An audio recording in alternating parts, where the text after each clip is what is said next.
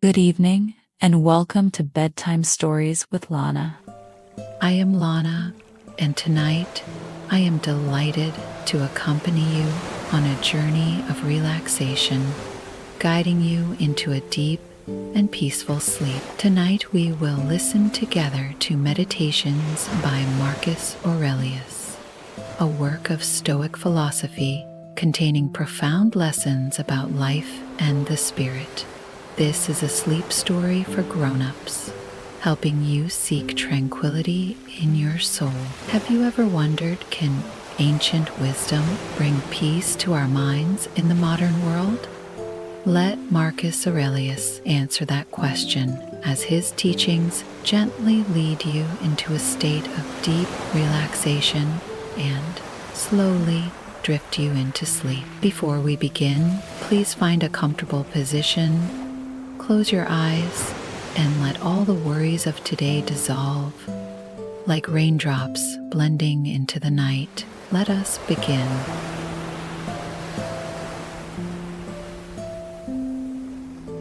The first book, I. Of my grandfather Varus, I have learned to be gentle and meek, and to refrain from all anger and passion. From the fame and memory of him that begot me, I have learned both shamefastness and manlike behavior. Of my mother, I have learned to be religious and bountiful, and to forbear not only to do, but to intend any evil, to content myself with a spare diet, and to fly all such excess as is incidental to great wealth. Of my great-grandfather, both to frequent public schools and auditories, and to get me good and able teachers at home, and that I ought not to think much if upon such occasions I were at excessive charges, of him that brought me up, not to be fondly addicted to either of the two great factions of the coursers in the circus, called Prasini and Veneti, nor in the amphitheater partially to favor any of the gladiators or fencers, as either the Parmulari or the Secutores. Moreover, to endure labor, nor to need many things, when I have anything to do it myself, rather than by others. Not to meddle with many businesses, and not easily to admit of any slant of diagnosis.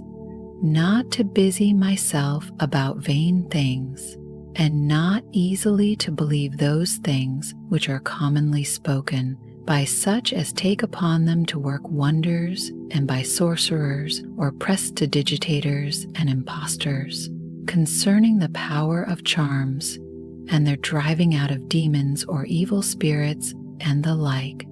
Not to keep quails for the game, nor to be mad after such things. Not to be offended with other men's liberty of speech, and to apply myself unto philosophy. Him also I must thank that ever I heard first Bacchius, then Tandasis and Marcianus, and that I did write dialogues in my youth, and that I took liking to the philosophers, little couch and skins, and such other things, which by the Grecian discipline are proper to those who profess philosophy. 5:2 Rusticus I am beholding, that I first entered into the conceit that my life wanted some redress and cure, and then that I did not fall into the ambition of ordinary sophists, either to write tracts concerning the common theorems, or to exhort men unto virtue and the study of philosophy by public orations, as also that I never by way of ostentation did affect to show myself an active able man for any kind of bodily exercises, and that I gave over the study of rhetoric and poetry and of elegant neat language, that I did not use to walk about the house in my long robe, nor to do any such things. Moreover, I learned of him to write letters without any affectation or curiosity, such as that was, which by him was written to my mother from Sinuessa, and to be easy and ready to be reconciled, and well pleased again with them that had offended me, as soon as any of them would be content to seek unto me again, to read with diligence, not to rest satisfied with a light and superficial knowledge, nor quickly to assent to things commonly spoken of, whom also I must thank that ever I lighted upon Epictetus, his Hipponemata, or moral commentaries and common factions, which also he gave me of his own. From Apollonius, true liberty and unvariable steadfastness, and not to regard anything at all, though never so little, but right and reason, and always, whether in the sharpest pains, or after the loss of a child, or in long diseases, to be still the same man, who also was a present and visible example unto me, that it was possible for the same man to be both vehement and remiss, a man not subject to and offended with the incapacity of his scholars and auditors in his lectures and expositions, and a true pattern of a man who of all his good gifts and faculties least esteemed in himself, that his excellent skill and ability to teach and persuade others the common theorems and maxims of the Stoic philosophy. Of him also I learned how to receive favors and kindnesses, as commonly they are accounted, from friends, so that I might not become obnoxious unto them for them, nor more yielding upon occasion than in right I ought, and yet so that I should not pass them neither as an unsensible and unthankful man. Of Sextus, mildness and the pattern of a family governed with paternal affection, and a purpose to live according to nature, to be grave without affectation, to observe carefully the several dispositions of my friends, not to be offended with idiots, nor unseasonably to set upon those that are carried with the vulgar opinions, with the theorems and tenets of philosophers, his conversation being an example how a man might accommodate himself to all men and company, so that though his company were sweeter and more pleasing than any flatterer's cogging and fawning, yet was it at the same time most respected and reverenced, who also had a proper happiness and faculty rationally and methodically to find out and set in order all necessary determinations and instructions for a man's life, a man without ever the least appearance of anger or any other passion, able at the same time most exactly to observe the Stoic apatheia or unpassionateness, and yet to be most tender-hearted, ever of good credit, and yet almost without any noise or rumor, very learned, and yet making little show, vie, from Alexander the grammarian, to be unreprovable myself, and not reproachfully to reprehend any man for a barbarism or a solecism or any false pronunciation, but dexterously by way of answer or testimony or confirmation of the same matter, taking no notice of the word, to utter it as it should have been spoken, or by some other such close and indirect admonition, handsomely and civilly to tell him of it. Vi fronto, to how much envy and fraud and hypocrisy the state of a tyrannous king is subject unto, and how they who are commonly called Eupatridae, i.e. nobly born, are in some sort incapable or void of natural affection. X. Of Alexander the Platonic, not often, nor without great necessity to say, or to write to any man in a letter, I am not at leisure, nor in this manner still, to put off those duties which we owe to our friends and acquaintances, to everyone in his kind, under pretense of urgent affairs, of Catullus, not to contemn any friend's expostulation, though unjust, but to strive to reduce him to his former disposition, freely and heartily to speak well of all my masters upon any occasion, as it is reported of Domitius and Nethodotus, and to love my children with true affection. From my brother Severus, to be kind and loving to all them of my house and family, by whom also I came to the knowledge of Thracia and Helvidius, and Cato and Dio and Brutus. He it was also that did put me in the first conceit and desire of an equal commonwealth, administered by justice and equality, and of a kingdom wherein should be regarded nothing more than the good and welfare of the subject. Of him also to observe a constant tenor, not interrupted with any other cares and distractions, in the study and esteem of philosophy, to be bountiful and liberal in the largest measure, always to hope the best, and to be confident that my friends love me, in whom I moreover observed open dealing towards those whom he reproved at any time, and that his friends might without all doubt or much observation know what he would or would not, so open and plain was he. XII.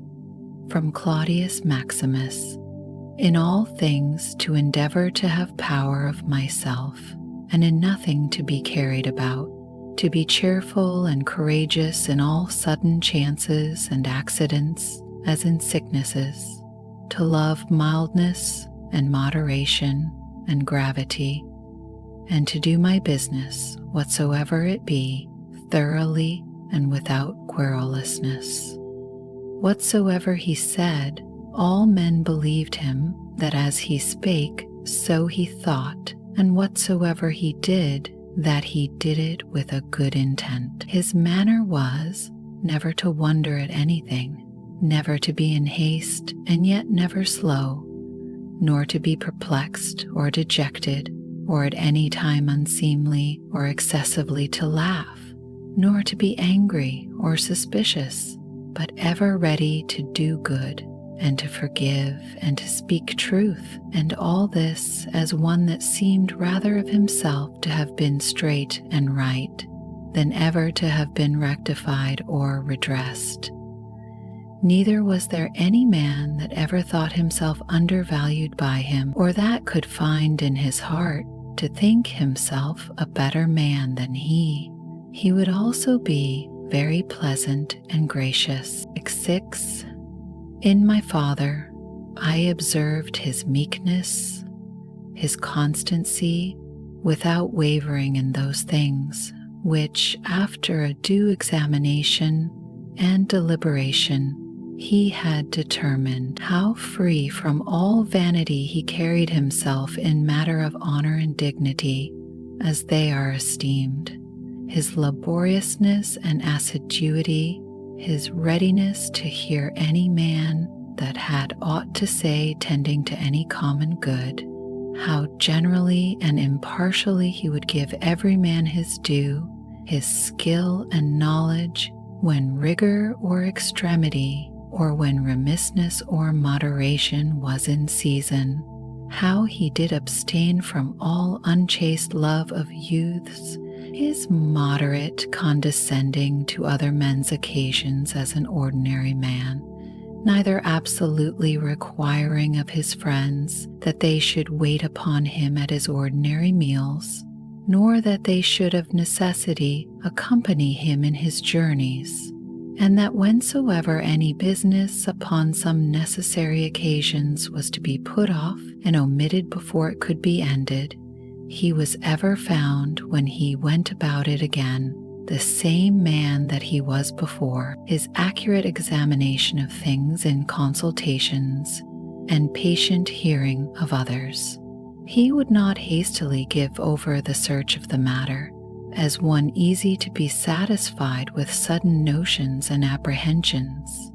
His care to preserve his friends, how neither at any time he would carry himself towards them with disdainful neglect and grow weary of them, his contented mind in all things, his cheerful countenance, his care to foresee things afar off, and to take order for the least without any noise or clamor. Moreover, how all acclamations and flattery were repressed by him, how carefully he observed all things necessary to the government, and kept an account of the common expenses, and how patiently he did abide that he was reprehended by some for this his strict and rigid kind of dealing, how he was neither a superstitious worshipper of the gods, nor an ambitious pleaser of men, or studious of popular applause, but sober in all things, and everywhere observant of that which was fitting,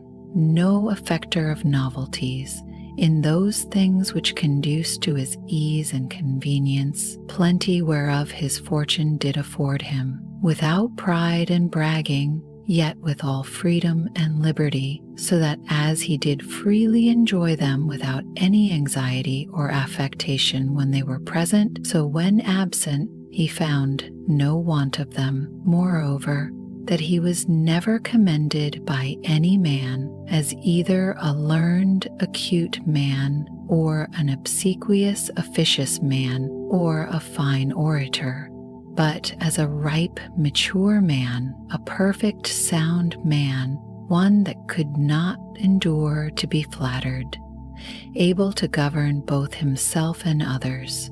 Moreover, how much he did honor all true philosophers without upbraiding those that were not so. His sociableness, his gracious and delightful conversation, but never unto satiety, his care of his body within bounds and measure, not as one that desired to live long, or over studious of neatness and elegancy, and yet not as one that did not regard it, so that through his own care and providence he seldom needed any inward physic or outward applications, but especially how ingeniously he would yield to any that had obtained any peculiar faculty, as either eloquence or the knowledge of the laws or of ancient customs or the like, and how he concurred with them in his best care and endeavor that every one of them might in his kind, for that wherein he excelled, be regarded and esteemed. And although he did all things carefully after the ancient customs of his forefathers, yet even of this was he not desirous that men should take notice that he did imitate ancient customs. Again, how he was not easily moved and tossed up and down, but loved to be constant both in the same places and businesses, and how after his great fits of headache he would return fresh and vigorous to his wonted affairs. Again, that secrets he neither had many nor often, and such only as concerned public matters, his discretion and moderation in exhibiting of the public sights and shows for the pleasure and pastime of the people, in public building, congiaries, and the like, in all these things having a respect unto men only as men, and to the equity of the things themselves, and not unto the glory that might follow. Never want to use the baths at unseasonable hours.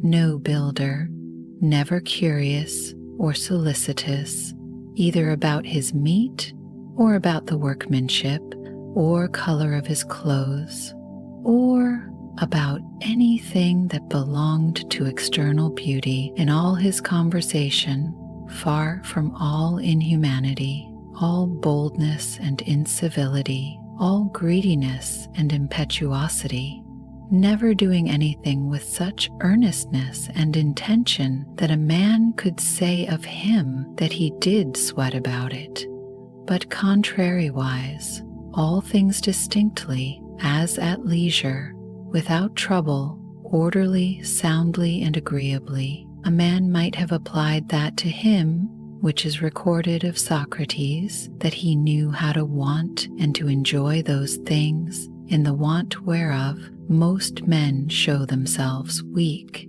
and in the fruition intemperate. But to hold out firm and constant, and to keep within the compass of true moderation and sobriety in either estate, is proper to a man who hath a perfect and invincible soul, such as he showed himself in the sickness of Maximus. From the gods I received that I had good grandfathers and parents, a good sister, good masters, good domestics, loving kinsmen, almost all that I have, and that I never through haste and rashness transgressed against any of them, notwithstanding that my disposition was such as that such a thing, if occasion had been, might very well have been committed by me, but that it was the mercy of the gods to prevent such a concurring of matters and occasions as might make me to incur this blame, that I was not long brought up by the concubine of my father, that I preserved the flower of my youth, that I took not upon me to be a man before my time, but rather put it off longer than I needed, that I lived under the government of my Lord and Father, who would take away from me all pride and vainglory, and reduce me to that conceit and opinion that it was not impossible for a prince to live in the court without a troop of guards and followers, extraordinary apparel, such and such torches and statues, and other like particulars of state and magnificence, but that a man may reduce and contract himself almost to the state of a private man, and yet for all that not to become the more base and remiss in those public matters and affairs wherein power and authority is requisite, that I have had such a brother, who by his own example might stir me up to think of myself, and by his respect and love delight and please me, that I have got ingenuous children, and that they were not born distorted, nor with any other natural deformity, that I was no great proficient in the study of rhetoric and poetry and of other faculties, which perchance I might have dwelt upon, if I had found myself to go on in them with success, that I did by times prefer those by whom I was brought up to such places and dignities, which they seemed unto me most to desire, and that I did not put them off with hope and expectation, that since that they were yet but young, I would do the same hereafter, that I ever knew Apollonius and Rusticus, that I have had occasion often and effectually to consider and meditate with myself concerning that life which is according to nature, what the nature and manner of it is, so that as for the gods and such suggestions, helps, and inspirations as might be expected from them, nothing did hinder, but that I might have begun long before to live according to nature, or that even now that I was not yet partaker and in present possession of that life, that I myself, in that I did not observe those inward motions and suggestions, yea, and almost plain and apparent instructions and admonitions of the gods, was the only cause of it, that my body in such a life hath been able to hold out so long, that I never had to do with Benedicta and Theodotus. Yea, and afterwards, when I fell into some fits of love, I was soon cured, that having been often displeased with Rusticus, I never did him anything for which afterwards I had occasion to repent, that it being so, that my mother was to die young, yet she lived with me all her latter years, that as often as I had a purpose to help and succor any that either were poor or fallen into some present necessity, I never was answered by my officers that there was not ready money enough to do it, and that I myself never had occasion to require the like succor from any other, that I have such a wife, so obedient, so loving, so ingenuous, that I had choice of fit and able men to whom I might commit the bringing up of my children, that by dreams I have received help, as for other things, so in particular, how I might stay my casting of blood and cure my dizziness, as that also that happened to thee in Cacheta, as unto Chrysis, when he prayed by the seashore, and when I did first apply myself to philosophy, that I did not fall into the hands of some sophists, or spent my time either in reading the manifold volumes of ordinary philosophers, nor in practicing myself in the solution of arguments and fallacies, nor dwelt upon the studies of the meteors and other natural curiosities. All these things, without the assistance of the gods and fortune, could not have been ex vi imp diver in the country of the Quadi at Granua. These betimes in the morning say to thyself, this day I shalt have to do with an idle curious man, with an unthankful man, a railer, a crafty, false, or an envious man, an unsociable, uncharitable man. All these ill qualities have happened unto them through ignorance of that which is truly good and truly bad. But I that understand the nature of that which is good, that it only is to be desired, and of that which is bad, that it only is truly odious and shameful, who know moreover that this transgressor, whosoever he be, is my kinsman, not by the same blood and seed, but by participation of the same reason, and of the same divine particle. How can I either be hurt by any of those, since it is not in their power to make me incur anything that is truly reproachful, or angry and ill affected towards him, who by nature is so near unto me? For we are all born to be fellow workers, as the feet, the hands, and the eyelids, as the rows of the upper and under teeth. For such, therefore, to be in opposition is against nature.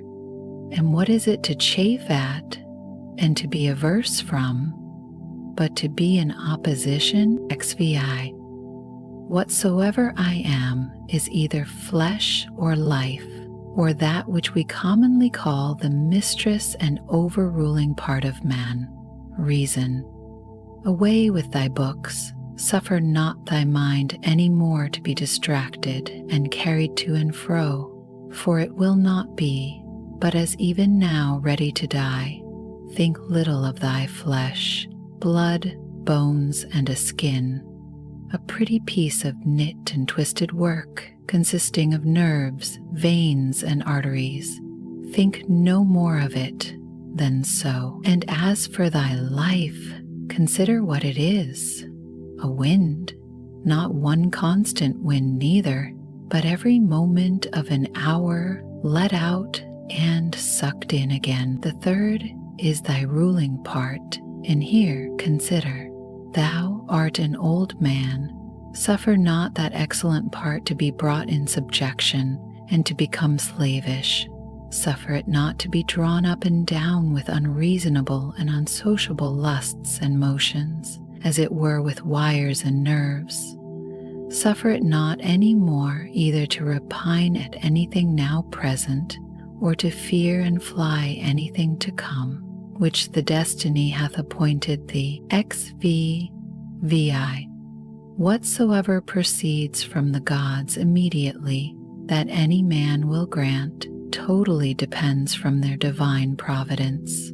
As for those things that are commonly said to happen by fortune, even those must be conceived to have dependence from nature, or from that first and general connection and concatenation of all those things, which more apparently by the divine providence are administered and brought to pass.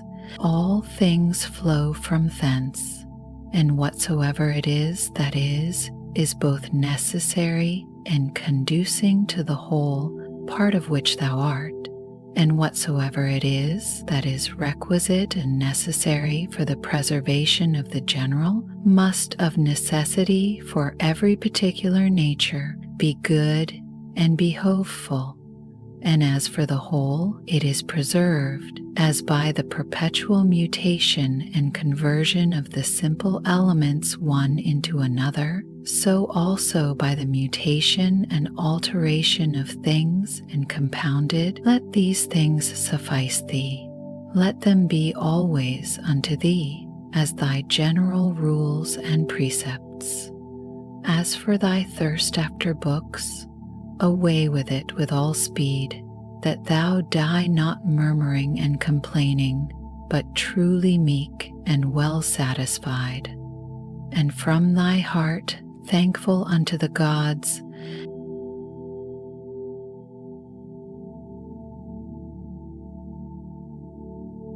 The second book, I. Remember how long thou hast already put off these things, and how often a certain day and hour, as it were, having been set unto thee by the gods, thou hast neglected it. It is high time for thee to understand the true nature both of the world whereof thou art a part, and of that Lord and Governor of the world, from whom, as a channel from the spring, thou thyself didst flow, and that there is but a certain limit of time appointed unto thee, which if thou shalt not make use of to calm and allay the many distempers of thy soul, it will pass away, and thou with it, and never after return. Let it be thy earnest and incessant care, as a Roman and a man, to perform whatsoever it is that thou art about, with true and unfeigned gravity, natural affection, freedom, and justice.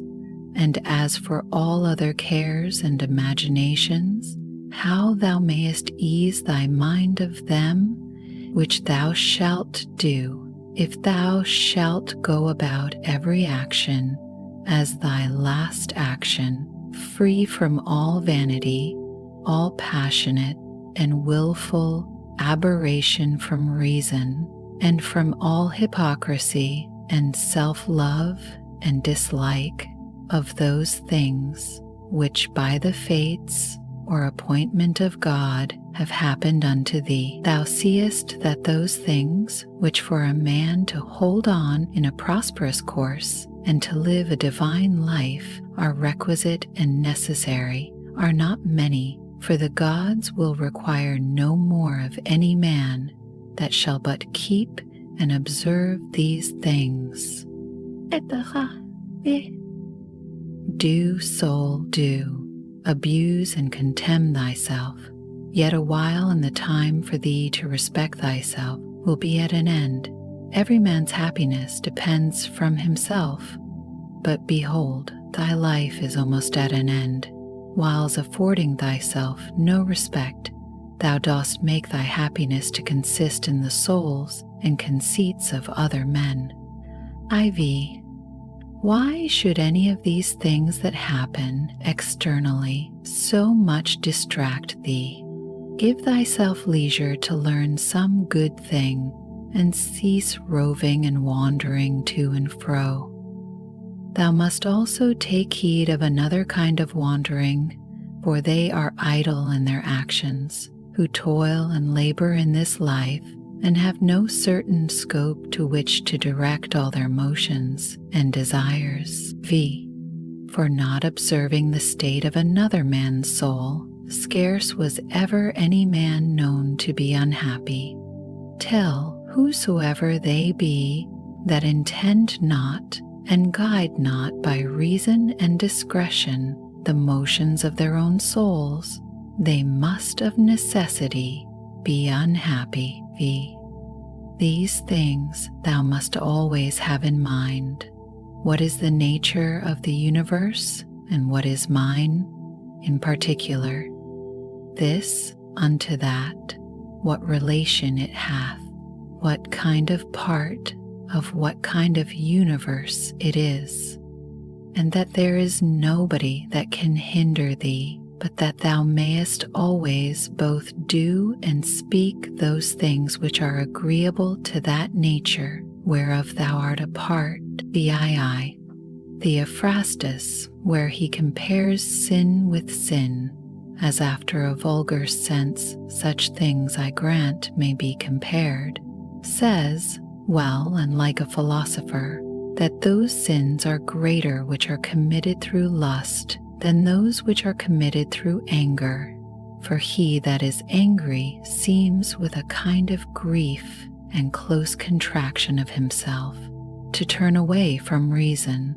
But he that sins through lust, being overcome by pleasure, doth in his very sin bewray a more impotent and unmanlike disposition. Well then, and like a philosopher doth he say that he of the two is the more to be condemned, that sins with pleasure, than he that sins with grief. For indeed this latter may seem first to have been wronged, and so in some manner through grief thereof to have been forced to be angry, whereas he who through lust doth commit anything did of himself merely resolve upon that action. Whatsoever thou dost effect, whatsoever thou dost project, so do and so project all, as one who for aught thou knowest may at this very present depart out of this life. And as for death, if there be any gods, it is no grievous thing to leave the society of men. The gods will do thee no hurt, thou mayest be sure. But if it be so that there be no gods, or that they take no care of the world, why should I desire to live in a world void of gods, and of all divine providence? But gods there be certainly, and they take care for the world. And as for those things which be truly evil, as vice and wickedness, such things they have put in a man's own power, that he might avoid them if he would. And had there been anything besides that had been truly bad and evil, they would have had a care of that also, that a man might have avoided it. But why should that be thought to hurt and prejudice a man's life in this world, which cannot any ways make man himself the better or the worse in his own person? Neither must we think that the nature of the universe did either through ignorance pass these things, or, if not as ignorant of them, yet as unable either to prevent or better to order and dispose them. It cannot be that she through want either of power or skill should have committed such a thing, so as to suffer all things both good and bad, equally and promiscuously to happen unto all both good and bad. As for life therefore, and death, honor and dishonor, labor and pleasure, riches and poverty, all these things happen unto men, indeed, both good and bad equally, but as things which of themselves are neither good nor bad, because of themselves, neither shameful nor praiseworthy. 6. Consider how quickly all things are dissolved and resolved, the bodies and substances themselves, into the matter and substance of the world, and their memories into the general age and time of the world. Consider the nature of all worldly sensible things, of those especially which either ensnare by pleasure, or for their irksomeness are dreadful, or for their outward luster and show are in great esteem and request, how vile and contemptible, how base and corruptible, how destitute of all true life and being they are. Next, it is the part of a man endowed with a good understanding faculty to consider what they themselves are in very deed, from whose bare conceits and voices honor and credit do proceed, as also what it is to die, and how if a man shall consider this by itself alone, to die, and separate from it in his mind all those things which with it usually represent themselves unto us, he can conceive of it no otherwise than as of a work of nature. And he that fears any work of nature is a very child. Now, death, it is not only a work of nature, but also conducing to nature. Consider with thyself how man, and by what part of his, is joined unto God, and how that part of man is affected when it is said to be diffused. There is nothing more wretched than that soul which, in a kind of circuit, compasseth all things, searching, as he saith, even the very depths of the earth, and by all signs and conjectures prying into the very thoughts of other men's souls. And yet of this is not sensible, that it is sufficient for a man to apply himself wholly and to confine all his thoughts and cares to the tendance of that spirit which is within him, and truly and really to serve him. His service doth consist in this, that a man keep himself pure from all violent passion and evil affection, from all rashness and vanity, and from all manner of discontent, either in regard of the gods or men. For indeed whatsoever proceeds from the gods deserves respect for their worth and excellency, and whatsoever proceeds from men, as they are our kinsmen, should by us be entertained with love always. Sometimes, as proceeding from their ignorance of that which is truly good and bad, a blindness no less than that by which we are not able to discern between white and black. With a kind of pity and compassion also, throughout, if thou shouldst live 3,000 or as many as 10,000 of years, yet remember this, that man can part with no life properly, save with that little part of life which he now lives. And that which he lives is no other than that which at every instant he parts with. That then which is longest of duration and that which is shortest come both to one effect. For although in regard of that which is already past there may be some inequality, yet that time which is now present and in being is equal unto all men.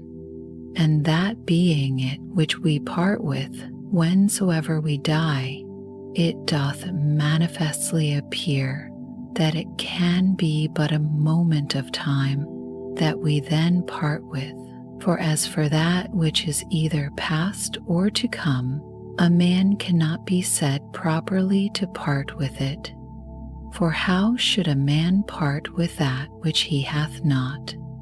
These two things, therefore, thou must remember. First, that all things in the world from all eternity, by a perpetual revolution of the same times and things, ever continued and renewed, are of one kind and nature, so that, whether for 100 or 200 years only, or for an infinite space of time, a man see those things which are still the same, it can be no matter of great moment.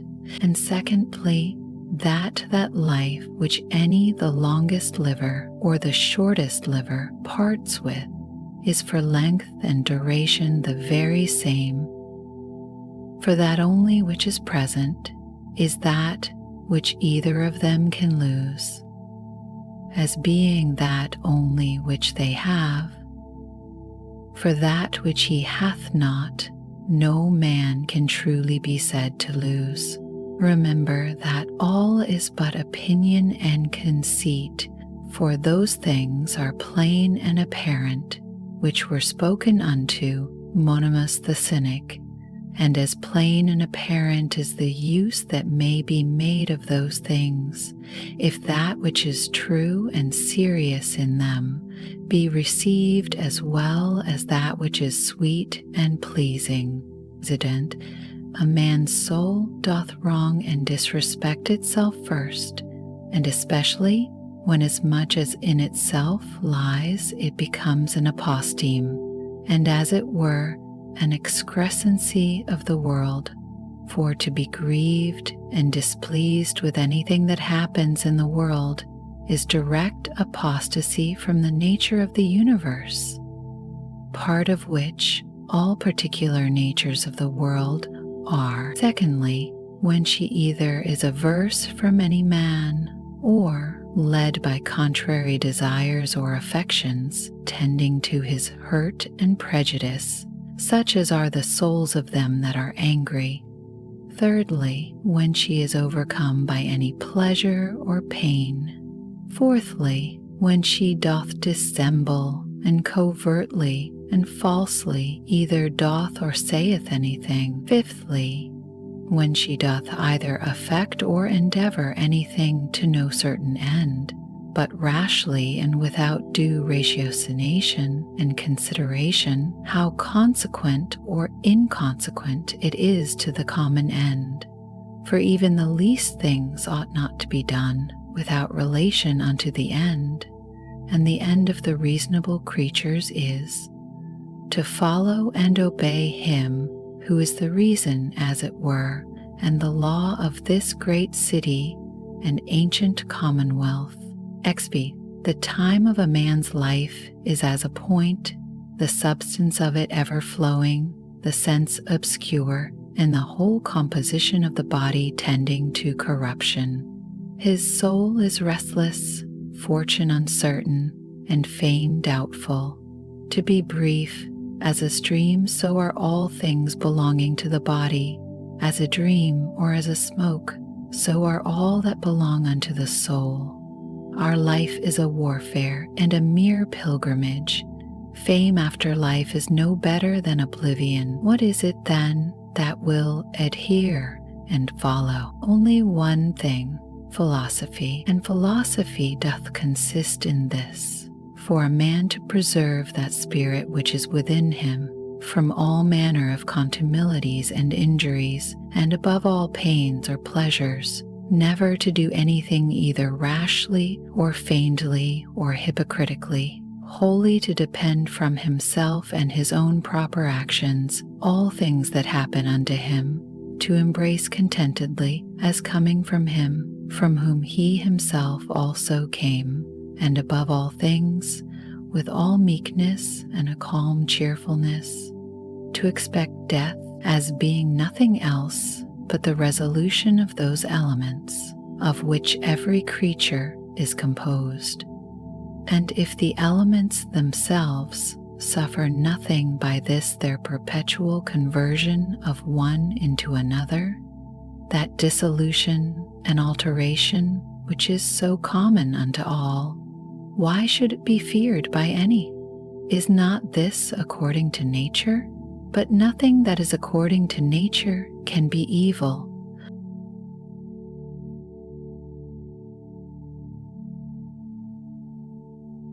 The third book, I.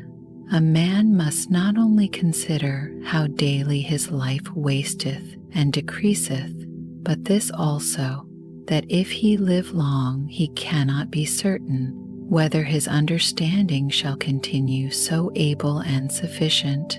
for either discreet consideration in matter of businesses, or for contemplation, it being the thing whereon true knowledge of things both divine and human doth depend. For if once he shall begin to dote, his respiration, nutrition, his imaginative and appetitive and other natural faculties may still continue the same, he shall find no want of them. But how to make that right use of himself that he should, how to observe exactly in all things that which is right and just, how to redress and rectify all wrong or sudden apprehensions and imaginations, and even of this particular, whether he should live any longer or no, to consider duly, for all such things wherein the best strength and vigor of the mind is most requisite, his power and ability will be past and gone. Thou must hasten, therefore, not only because thou art every day nearer unto death than other, but also because that intellective faculty in thee, whereby thou art enabled to know the true nature of things, and to order all thy actions by that knowledge, doth daily waste and decay, or may fail thee before thou die.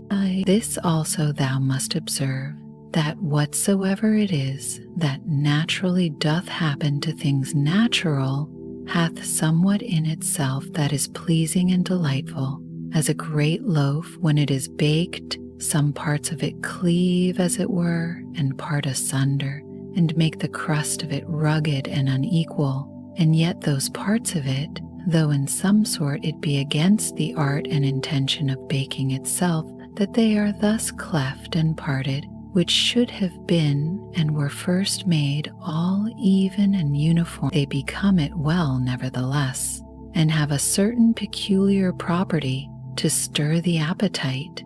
So figs are accounted fairest and ripest then, when they begin to shrink and wither as it were. So ripe olives, when they are next to putrefaction, then are they in their proper beauty.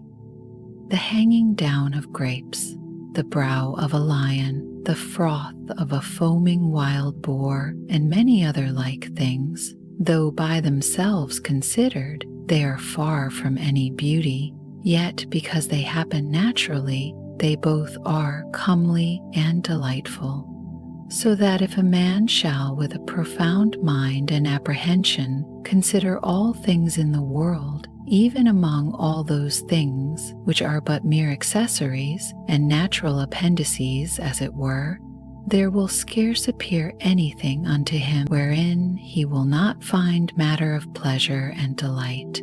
So will he behold with as much pleasure the true rictus of wild beasts as those which by skillful painters and other artifices are imitated.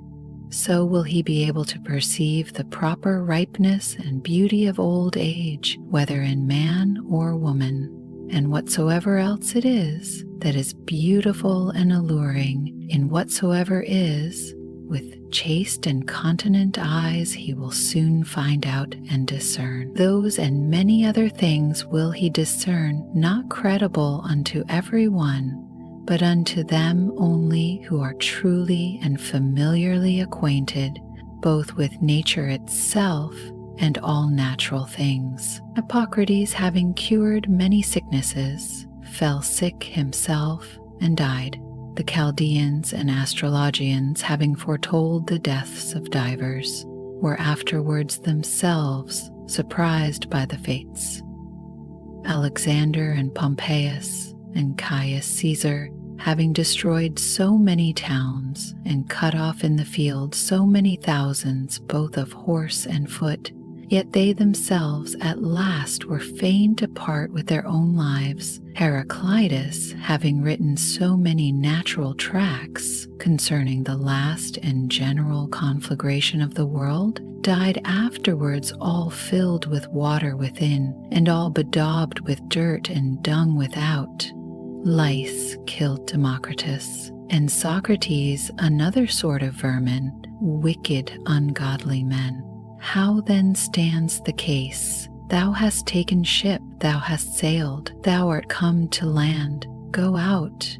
If to another life, there also shalt thou find gods, who are everywhere. If all life and sense shall cease, then shalt thou cease also to be subject to either pains or pleasures, and to serve and tend this vile cottage, so much the viler, by how much that which ministers unto it doth excel, the one being a rational substance and a spirit, the other nothing but earth and blood. Ivy.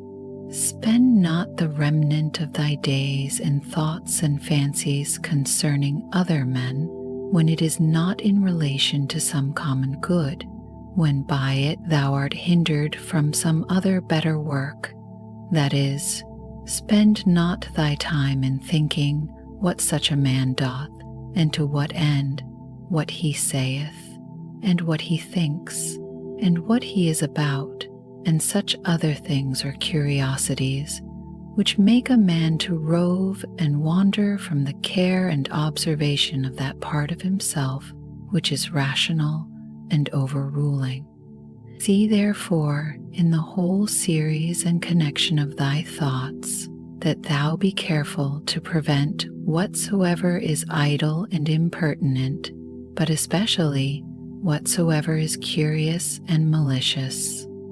And thou must use thyself to think only of such things, of which if a man upon a sudden should ask thee what it is that thou art now thinking, thou mayst answer this, and that freely and boldly, that so by thy thoughts it may presently appear that in all thee is sincere and peaceable, as becometh one that is made for society, and regards not pleasures, nor gives way to any voluptuous imaginations at all, free from all contentiousness, envy, and suspicion, and from whatsoever else thou wouldest blush to confess thy thoughts were set upon. He that is such is he surely that doth not put off to lay hold on that which is best indeed, a very priest and minister of the gods, well acquainted and in good correspondence with him, especially that is seated and placed within himself as in a temple and sacrary, to whom also he keeps and preserves himself unspotted by pleasure, undaunted by pain, free from any manner of wrong or contumely, by himself offered unto himself, not capable of any evil from others, a wrestler of the best sort, and for the highest prize, that he may not be cast down by any passion or affection of his own, deeply dyed and drenched in righteousness, embracing and accepting with his whole heart whatsoever either happeneth or is allotted unto him, one who not often, nor without some great necessity tending to some public good, mindeth what any other either speaks or doth or purposeth, for those things only that are in his own power, or that are truly his own, are the objects of his employments, and his thoughts are ever taken up with those things which of the whole universe are by the fates or providence destinated and appropriated unto himself. Those things that are his own and in his own power, he himself takes order for that they be good. And as for those that happen unto him, he believes them to be so, for that lot and portion which is assigned to everyone, as it is unavoidable and necessary, so is it always profitable. He remembers besides that whatsoever partakes of reason is akin unto him, and that to care for all men generally is agreeing to the nature of a man.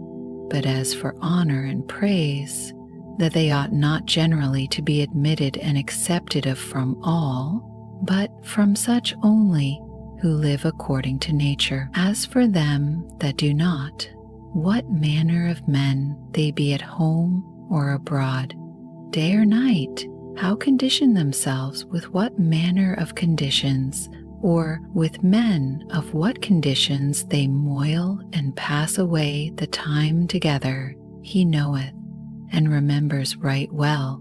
He therefore regards not such praise and approbation as proceeding from them who cannot like and approve themselves. Do nothing against thy will, nor contrary to the community, nor without due examination, nor with reluctancy.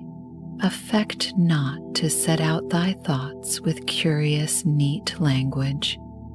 Be neither a great talker, nor a great undertaker. Moreover, let thy God that is in thee to rule over thee find by thee that he hath to do with a man, an aged man, a sociable man, a Roman, a prince, one that hath ordered his life as one that expecteth, as it were, nothing but the sound of the trumpet, sounding a retreat to depart out of this life with all expedition, one who for his word or actions neither needs an oath, nor any man to be a witness, to be cheerful, and to stand in no need either of other men's help or attendance, or of that rest and tranquility which thou must be beholding to others for, rather like one that is straight of himself, or hath ever been straight, than one that hath been rectified.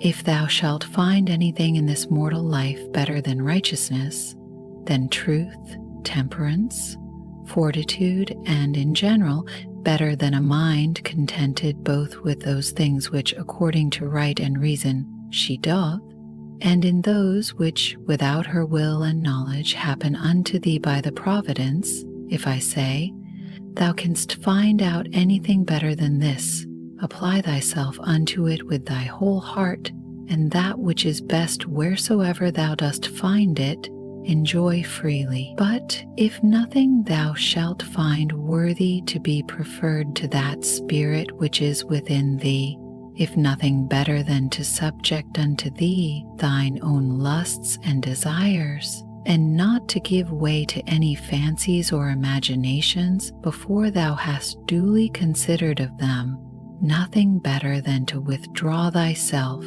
to use Socrates his words, from all sensuality, and submit thyself unto the gods, and to have care of all men in general. If thou shalt find that all other things in comparison of this are but vile and of little moment, then give not way to any other thing, which being once though but affected and inclined unto, it will no more be in thy power without all distraction, as thou oughtest to prefer and to pursue after that good, which is thine own, and thy proper good. For it is not lawful that anything that is of another and inferior kind and nature, be it what it will, as either popular applause, or honor, or riches, or pleasures, should be suffered to confront and contest, as it were, with that which is rational and operatively good. For all these things, if once, though but for a while, they begin to please, they presently prevail and pervert a man's mind, or turn a man from the right way. Do thou, therefore, I say, absolutely and freely make choice of that which is best, and stick unto it. Now, that they say is best, which is most profitable, if they mean profitable to man as he is a rational man, stand thou to it, and maintain it. But if they mean profitable as he is a creature, only reject it. And from this thy tenet and conclusion keep off carefully all plausible shows and colors of external appearance, that thou mayst be able to discern things rightly. vitro vi voi, never esteem of anything as profitable, which shall ever constrain thee either to break thy faith or to lose thy modesty, to hate any man, to suspect, to curse, to dissemble, to lust after anything that requireth the secret of walls or veils, but he that preferreth before all things his rational part and spirit, and the sacred mysteries of virtue which issueth from it, he shall never lament and exclaim, never sigh. He shall never want either solitude or company, and which is chiefest of all, he shall live without either desire or fear. And as for life, whether for a long or short time he shall enjoy his soul, thus compassed about with a body, he is altogether indifferent. For if even now he were to depart, he is as ready for it as for any other action which may be performed with modesty and decency. For all his life long, this is his only care, that his mind may always be occupied in such intentions and objects as are proper to a rational, sociable creature.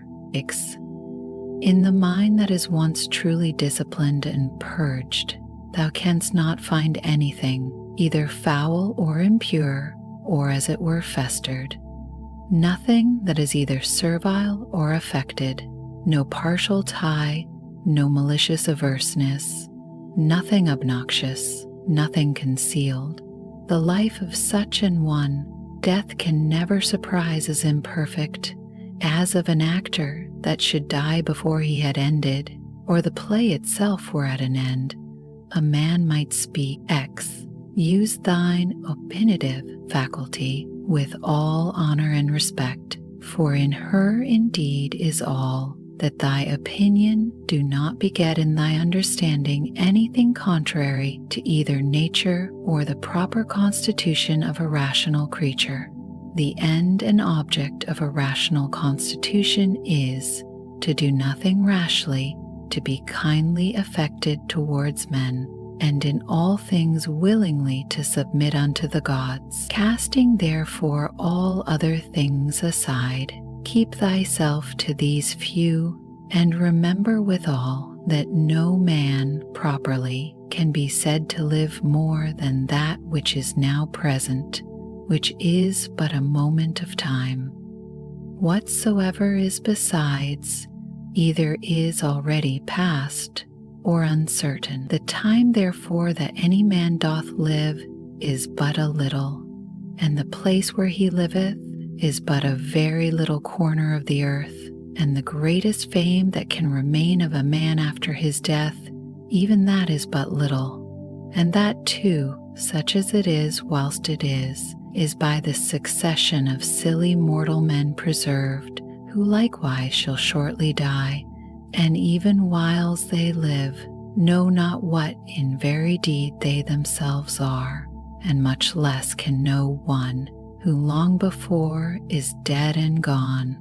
As to these ever-present helps and mementos, let one more be added, ever to make a particular description and delineation, as it were, of every object that presents itself to thy mind, that thou mayest wholly and throughly contemplate it in its own proper nature, bare and naked, wholly and severally, divided into its several parts and quarters, and then by thyself in thy mind to call both it and those things of which it doth consist, and in which it shall be resolved by their own proper true names and appellations.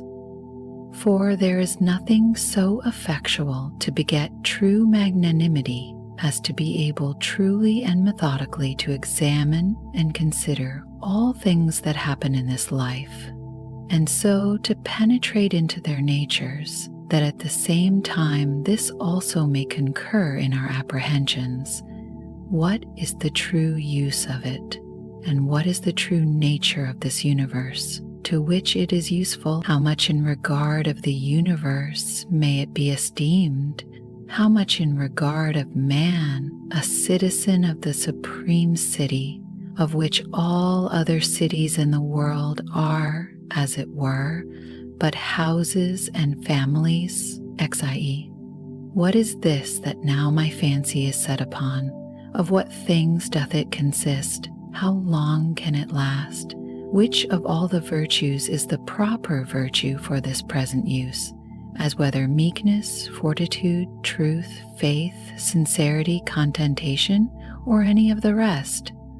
Of everything, therefore, thou must use thyself to say, this immediately comes from God, this by that fatal connection and concatenation of things, or which almost comes to one by some coincidental casualty. And as for this, it proceeds from my neighbor, my kinsman, my fellow, through his ignorance indeed, because he knows not what is truly natural unto him, but I know it, and therefore carry myself towards him according to the natural law of fellowship, that is, kindly and justly.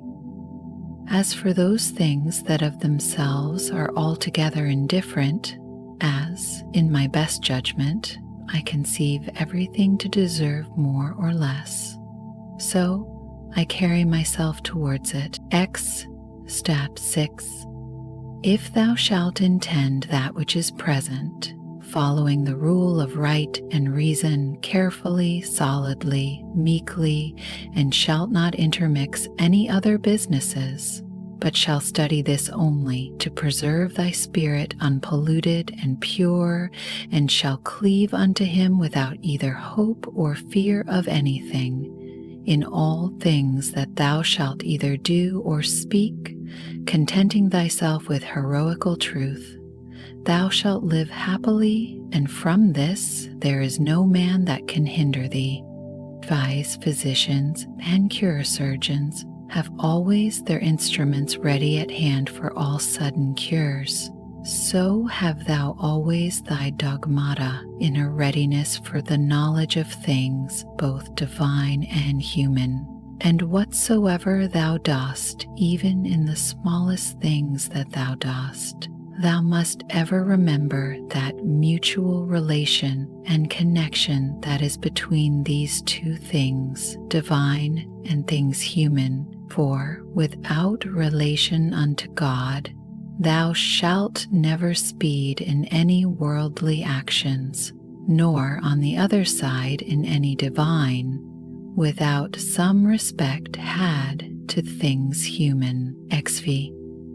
Be not deceived, for thou shalt never live to read thy moral commentaries, nor the acts of the famous Romans and Grecians, nor those excerpta from several books, all which thou hadst provided and laid up for thyself against thine old age. Hasten, therefore, to an end, and giving over all vain hopes, help thyself in time, if thou carest for thyself, as thou oughtest to do. Expias, to steal, to sow, to buy, to be at rest, to see what is to be done, which is not seen by the eyes, but by another kind of sight. What these words mean and how many ways to be understood, they do not understand. The body, the soul, the understanding, XVIIE. To be capable of fancies and imaginations is common to man and beast. To be violently drawn and moved by the lusts and desires of the soul is proper to wild beasts and monsters, such as Phalaris and Nero were. To follow reason for ordinary duties and actions is common to them also, who believe not that there be any gods, and for their advantage would make no conscience to betray their own country, and who, when once the doors be shut upon them, dare do anything. If, therefore, all things else be common to these likewise, it follows that for a man to like and embrace all things that happen and are destinated unto him, and not to trouble and molest that spirit which is seated in the temple of his own breast, with a multitude of vain fancies and imaginations, but to keep him propitious and to obey him as a God, never either speaking anything contrary to truth or doing anything contrary to justice, is the only true property of a good man. And such a one, though no man should believe that he liveth as he doth,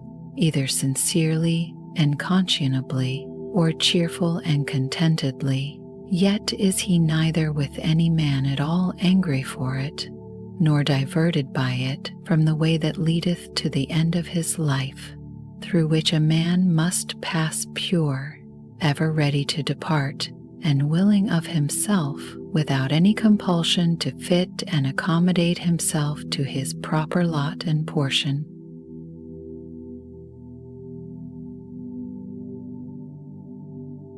The fourth book, I. That inward mistress part of man, if it be in its own true natural temper, is towards all worldly chances and events ever so disposed and affected, that it will easily turn and apply itself to that which may be and is within its own power to compass, when that cannot be which at first it intended, for it never doth absolutely addict and apply itself to any one object, but whatsoever it is that it doth now intend and prosecute, it doth prosecute it with exception and reservation, so that whatsoever it is that falls out contrary to its first intentions, even that afterwards it makes its proper object, even as the fire when it prevails upon those things that are in his way, by which things indeed a little fire would have been quenched, but a great fire doth soon turn to its own nature, and so consume whatsoever comes in his way. Yea, by those very things it is made greater and greater. And I let nothing be done rashly and at random, but all things according to the most exact and perfect rules of art. They seek for themselves private retiring places, as country villages, the seashore, mountains. Yea, thou thyself art wont to long much after such places. But all this thou must know proceeds from simplicity in the highest degree. At what time soever thou wilt, it is in thy power to retire into thyself, and to be at rest, and free from all businesses. A man cannot any whither retire better than to his own soul, he especially who is beforehand provided of such things within, which, whensoever he doth withdraw himself to look in, may presently afford unto him perfect ease and tranquillity. By tranquillity I understand a decent, orderly disposition and carriage, free from all confusion and tumultuousness. Afford then thyself this retiring continually, and thereby refresh and renew thyself. Let these precepts be brief and fundamental, which as soon as thou dost call them to mind, may suffice thee to purge thy soul throughly, and to send thee away well pleased with those things whatsoever they be, which now again, after this short withdrawing of thy soul into herself, thou dost return unto. For what is it that thou art offended at? Can it be at the wickedness of men, when thou dost call to mind this conclusion, that all reasonable creatures are made one for another, and that it is part of justice to bear with them, and that it is against their wills that they offend? And how many already, who once likewise prosecuted their enmities, suspected, hated, and fiercely contended, are now long ago stretched out and reduced unto ashes. it is time for thee to make an end. As for those things which among the common chances of the world happen unto thee as thy particular lot and portion, canst thou be displeased with any of them, when thou dost call that our ordinary dilemma to mind, either a Providence or Democritus his atoms, and with it whatsoever we brought to prove that the whole world is, as it were, one city? And as for thy body, what canst thou fear, if thou dost consider that thy mind and understanding, when once it hath recollected itself and knows its own power, hath in this life and breath, whether it runs smoothly and gently, or whether harshly and rudely, no interest at all, but is altogether indifferent, and whatsoever else thou hast heard and assented unto concerning either pain or pleasure, but the care of thine honor and reputation will perchance distract thee. How can that be, if thou dost look back and consider both how quickly all things that are forgotten, and what an immense chaos of eternity was before and will follow after all things, and the vanity of praise, and the inconstancy and variableness of human judgments and opinions, and the narrowness of the place wherein it is limited and circumscribed, for the whole earth is but as one point, and of it, this inhabited part of it, is but a very little part, and of this part, how many in number? And what manner of men are they that will commend thee? What remains then but that thou often put in practice this kind of retiring of thyself to this little part of thyself, and above all things, keep thyself from distraction, and intend not anything vehemently, but be free and consider all things, as a man whose proper object is virtue, as a man whose true nature is to be kind and sociable, as a citizen, as a mortal creature, among other things, which to consider and look into thou must use to withdraw thyself. Let those two be among the most obvious and at hand. 1. That the things or objects themselves reach not unto the soul, but stand without still and quiet, and that it is from the opinion only which is within that all the tumult and all the trouble doth proceed. The next, that all these things which now thou seest shall within a very little while be changed, and be no more, and ever call to mind how many changes and alterations in the world thou thyself hast already been an eyewitness of in thy time. This world is mere change, and this life opinion. If to understand and to be reasonable be common unto all men, then is that reason, for which we are termed reasonable, common unto all. If reason is general, then is that reason also, which prescribeth what is to be done and what not, common unto all. If that, then law. If law, then are we fellow citizens. If so, then are we partners in some one commonweal. If so, then the world is, as it were, a city. For which other commonweal is it that all men can be said to be members of? From this common city it is that understanding, reason, and law is derived unto us. For from whence else? For as that which in me is earthly I have from some common earth, and that which is moist from some other element is imparted, as my breath and life hath its proper fountain, and that likewise which is dry and fiery in me, for there is nothing which doth not proceed from something, as also there is nothing that can be reduced unto mere nothing. so also is there some common beginning from whence my understanding hath proceeded. V.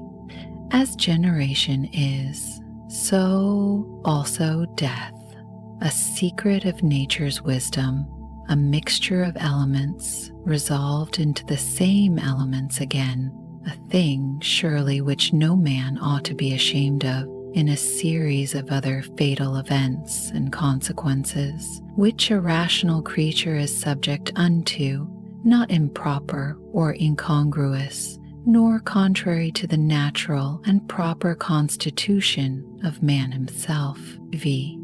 Such and such things, from such and such causes, must of necessity proceed. He that would not have such things to happen is as he that would have the fig tree grow without any sap or moisture. In sum, remember this, that within a very little while both thou and he shall both be dead, and after a little while more, not so much as your names and memories shall be remaining. V. I. Let opinion be taken away, and no man will think himself wronged. If no man shall think himself wronged, then is there no more any such thing as wrong. That which makes not man himself the worse cannot make his life the worse, neither can it hurt him either inwardly or outwardly. It was expedient in nature that it should be so, and therefore necessary. V. Virtue. Whatsoever doth happen in the world doth happen justly, and so, if thou dost well take heed, thou shalt find it. I say, not only in right order by a series of inevitable consequences, but according to justice, and, as it were, by way of equal distribution, according to the true worth of everything. Continue then to take notice of it, as thou hast begun, and whatsoever thou dost, do it not without this proviso, that it be a thing of that nature that a good man, as the word good is properly taken, may do it. This observe carefully in every action. X. Conceive no such things as he that wrongeth thee conceiveth, or would have thee to conceive, but look into the matter itself, and see what it is in very truth. X. These two rules thou must have always in a readiness. First, do nothing at all, but what reason proceeding from that regal and supreme part shall for the good and benefit of men suggest unto thee. And secondly, if any man that is present shall be able to rectify thee, or to turn thee from some erroneous persuasion, that thou be always ready to change thy mind, and this change to proceed, not from any respect of any pleasure or credit thereon depending, but always from some probable apparent ground of justice, or of some public good thereby to be furthered, or from some other such inducement. Ixt thou reason? I have. Why then makest thou not use of it? For if thy reason do her part, what more canst thou require? Xie.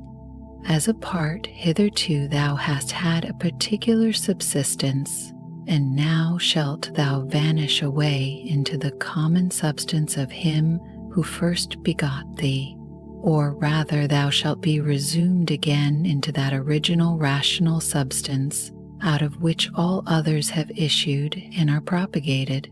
Many small pieces of frankincense are set upon the same altar. One drops first and is consumed, another after, and it comes all to one, within 10 days. If so happen, thou shalt be esteemed a god of them, who now, if thou shalt return to the dogmata, and to the honoring of reason, will esteem of thee no better than of a mere brute and of an ape, not as though thou hadst thousands of years to live. Death hangs over thee, whilst yet thou livest, whilst thou mayest be good. Ex vive. Now much time and leisure doth he gain, who is not curious to know what his neighbor hath said, or hath done, or hath attempted, but only what he doth himself, that it may be just and holy, or, to express it in Agathos' words, not to look about upon the evil conditions of others, but to run on straight in the line, without any loose and extravagant agitation. XVI.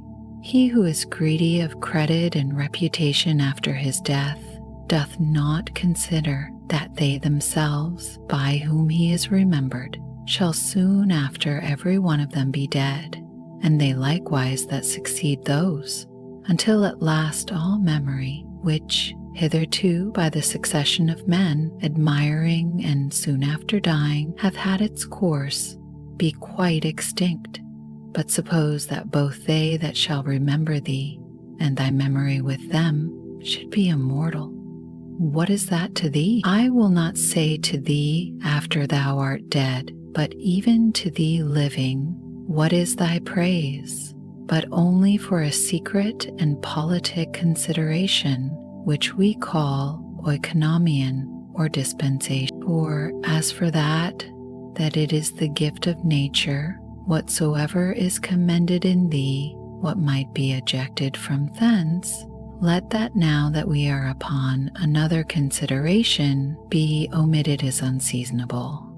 That which is fair and goodly, whatsoever it be, and in what respect soever it be, that it is fair and goodly, it is so of itself, and terminates in itself, not admitting praise as a part or member, that therefore which is praised is not thereby made either better or worse. This I understand even of those things that are commonly called fair and good, as those which are commended either for the matter itself or for curious workmanship.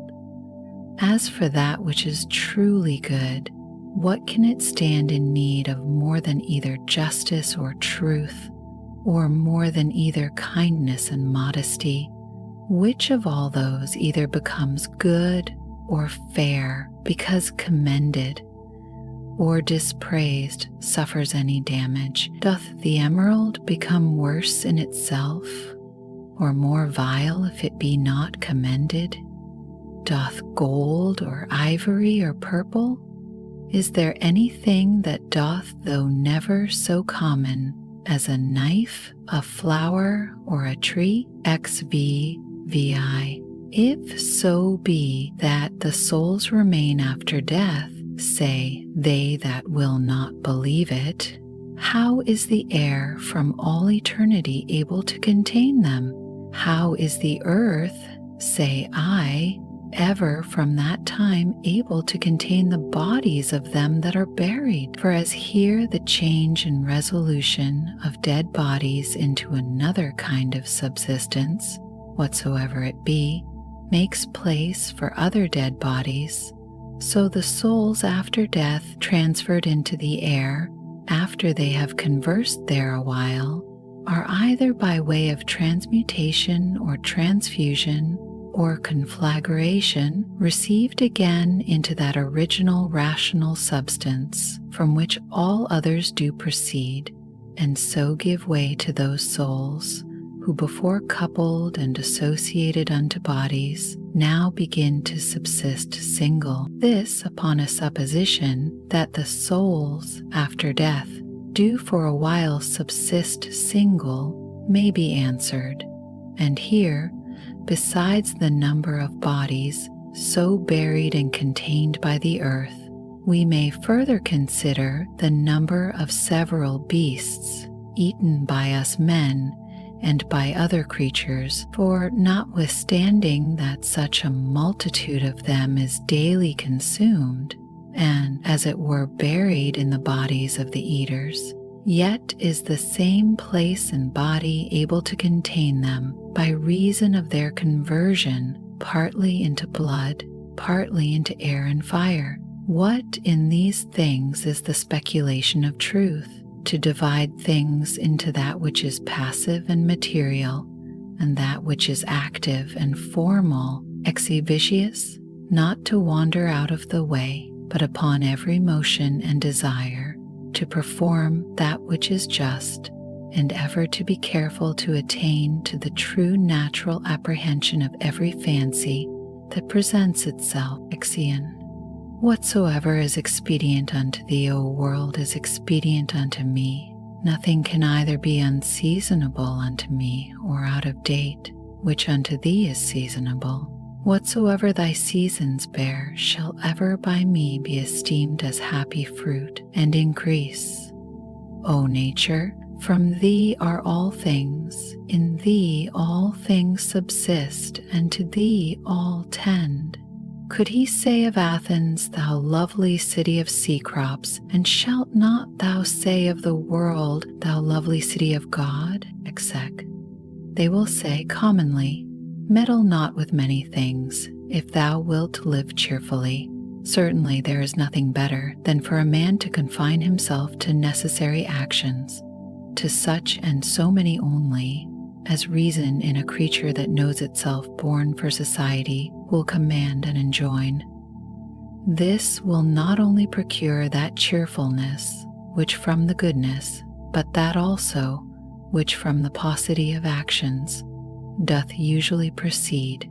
For since it is so that most of those things which we either speak or do are unnecessary, if a man shall cut them off, it must needs follow that he shall thereby gain much leisure and save much trouble, and therefore at every action a man must privately by way of admonition suggest unto himself, what, may not this that now I go about be of the number of unnecessary actions? Neither must he use himself to cut off actions only, but thoughts and imaginations also that are unnecessary, for so will unnecessary consequent actions the better be prevented and cut off. XXI.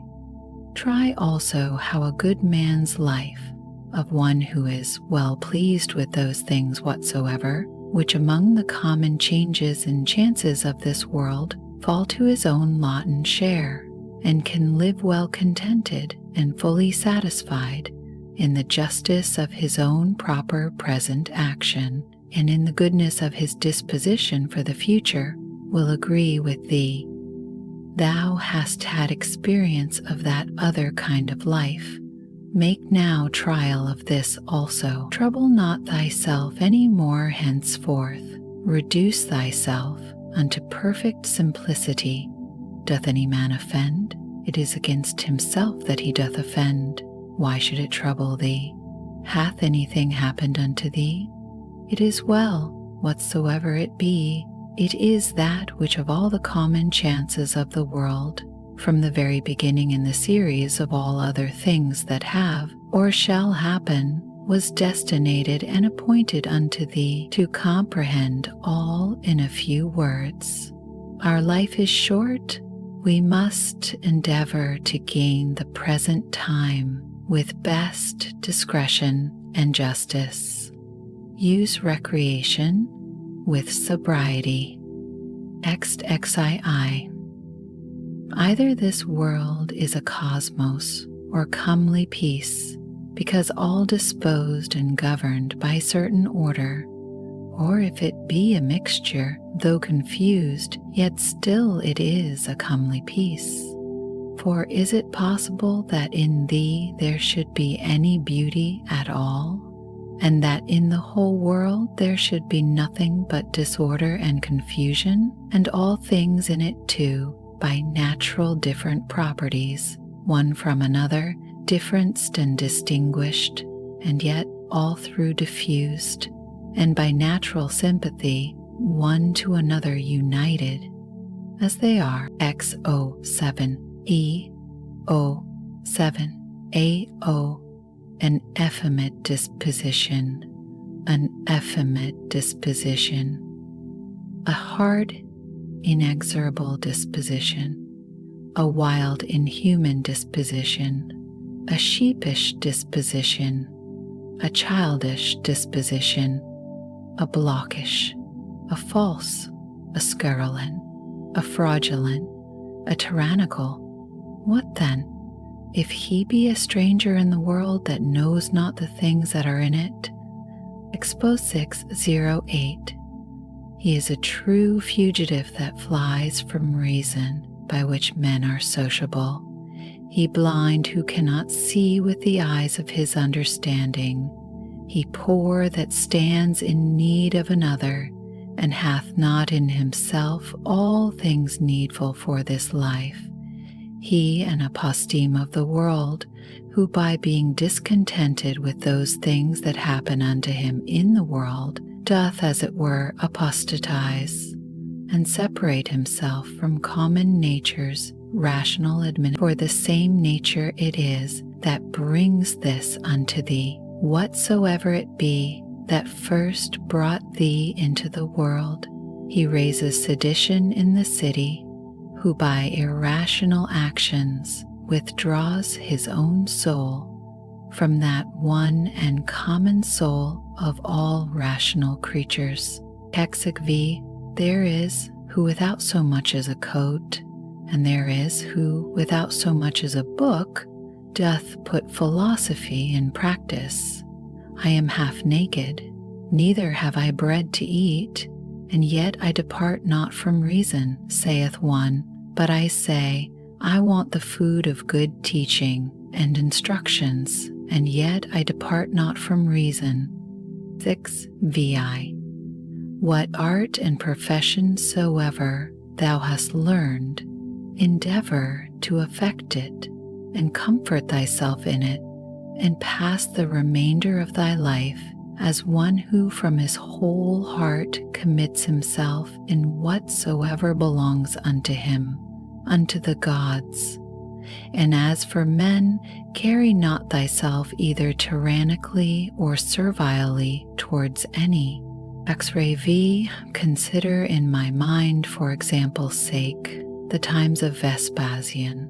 Thou shalt see but the same things, some marrying, some bringing up children, some sick, some dying, some fighting, some feasting, some merchandising, some tilling, some flattering, some boasting, some suspecting, some undermining, some wishing to die, some fretting and murmuring at their present estate, some wooing, some hoarding, some seeking after magistracies, and some after kingdoms. And is not that their age quite over and ended?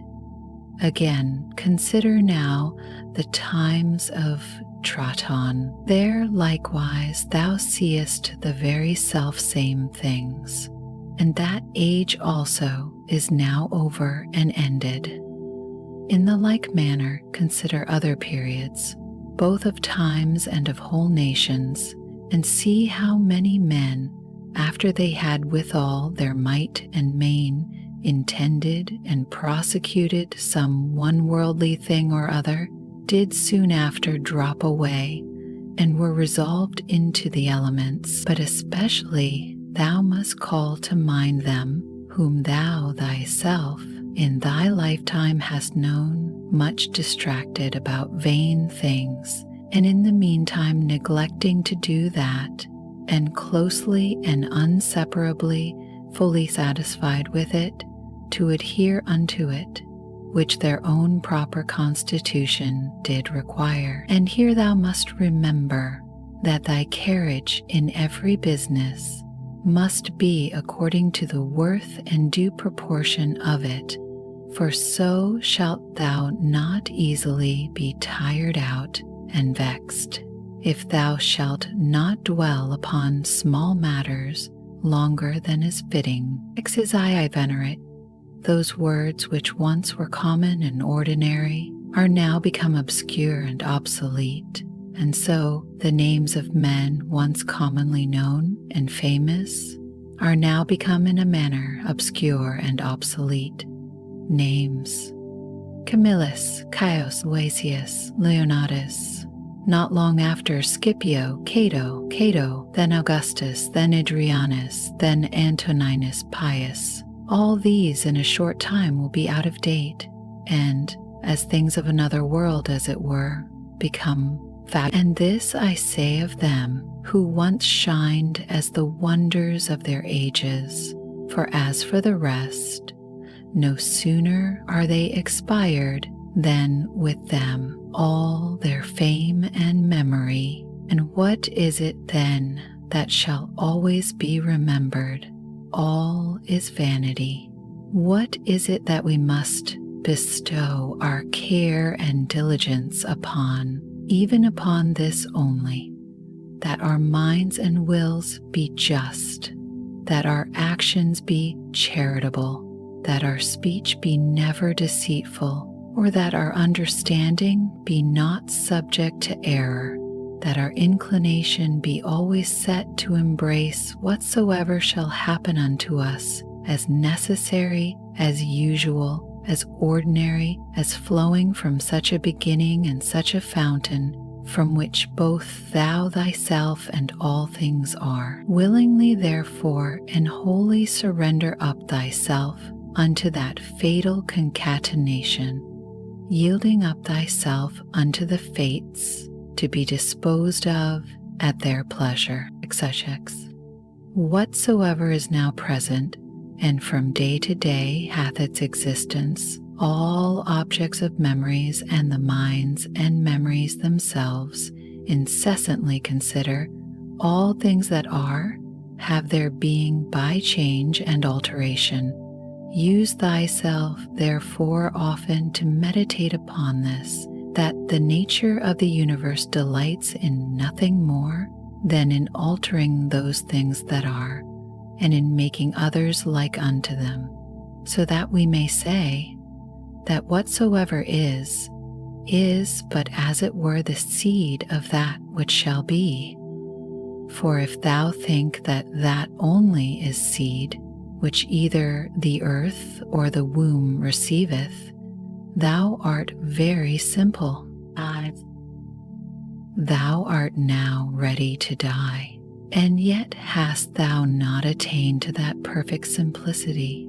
Thou art yet subject to many troubles and perturbations, not yet free from all fear and suspicion of external accidents, nor yet either so meekly disposed towards all men as thou shouldest, or so affected as one whose only study and only wisdom is to be just in all his actions. See, behold, and observe what is the state of their rational part, and those that the world doth account wise. See what things they fly and are afraid of, and what things they hunt after. In another man's mind and understanding thy evil cannot subsist, nor in any proper temper or distemper of the natural constitution of thy body, which is but as it were the coat or cottage of thy soul. Wherein then, but in that part of thee wherein the conceit and apprehension of any misery can subsist, let not that part therefore admit any such conceit, and then all is well. Though thy body which is so near it should either be cut or burnt, or suffer any corruption or putrefaction, yet let that part to which it belongs to judge of these be still at rest. That is, let her judge this, that whatsoever it is, that equally may happen to a wicked man and to a good man, is neither good nor evil. For that which happens equally to him that lives according to nature and to him that doth not, is neither according to nature nor against it, and by consequence, neither good nor bad. Proof Rabbit.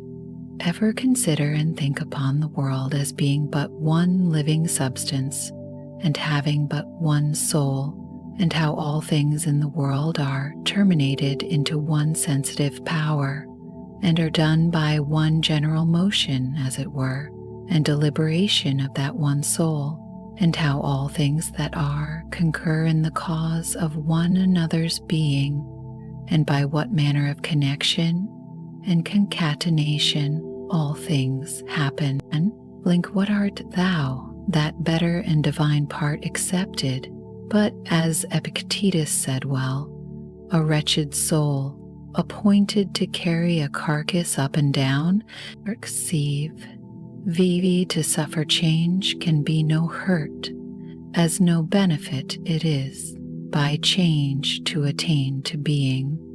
The age and time of the world is, as it were, a flood and swift current, consisting of the things that are brought to pass in the world. For as soon as anything hath appeared and is passed away, another succeeds, and that also will presently out of sight at ex vi. Whatsoever doth happen in the world is, in the course of nature, as usual and ordinary as a rose in the spring and fruit in summer. Of the same nature is sickness and death, slander and lying in wait, and whatsoever else ordinarily doth unto fools used to be occasion either of joy or sorrow. That, whatsoever it is, that comes after, doth always very naturally, and as it were familiarly, follow upon that which was before. For thou must consider the things of the world not as a loose, independent number consisting merely of necessary events, but as a discrete connection of things, orderly and harmoniously disposed. There is then to be seen in the things of the world not a bare succession, but an admirable correspondence and affinity. Sex v vivig. Let that of Heraclitus never be out of thy mind, that the death of earth is water, and the death of water is air, and the death of air is fire, and so on. The contrary, remember him also who was ignorant whither the way did lead, and how that reason, being the thing by which all things in the world are administered, and which men are continually and most inwardly conversant with, yet is the thing which ordinarily they are most in opposition with, and how those things which daily happen among them cease not daily to be strange unto them, and that we should not either speak or do anything as men in their sleep, by opinion and bare imagination. For then we think we speak and do, and that we must not be as children who follow their father's example, for best reason alleging their bare kathote parile femin, or as by successive tradition from our forefathers we have received it after. Even as if any of the gods should tell thee, thou shalt certainly die tomorrow or next day, thou wouldst not, except thou wert extremely base and pusillanimous, take it for a great benefit rather to die the next day after than tomorrow. For alas, what is the difference? So, for the same reason, think it no great matter to die rather many years after than the very next day. Secretaries. Let it be thy perpetual meditation how many physicians, who once looked so grim and so theatrically shrunk their brows upon their patients, are dead and gone themselves. How many astrologers, after that in great ostentation they had foretold the death of some others, how many philosophers, after so many elaborate tracts and volumes concerning either mortality or immortality, how many brave captains and commanders after the death and slaughter of so many, how many kings and tyrants, after they had with such horror and insolency abused their power upon men's lives, as though themselves had been immortal, how many, that I may so speak, whole cities, both men and towns, Hellas, Pompeii, Herculaneum, and others innumerable, are dead and gone. Run them over also, whom thou thyself, one after another, hast known in thy time to drop away. Such and such a one took care of such and such a one's burial, and soon after was buried himself. So one, so another, and all things in a short time. For herein lieth all indeed, ever to look upon all worldly things as things for their continuance, that are but for a day, and for their worth most vile and contemptible. As for example, what is man?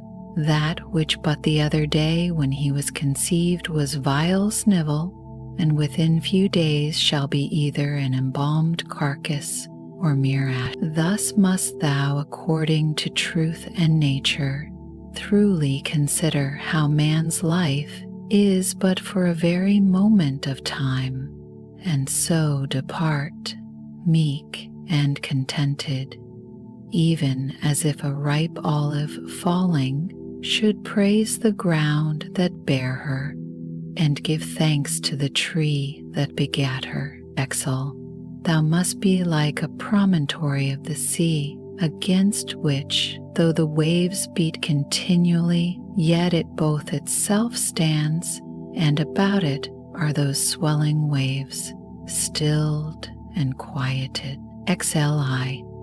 O wretched I, to whom this mischance is happened. Nay, happy I, to whom this thing being happened, I can continue without grief, neither wounded by that which is present, nor in fear of that which is to come. For, as for this, it might have happened unto any man, but any man having such a thing befallen him could not have continued without grief. Why then should that rather be an unhappiness than this a happiness? But however canst thou, O man, term that unhappiness, which is no mischance to the nature of man? Canst thou think that a mischance to the nature of man, which is not contrary to the end and will of his nature? What then hast thou learned is the will of man's nature? Doth that then which hath happened unto thee hinder thee from being just, or magnanimous, or temperate, or wise, or circumspect, or true, or modest, or free, or from anything else of all those things in the present enjoying and possession whereof the nature of man, as then enjoying all that is proper unto her, is fully satisfied? Now to conclude, upon all occasion of sorrow, remember henceforth to make use of this dogma, that whatsoever it is that hath happened unto thee is in very deed no such thing of itself as a misfortune, but that to bear it generously is certainly great happiness. Exelii, it is but an ordinary coarse one, yet it is a good effectual remedy against the fear of death, for a man to consider in his mind the examples of such who greedily and covetously, as it were, did for a long time enjoy their lives. What have they got more than they whose deaths have been untimely? Are not they themselves dead at the last, as Cadicians, Fabius, Julianus, Lepidus, or any other who in their lifetime having buried many, were at the last buried themselves? The whole space of any man's life is but little, and as little as it is, with what troubles, with what manner of dispositions, and in the society of how wretched a body must it be passed. Let it be therefore unto thee altogether as a matter of indifferency.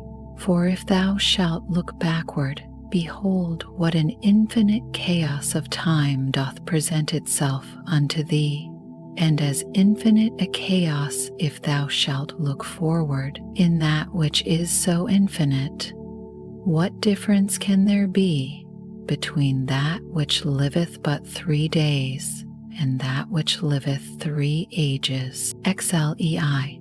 Let thy course ever be the most compendious way.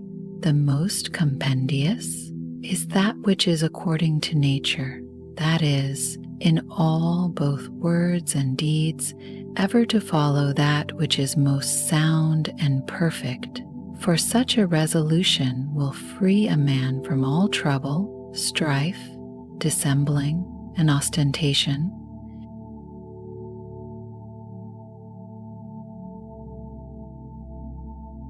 The 5th book. In the morning, when thou findest thyself unwilling to rise, consider with thyself presently, it is to go about a man's work that I am stirred up.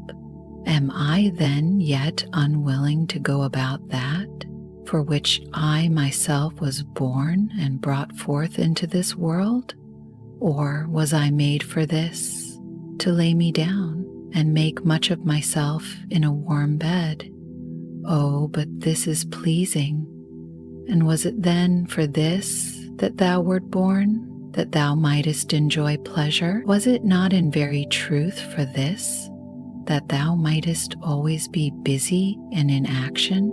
Seest thou not how all things in the world besides, how every tree and deep plant, how sparrows and ants, spiders and bees, how all in their kind are intent as it were orderly to perform whatsoever towards the preservation of this orderly universe naturally doth become and belong unto thin?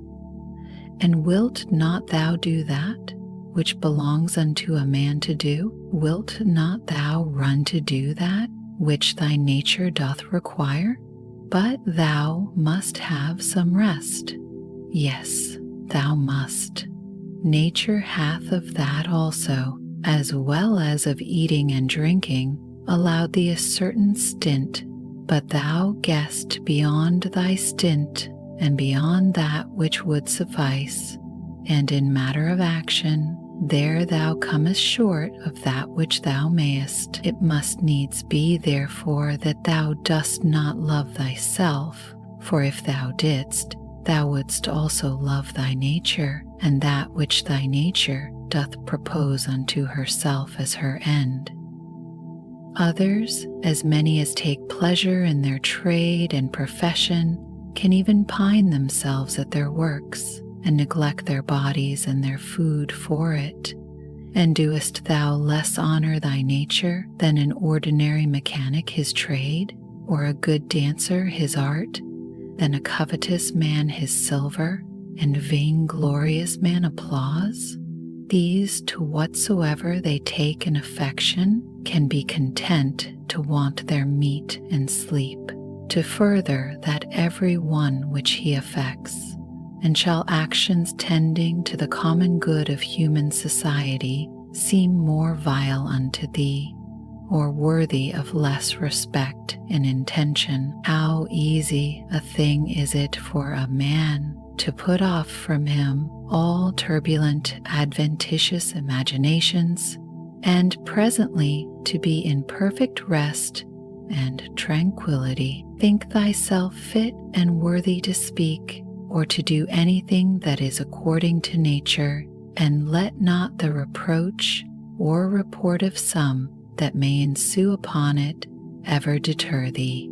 If it be right and honest to be spoken or done, undervalue not thyself so much as to be discouraged from it. As for them, they have their own rational overruling part, and their own proper inclination, which thou must not stand and look about to take notice of, but go on straight, whither both thine own particular and the common nature do lead thee.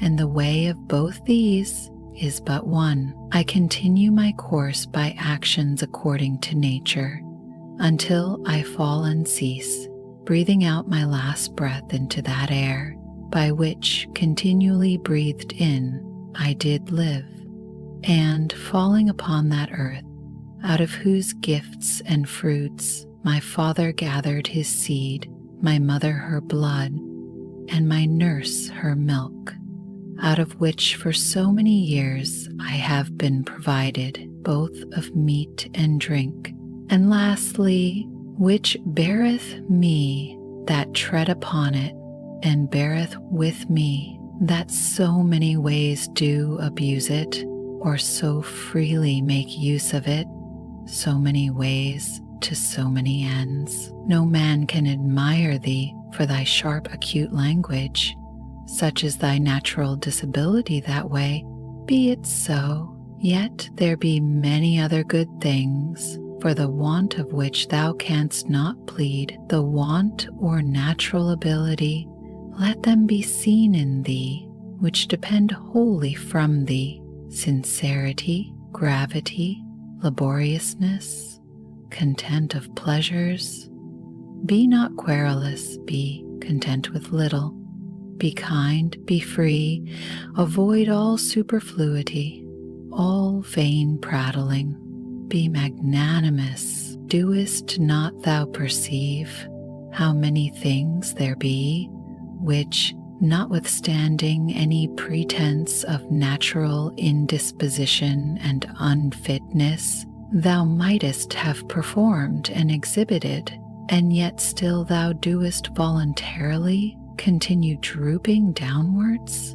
Or wilt thou say that it is through defect of thy natural constitution that thou art constrained to murmur, to be base and wretched to flatter, now to accuse, and now to please, and pacify thy body, to be vainglorious, to be so giddy-headed and unsettled in thy thoughts? Nay, witnesses be the gods, of all these thou mightest have been rid long ago, only this thou must have been contented with, to have borne the blame of one that is somewhat slow and dull, wherein thou must so exercise thyself, as one who neither doth much take to heart this his natural defect, nor yet pleaseth himself in it. Such there be who, when they have done a good turn to any, are ready to set them on the score for it, and to require retaliation. Others there be who, though they stand not upon retaliation to require any, yet they think with themselves nevertheless that such a one is their debtor, and they know as their word is what they have done. Others again there be who, when they have done any such thing, do not so much as know what they have done, but are like unto the vine, which beareth her grapes, and when once she hath borne her own proper fruit, is contented, and seeks for no further recompense. As a horse after a race, and a hunting dog when he hath hunted, and a bee when she hath made her honey, look not for applause and commendation, so neither doth that man that rightly doth understand his own nature when he hath done a good turn, but from one doth proceed to do another, even as the vine after she hath once borne fruit in her own proper season is ready for another time. Thou therefore must be one of them, who what they do barely do it without any further thought, and are in a manner insensible of what they do. Nay, but, will some reply perchance, this very thing a rational man is bound unto, to understand what it is that he doeth, for it is the property, say they, of one that is naturally sociable, to be sensible that he doth operate sociably, nay, and to desire that the party himself that is sociably dealt with should be sensible of it too. I answer, that which thou sayest is true indeed, but the true meaning of that which is said thou dost not understand, and therefore art thou one of those first whom I mentioned.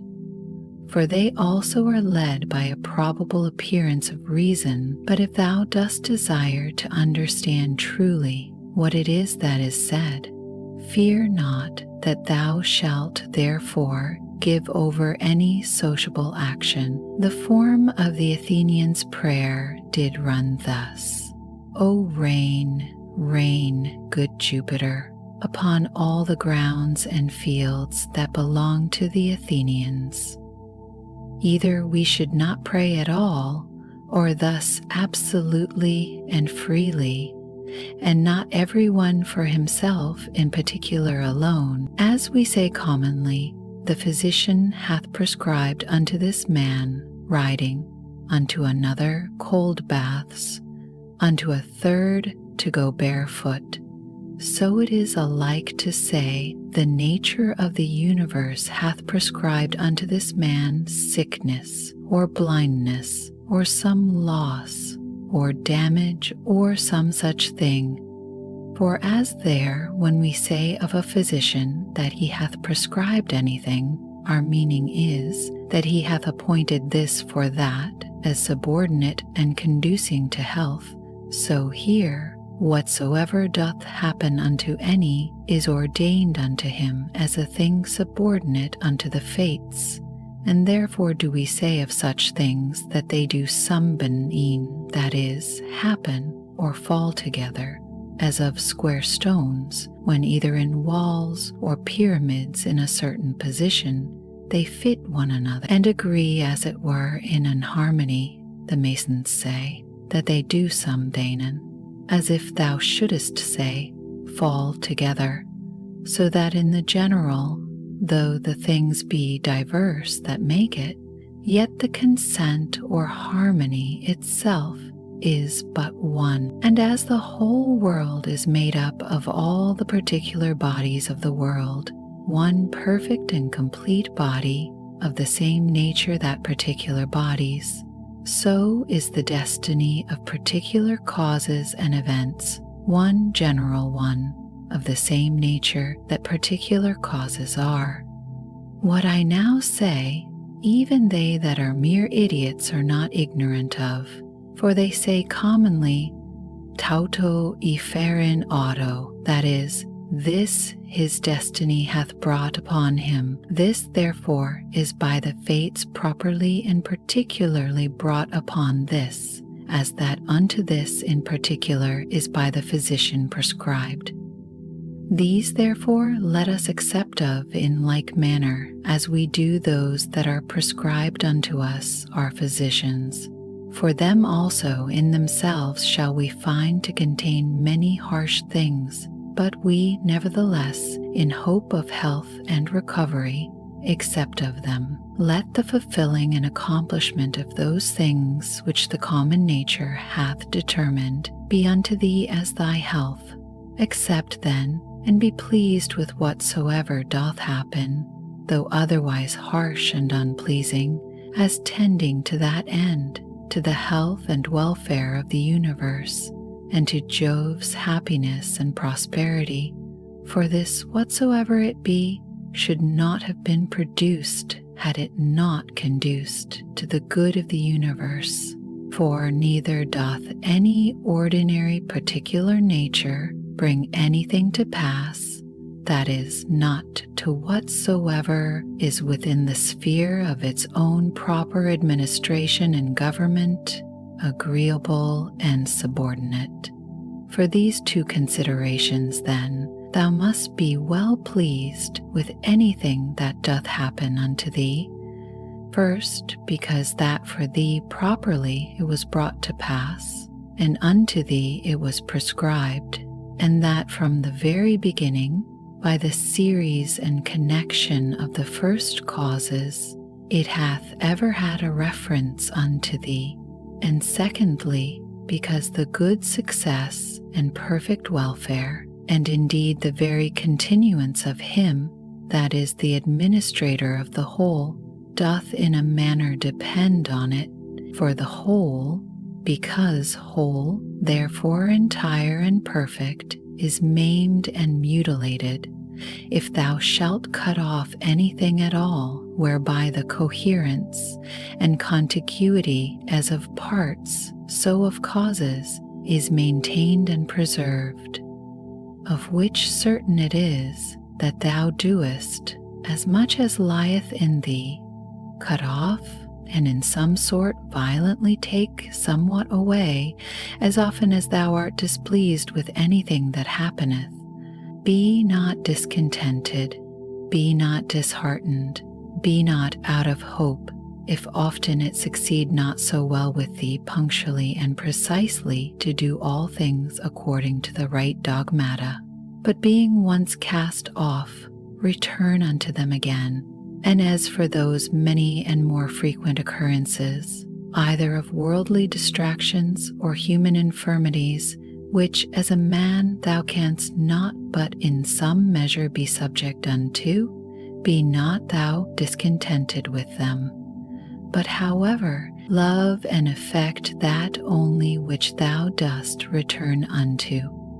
A philosopher's life and proper occupation after the most exact manner, and when thou dost return to thy philosophy, return not unto it as the manner of some is, after play and liberty as it were, to their schoolmasters and pedagogues, but as they that have sore eyes to their sponge and egg, or as another to his cataplasm, or as others to their fomentations. So shalt not thou make it a matter of ostentation at all to obey reason, but of ease and comfort. And remember that philosophy requireth nothing of thee but what thy nature requireth, and wouldest thou thyself desire anything that is not according to nature? For which of these sayest thou, that which is according to nature, or against it, is of itself more kind and pleasing?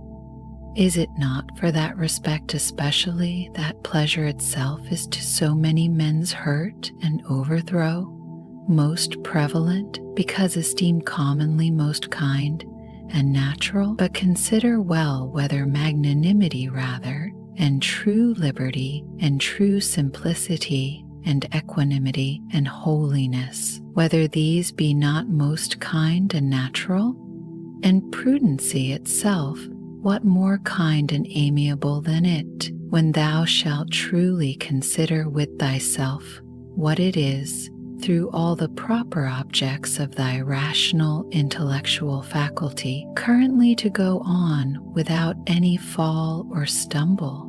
As for the things of the world, their true nature is in a manner so involved with obscurity, that unto many philosophers, and those no mean ones, they seemed altogether incomprehensible, and the Stoics themselves, though they judged them not altogether incomprehensible, yet scarce and not without much difficulty comprehensible, so that all assent of ours is fallible.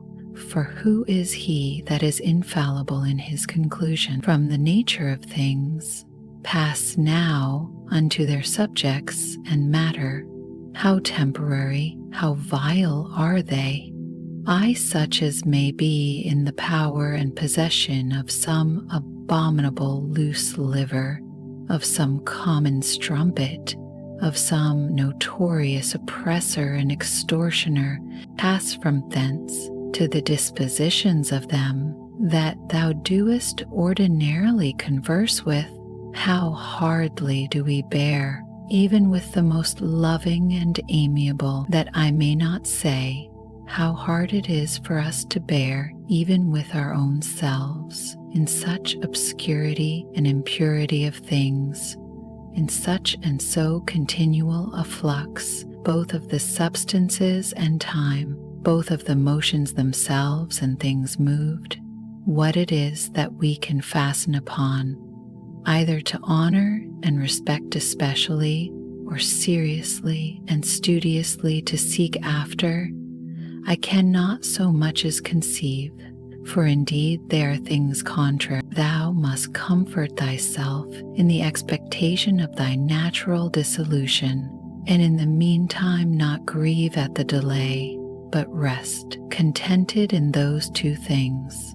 First, that nothing shall happen unto thee, which is not according to the nature of the universe. Secondly, that it is in thy power to do nothing against thine own proper God and inward spirit, for it is not in any man's power to constrain thee to transgress against him. What is the use that now, at this present, I make of my soul? Thus from time to time and upon all occasions thou must put this question to thyself: what is now that part of mine which they call the rational mistress part employed about? Whose soul do I now properly possess? A child's or a youth's? A woman's or a tyrant's? Some brute or some wild beast's soul? What those things are in themselves, which by the greatest part are esteemed good, thou mayest gather even from this. For if a man shall hear things mentioned as good, which are really good indeed, such as are prudence, temperance, justice, fortitude, after so much heard and conceived, he cannot endure to hear of any more, for the word good is properly spoken of them. But as for those which by the vulgar are esteemed good, if he shall hear them mentioned as good, he doth hearken for more. He is well contented to hear that what is spoken by the comedian is but familiarly and popularly spoken, so that even the vulgar apprehend the difference.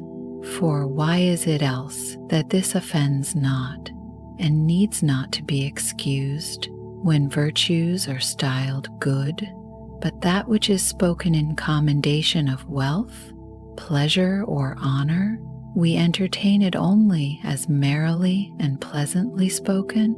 Proceed therefore and inquire further, whether it may not be that those things also, which being mentioned upon the stage were merrily and with great applause of the multitude scoffed at with this jest, that they that possessed them had not in all the world of their own, such was their affluence and plenty, so much as a place where to avoid their excrements, whether I say, those ought not also in very deed to be much respected and esteemed of, as the only things that are truly good. All that I consist of is either form or matter. No corruption can reduce either of these unto nothing, for neither did I of nothing become a subsisting creature. Every part of mine then will by mutation be disposed into a certain part of the whole world, and that in time into another part, and so in infinitum. For so we may be allowed to speak, though the age and government of the world be to some certain periods of time limited and confined. Reason and rational power are faculties which content themselves with themselves and their own proper operations. And as for their first inclination and motion, that they take from themselves, but their progress is right to the end and object, which is in their way as it were, and lieth just before them, that is, which is feasible and possible, whether it be that which at the first they propose to themselves, or no, for which reason also such actions are termed katorthosis, to intimate the directness of the way by which they are achieved. Nothing must be thought to belong to a man which doth not belong unto him as he is a man. These, the event of purposes, are not things required in a man. The nature of man doth not profess any such things. The final ends and consummations of actions are nothing at all to a man's nature. The end, therefore, of a man, or the summum bonum whereby that end is fulfilled, cannot consist in the consummation of actions purposed and intended. Again, concerning these outward worldly things, were it so that any of them did properly belong unto man, then would it not belong unto man to condemn them and to stand in opposition with them. Neither would he be praiseworthy that can live without them, or he good, if these were good indeed, who of his own accord doth deprive himself of any of them. But we see contrariwise, that the more man doth withdraw himself from these wherein external pomp and greatness doth consist, or any other like these, or the better he doth bear with the loss of these, the better he is accounted. Such as thy thoughts and ordinary cogitations are, such will thy mind be in time. For the soul doth as it were receive its tincture from the fancies and imaginations. Diet therefore and thoroughly soak it with the assiduity of these cogitations. As for example, wheresoever thou mayest live, there it is in thy power to live well and happy.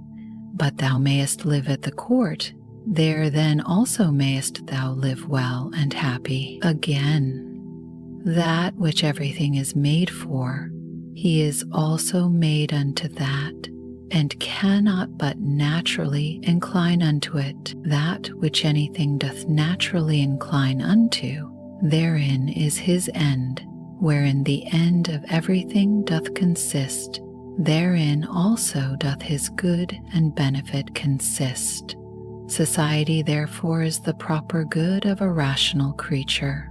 For that we are made for society, it hath long since been demonstrated, or can any man make any question of this, that whatsoever is naturally worse and inferior is ordinarily subordinated to that which is better, and that those things that are best are made one for another, and those things that have souls are better than those that have none, and of those that have, those best that have rational souls. To desire things impossible is the part of a mad man, but it is a thing impossible that wicked man should not commit some such things.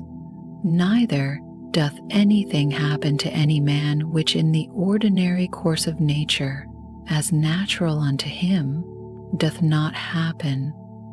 Again, the same things happen unto others also. And truly, if either he that is ignorant that such a thing hath happened unto him, or he that is ambitious to be commended for his magnanimity can be patient and is not grieved, is it not a grievous thing that either ignorance or a vain desire to please and to be commended should be more powerful and effectual than true prudence? As for the things themselves, they touch not the soul, neither can they have any access unto it, neither can they of themselves any ways either affect it or move it.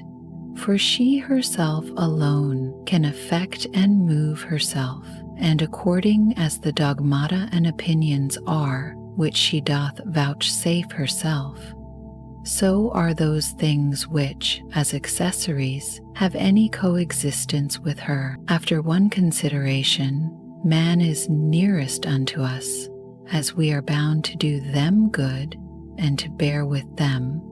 But as he may oppose any of our true proper actions, so man is unto me but as a thing indifferent, even as the sun, or the wind, or some wild beast. By some of these it may be that some operation or other of mine may be hindered. However, of my mind and resolution itself there can be no let or impediment, by reason of that ordinary constant both exception or reservation wherewith it inclineth, and ready conversion of objects from that which may not be to that which may be, which in the prosecution of its inclinations, as occasion serves, it doth observe. For by these the mind doth turn and convert any impediment whatsoever to be her aim and purpose, so that what before was the impediment is now the principal object of her working, and that which before was in her way is now her readiest way. Honor that which is chiefest and most powerful in the world, and that is it which makes use of all things and governs all things. So also in thyself. Honor that which is chiefest and most powerful, and is of one kind and nature with that which we now spake of. For it is the very same which being in thee turneth all other things to its own use, and by whom also thy life is governed. That which doth not hurt the city itself cannot hurt any citizen. This rule thou must remember to apply and make use of upon every conceit and apprehension of wrong. If the whole city be not hurt by this, neither am I certainly, and if the whole be not, why should I make it my private grievance? Consider rather what it is wherein he is overseen that is thought to have done the wrong. Again, often meditate how swiftly all things that subsist and all things that are done in the world are carried away, and as it were conveyed out of sight. For both the substance themselves we see as a flood are in a continual flux, and all actions in a perpetual change, and the causes themselves subject to 1,000 alterations. Neither is there anything almost that may ever be said to be now settled and constant. Next unto this, and which follows upon it, consider both the infiniteness of the time already past and the immense vastness of that which is to come, wherein all things are to be resolved and annihilated. Art not thou then a very fool, who for these things art either puffed up with pride, or distracted with cares, or canst find in thy heart to make such moans as for a thing that would trouble thee for a very long time?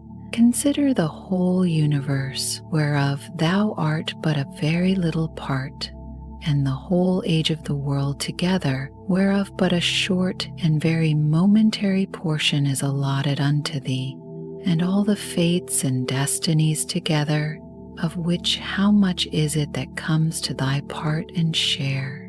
Again, another doth trespass against me, let him look to that. He is master of his own disposition and of his own operation. I, for my part, am in the meantime in possession of as much as the common nature would have me to possess, and that which mine own nature would have me do, I do. Let not that chief commanding part of thy soul be ever subject to any variation through any corporal, either pain or pleasure. Neither suffer it to be mixed with these, but let it both circumscribe itself and confine those affections to their own proper parts and members. But if at any time they do reflect and rebound upon the mind and understanding, as in an united and compacted body, it must needs, then must thou not go about to resist sense and feeling, it being natural. However, let not thy understanding to this natural sense and feeling, which, whether unto our flesh pleasant or painful, is unto us nothing properly, add an opinion of either good or bad. and all is well to live with the gods. He liveth with the gods, who at all times affords unto them the spectacle of a soul, both contented and well pleased with whatsoever is afforded or allotted unto her, and performing whatsoever is pleasing to that spirit, whom, being part of himself, Jove hath appointed to every man as his overseer and governor. Be not angry, neither with him whose breath, neither with him whose armholes are offensive. What can he do? Such is his breath naturally, and such are his armholes, and from such an effect, and such a smell must of necessity proceed. Oh, but the man, sayest thou, hath understanding in him, and might of himself know that he by standing near cannot choose but offend, and thou also, God bless thee, hast understand. Let thy reasonable faculty work upon his reasonable faculty, show him his fault, admonish him. If he hearken unto thee, thou hast cured him, and there will be no more occasion of anger, where there shall neither roarer be nor harlot. Why so? As thou dost purpose to live, when thou hast retired thyself to some such place, where neither roarer nor harlot is, so mayest thou hear. And if they will not suffer thee, then mayest thou leave thy life rather than thy calling, but so as one that doth not think himself any ways wronged, only as one would say, here is a smoke, I will out of it, and what a great matter is this. Now till some such thing force me out, I will continue free, neither shall any man hinder me to do what I will, and my will shall ever be, by the proper nature of a reasonable and sociable creature, regulated and directed. That rational essence by which the universe is governed is for community and society, and therefore hath it both made the things that are worse for the best, and hath allied and knit together those which are best as it were in harmony.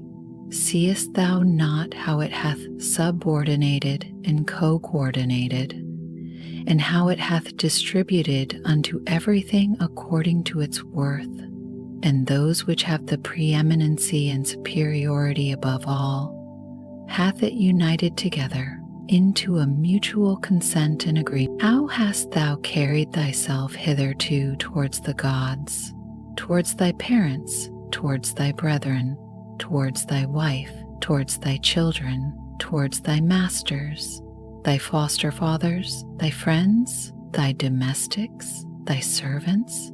Is it so with thee that hitherto thou hast neither by word or deed wronged any of them? Remember withal through how many things thou hast already passed, and how many thou hast been able to endure, so that now the legend of thy life is full and thy charge is accomplished. Again, how many truly good things have certainly by thee been discerned? How many pleasures, how many pains hast thou passed over with contempt?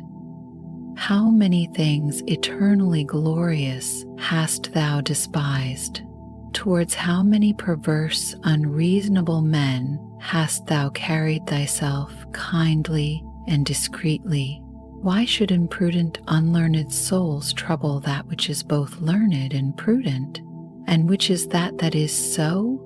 She that understandeth the beginning and the end, and hath the true knowledge of that rational essence, that passeth through all things, subsisting, and through all ages, being ever the same, disposing and dispensing, as it were, this universe by certain periods of time. Within a very little while thou wilt be either ashes, or a skeleton, and a name perchance, and perchance not so much as a name. And what is that but an empty sound, and a rebounding echo, Those things which in this life are dearest unto us and of most account, they are in themselves but vain, putrid, contemptible, the most weighty and serious if rightly esteemed, but as puppies biting one another, or untoward children now laughing and then crying. As for faith and modesty and justice and truth, they long since, as one of the poets hath it, have abandoned this spacious earth and retired themselves unto heaven. What is it then that doth keep thee here, if things sensible be so mutable and unsettled, and the senses so obscure and so fallible, and our souls nothing but an exhalation of blood, and to be in credit among such be but vanity? What is it that thou dost stay for, an extinction or a translation, either of them with a propitious and contented mind? But still that time come, what will content thee? What else but to worship and praise the gods, and to do good unto men, to bear with them and to forbear to do them any wrong, and for all external things belonging either to this thy wretched body or life, to remember that they are neither thine nor in thy power. Thou mayest always speed, if thou wilt, but make choice of the right way, if in the course both of thine opinions and actions thou wilt observe a true method. These two things be common to the souls as of God, so of men and of every reasonable creature.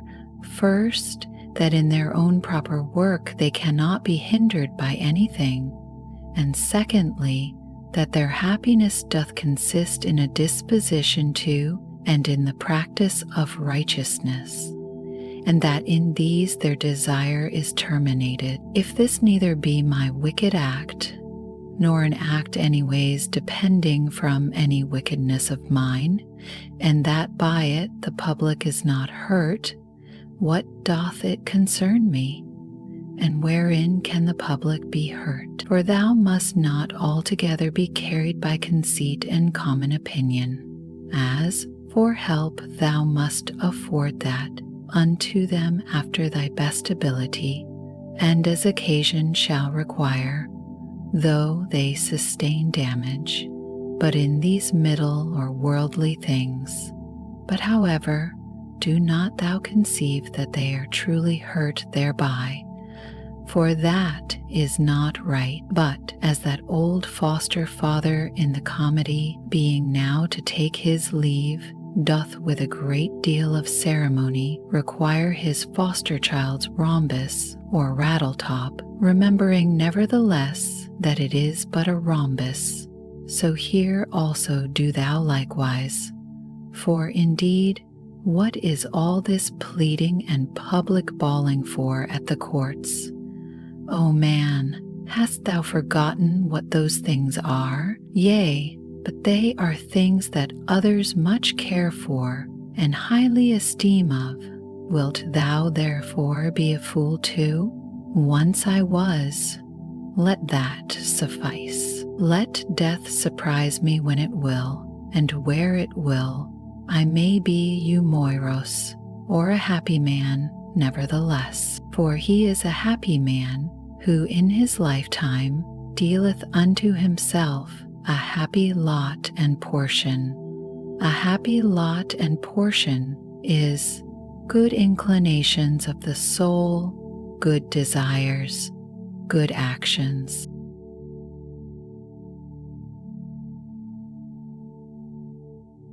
The sixth book. The matter itself, of which the universe doth consist, is of itself very tractable and pliable.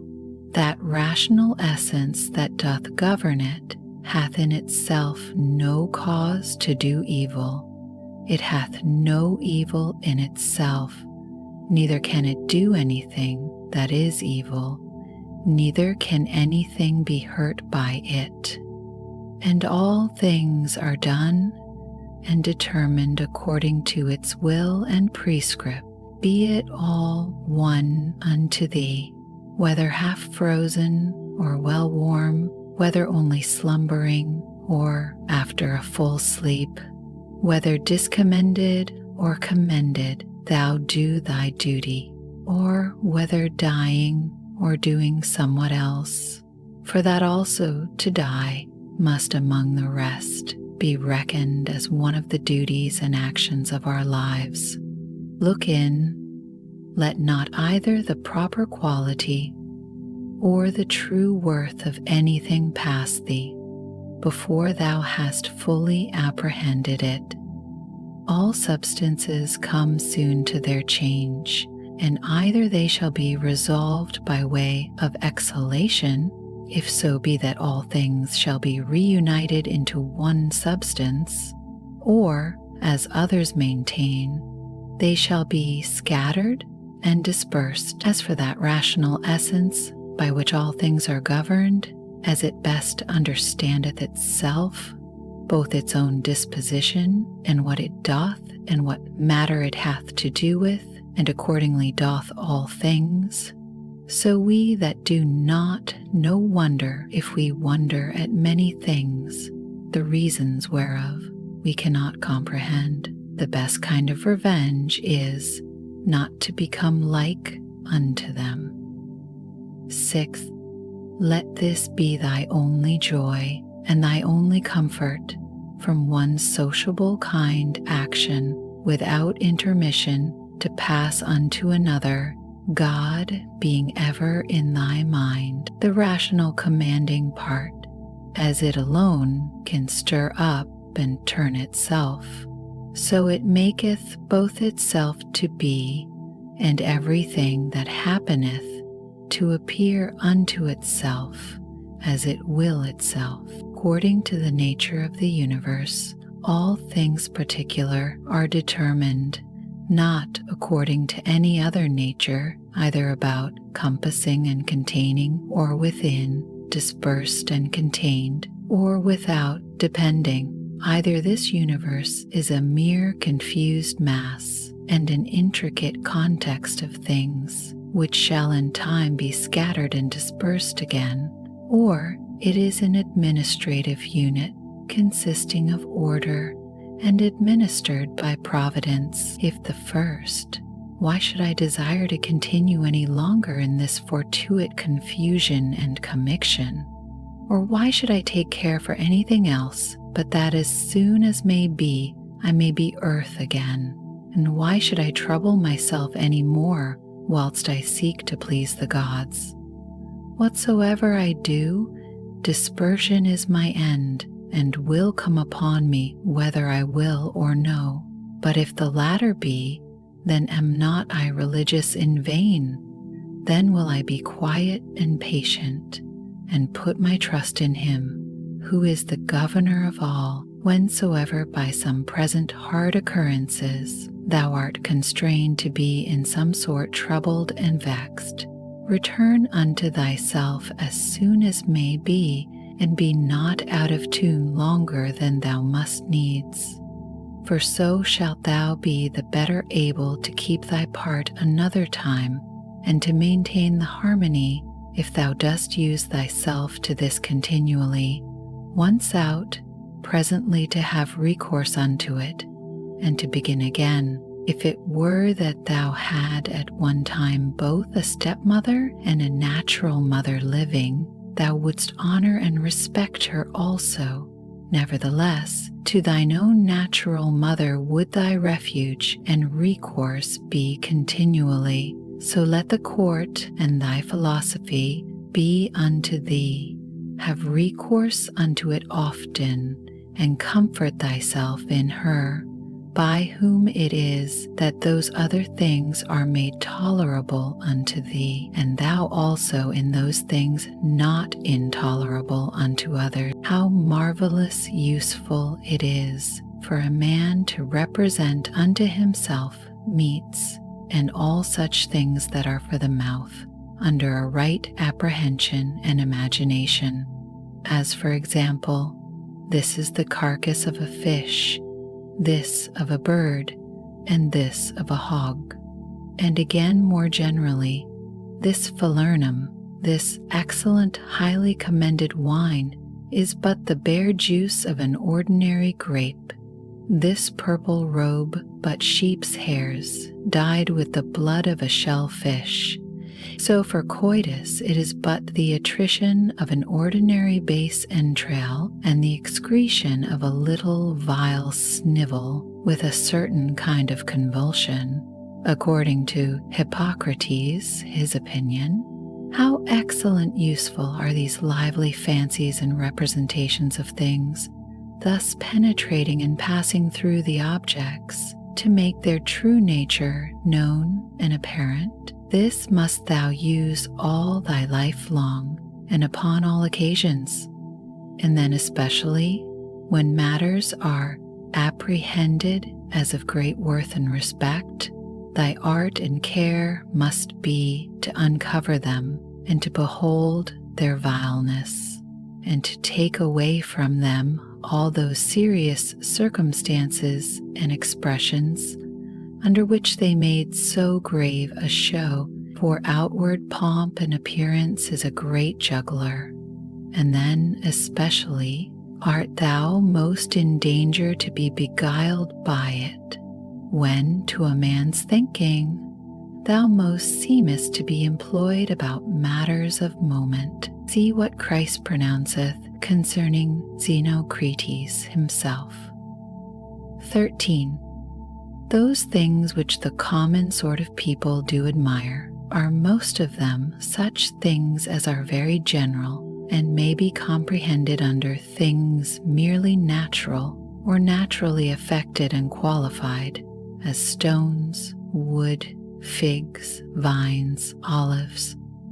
Those that be admired by them that are more moderate and restrained are comprehended under things animated, as flocks and herds. Those that are yet more gentle and curious, their admiration is commonly confined to reasonable creatures only, not in general as they are reasonable, but as they are capable of art, or of some craft and subtile invention, or perchance barely to reasonable creatures, as they that delight in the possession of many slaves. But he that honors a reasonable soul in general, as it is reasonable and naturally sociable, doth little regard anything else, and above all things is careful to preserve his own, in the continual habit and exercise both of reason and sociableness, and thereby doth cooperate with him, of whose nature he doth also participate. God. Some things hasten to be, and others to be no more, and even whatsoever now is, some part thereof hath already perished. Perpetual fluxes and alterations renew the world, as the perpetual course of time doth make the age of the world, of itself infinite, to appear always fresh and new. In such a flux and course of all things, what of these things that hasten so fast away should any man regard? Since among all there is not any that a man may fasten and fix upon, as if a man would settle his affection upon some ordinary sparrow living by him, who is no sooner seen than out of sight. For we must not think otherwise of our lives than as a mere exhalation of blood, or of an ordinary respiration of air. For what in our common apprehension is to breathe in the air and to breathe it out again, which we do daily, so much is it and no more, at once to breathe out all thy respirative faculty into that common air from whence but lately, as being but from yesterday and today, thou didst first breathe it in, and with it life, not vegetative spiration. It is not surely which plants have that in this life should be so dear unto us, nor sensitive respiration, the proper life of beasts both tame and wild, nor this our imaginative faculty, nor that we are subject to be led and carried up and down by the strength of our sensual appetites, or that we can gather and live together, or that we can feed, for that in effect is no better than that we can void the excrements of our food. What is it then that should be dear unto us? To hear a clattering noise? If not that, then neither to be applauded by the tongues of men, for the praises of many tongues is in effect no better than the clattering of so many tongues. If then neither applause, what is there remaining that should be dear unto thee? This I think, that in all thy motions and actions thou be moved and restrained according to thine own true natural constitution and construction only, and to this even ordinary arts and professions do lead us. For it is that which every art doth aim at, that whatsoever it is that is by art effected and prepared may be fit for that work that it is prepared for. This is the end that he that dresseth the vine, and he that takes upon him either to tame colts or to train up dogs, doth aim at. What else doth the education of children and all learned professions tend unto?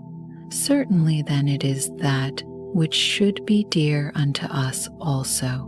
If in this particular it go well with thee, care not for the obtaining of other things. But is it so that thou canst not but respect other things also? Then canst not thou truly be free. Then canst thou not have self-content. Then wilt thou ever be subject to passions.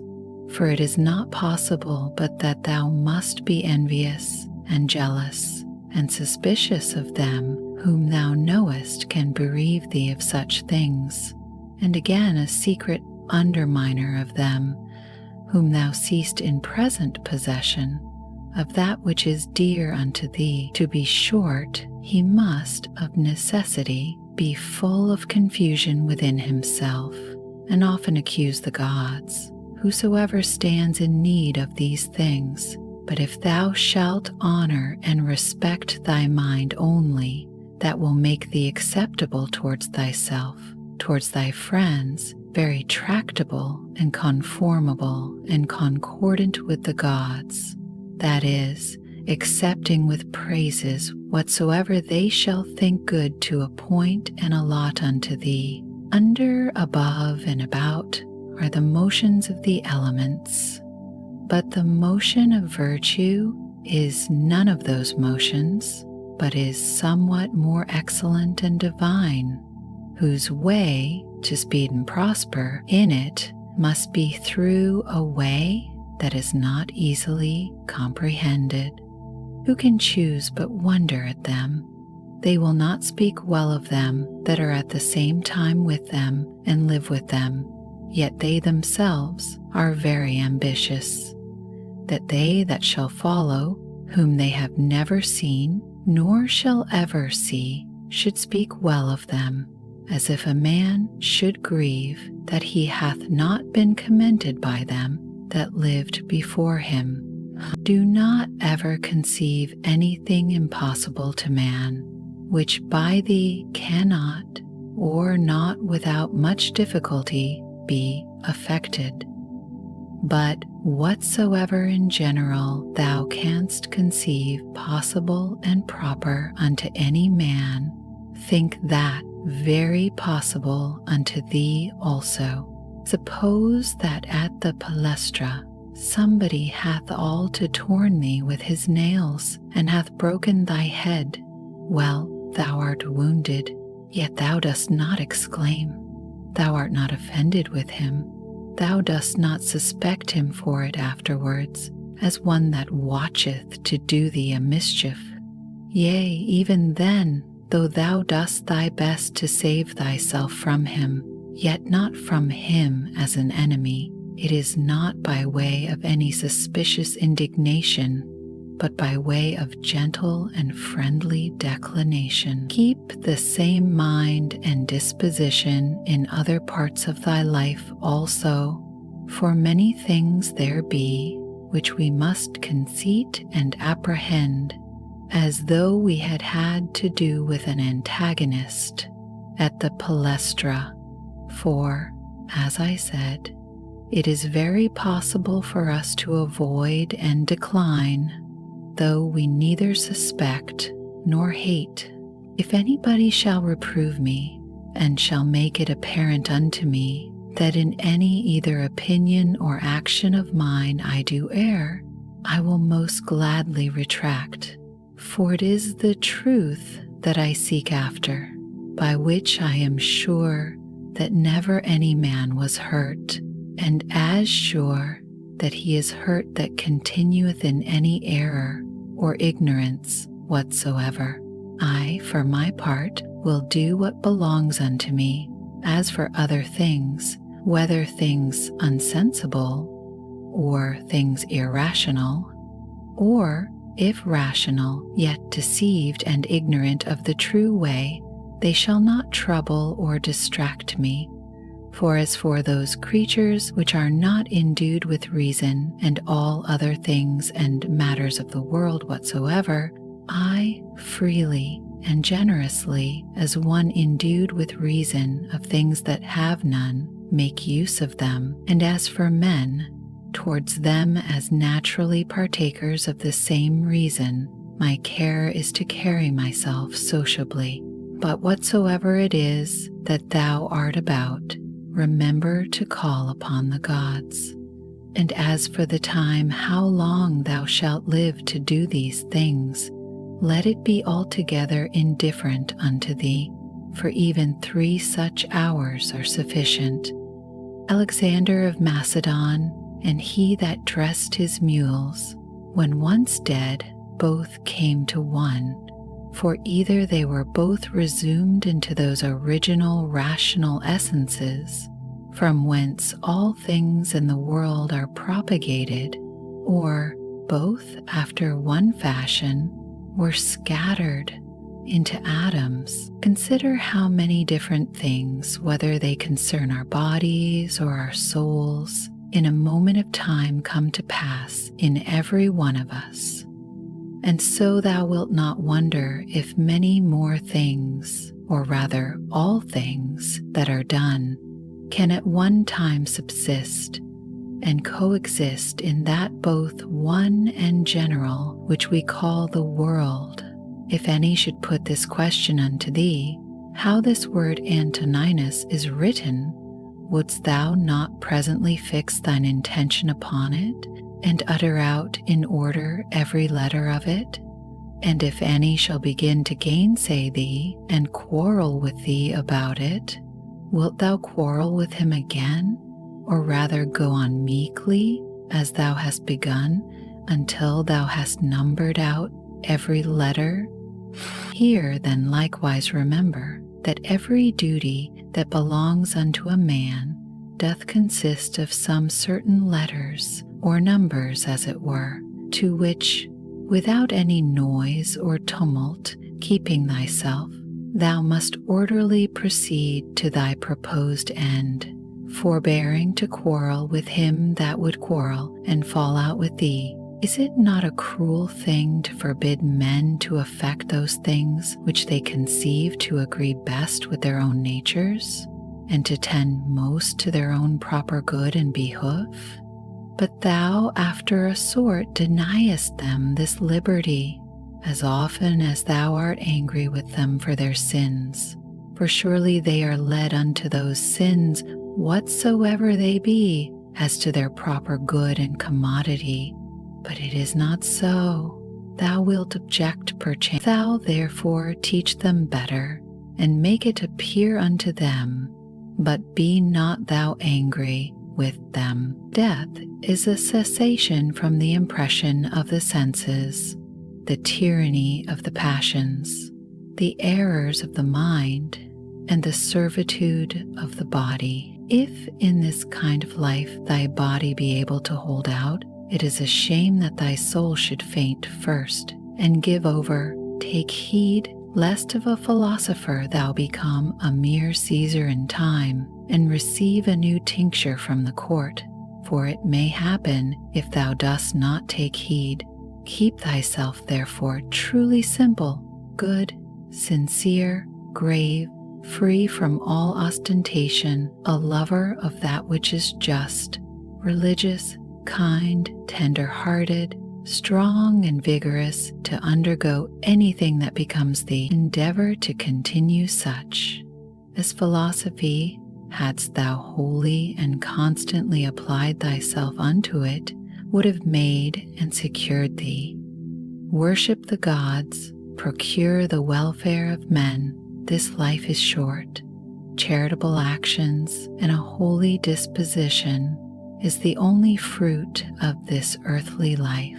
Do all things as becometh the disciple of Antoninus Pius. Remember his resolute constancy in things that were done by him according to reason, his equability in all things, his sanctity, the cheerfulness of his countenance, his sweetness, and how free he was from all vainglory. How careful to come to the true and exact knowledge of matters in hand, and how he would by no means give over till he did fully and plainly understand the whole state of the business, and how patiently and without any contestation he would bear with them that did unjustly condemn him, how he would never be over hasty in anything, nor give ear to slanders and false accusations, but examine and observe with best diligence the several actions and dispositions of men. Again, how he was no backbiter, nor easily frightened, nor suspicious, and in his language free from all affectation and curiosity, and how easily he would content himself with few things, as lodging, bedding, clothing, and ordinary nourishment and attendant, how able to endure labor, how patient, able through his spare diet to continue from morning to evening without any necessity of withdrawing before his accustomed hours to the necessities of nature, his uniformity and constancy in matter of friendship, how he would bear with them that with all boldness and liberty opposed his opinions, and even rejoice if any man could better advise him. And lastly, how religious he was without superstition. All these things of him remember, that whensoever thy last hour shall come upon thee, it may find thee, as it did him, ready for it, in the possession of a good conscience. Stir up thy mind and recall thy wits again from thy natural dreams and visions, and when thou art perfectly awoken and canst perceive that they were but dreams that troubled thee, as one newly awakened out of another kind of sleep, look upon these worldly things with the same mind as thou didst upon those that thou sawest in thy sleep. I consist of body and soul. Unto my body all things are indifferent, for of itself it cannot affect one thing more than another with apprehension of any difference. As for my mind, all things which are not within the verge of her own operation are indifferent unto her, and for her own operations, those altogether depend of her. Neither does she busy herself about any but those that are present. For as for future and past operations, those also are now at this present indifferent unto her, as long as the foot doth that which belongeth unto it to do, and the hand that which belongs unto it. Their labor, whatsoever it be, is not unnatural. So a man, as long as he doth that which is proper unto a man, his labor cannot be against nature, And if it be not against nature, then neither is it hurtful unto him. But if it were so that happiness did consist in pleasure, how came notorious robbers, impure abominable livers, parricides, and tyrants in so large a measure to have their part of pleasures? Dost thou not see how even those that profess mechanic arts, though in some respect they be no better than mere idiots, yet they stick close to the course of their trade, neither can they find in their heart to decline from it. And is it not a grievous thing that an architect or a physician shall respect the course and mysteries of their profession more than a man the proper course and condition of his own nature, reason, which is common to him and to the god, Asia, Europe? What are they but as corners of the whole world, of which the whole sea is but as one drop, and the great Mount Athos but as a clod, as all present time is but as one point of eternity, all petty things, all things that are soon altered, soon perished, and all things come from one beginning, either all severally and particularly deliberated and resolved upon by the general ruler and governor of all, or all by necessary consequence, so that the dreadful hiatus of a gaping lion and all poison and all hurtful things are but, as the thorn and the mire, the necessary consequences of goodly fair things. Think not of these, therefore, as things contrary to those which thou dost much honor and respect, but consider in thy mind the true fountain of all. He that seeth the things that are now hath seen all that either was ever or ever shall be, for all things are of one kind, and all like one unto another. Meditate often upon the connection of all things in the world, and upon the mutual relation that they have one unto another, for all things are, after a sort, folded and involved one within another, and by these means all agree well together, for one thing is consequent unto another, by local motion, by natural conspiration and agreement, and by substantial union, or reduction of all substances into one. Fit and accommodate thyself to that estate, and to those occurrences which by the destinies have been annexed unto thee, and love those men whom thy fate it is to live with, but love them truly. An instrument, a tool, an utensil, whatsoever it be, if it be fit for the purpose it was made for, it is as it should be, though he perchance that made and fitted it be out of sight and gone. But in things natural that power which hath framed and fitted them is and abideth within them still, for which reason she ought also the more to be respected, and we are the more obliged if we may live and pass our time according to her purpose and intention, to think that all is well with us, and according to our own minds. After this manner also, and in this respect it is, that he that is all in all doth enjoy his happiness. What things soever are not within the proper power and jurisdiction of thine own will either to compass or avoid, if thou shalt propose unto thyself any of those things as either good or evil, it must needs be that according as thou shalt either fall into that which thou dost think evil, or miss of that which thou dost think good, so wilt thou be ready both to complain of the gods and to hate those men, who either shall be so indeed, or shall by thee be suspected as the cause either of thy missing of the one, or falling into the other. And indeed, we must needs commit many evils, if we incline to any of these things more or less with an opinion of any difference.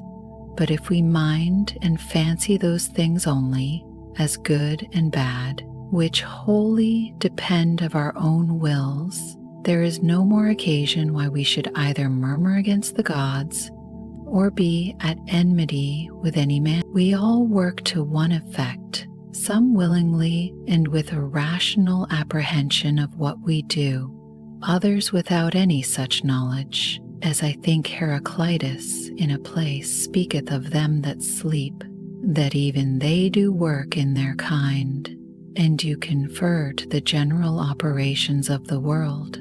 One man therefore doth cooperate after one sort, and another after another sort.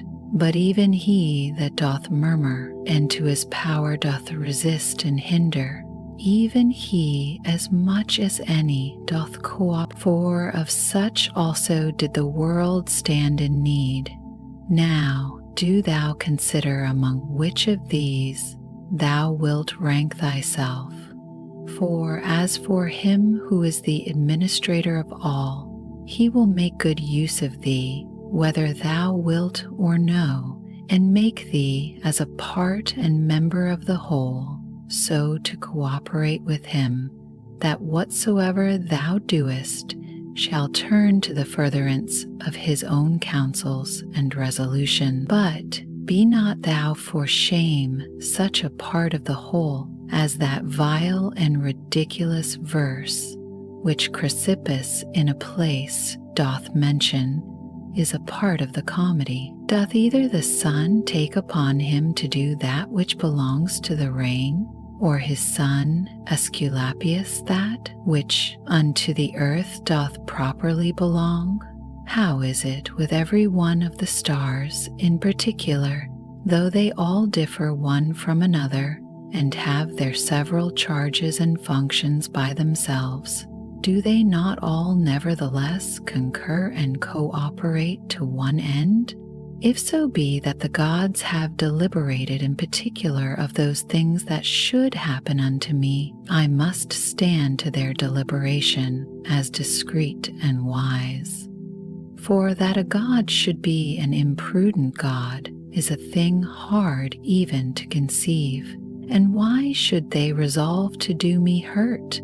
For what profit either unto them or the universe, which they specially take care for, could arise from it? But if so be that they have not deliberated of me in particular, certainly they have of the whole in general, and those things which in consequence and coherence of this general deliberation happen unto me in particular, I am bound to embrace and accept of. But if so be that they have not deliberated at all, which indeed is very irreligious for any man to believe, for then let us neither sacrifice, nor pray, nor respect our oaths, neither let us any more use any of those things which we persuaded of the presence and secret conversation of the gods among us daily use and practice. But I say, if so be that they have not indeed either in general or particular deliberated of any of those things that happen unto us in this world, yet God be thanked, that of those things that concern myself, it is lawful for me to deliberate myself. And all my deliberation is but concerning that which may be to me most profitable, now that unto every one is most profitable which is according to his own constitution and nature. And my nature is to be rational in all my actions, and as a good and natural member of a city and commonwealth, towards my fellow members ever to be sociably and kindly disposed and affected. My city and country, as I am Antoninus, is Rome, as a man the whole world. Those things, therefore, that are expedient and profitable to those cities are the only things that are good and expedient for me. Whatsoever in any kind doth happen to any one is expedient to the whole, and thus much to content us might suffice. that it is expedient for the whole in general, but yet this also shalt thou generally perceive, if thou dost diligently take heed, that whatsoever doth happen to any one man or men, and now I am content that the word expedient should more generally be understood of those things which we otherwise call middle things, or things indifferent, as health, wealth, and the like, as the ordinary shows of the theatre and of other such places when thou art presented with them affect thee, as the same things still seen and in the same fashion make the sight ingrateful and tedious, so must all the things that we see all our life long affect us. For all things above and below are still the same and from the same causes. When then will there be an end? Let the several deaths of men of all sorts and of all sorts of professions and of all sort of nations be a perpetual object of thy thoughts, so that thou mayst even come down to Philistio, Phoebus, and Oregonian. Pass now to other generations. Thither shall we after many changes, where so many brave orators are, where so many grave philosophers, Heraclitus, Pythagoras, Socrates, where so many heroes of the old times, and then so many brave captains of the latter times, and so many kings after all these, where Eudoxus, Hipparchus, Archimedes, where so many other sharp, generous, industrious, subtile, peremptory dispositions, and among others, even they that have been the greatest scoffers and deriders of the frailty and brevity of this our human life, as Menippus and others, as many as there have been such as he. Of all these consider that they long since are all dead and gone. And what do they suffer by it? Nay, they that have not so much as a name remaining, what are they the worse for it? One thing there is, and that only, which is worth our while in this world, and ought by us much to be esteemed, and that is, according to truth and righteousness, meekly and lovingly to converse with false and unrighteous men.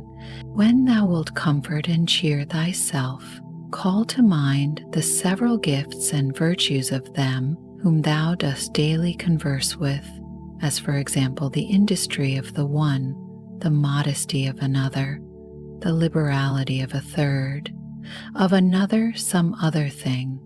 For nothing can so much rejoice thee as the resemblances and parallels of several virtues, visible and eminent in the dispositions of those who live with thee, especially when all at once, as near as may be, they represent themselves unto thee, and therefore thou must have them always in a readiness. Dost thou grieve that thou dost weigh but so many pounds, and not 300 rather?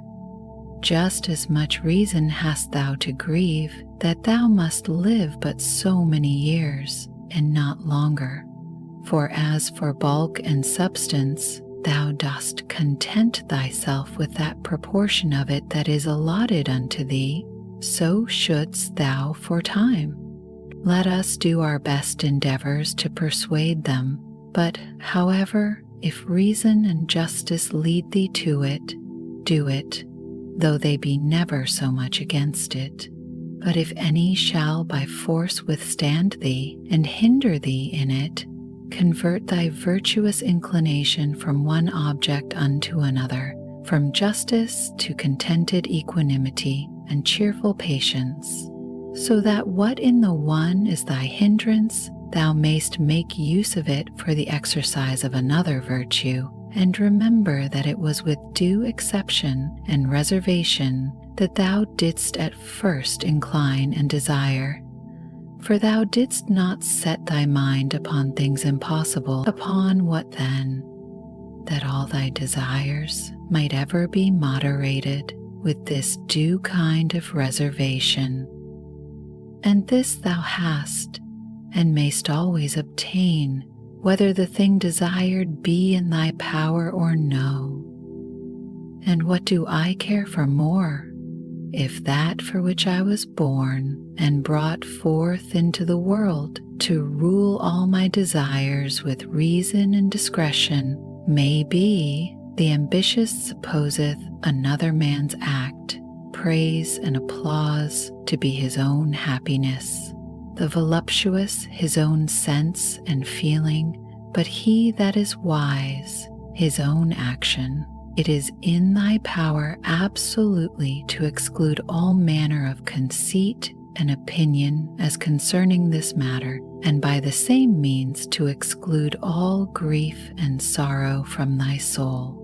For as for the things and objects themselves, they of themselves have no such power whereby to beget and force upon us any opinion at all. Use thyself when any man speaks unto thee, so to hearken unto him, as that in the interim thou give not way to any other thoughts, that so thou mayst, as far as is possible, seem fixed and fastened to his very soul, whosoever he be, that speaks unto thee. That which is not good for the beehive cannot be good for the bee. Will either passengers or patients find fault and complain, either the one if they be well carried, or the others if well cured?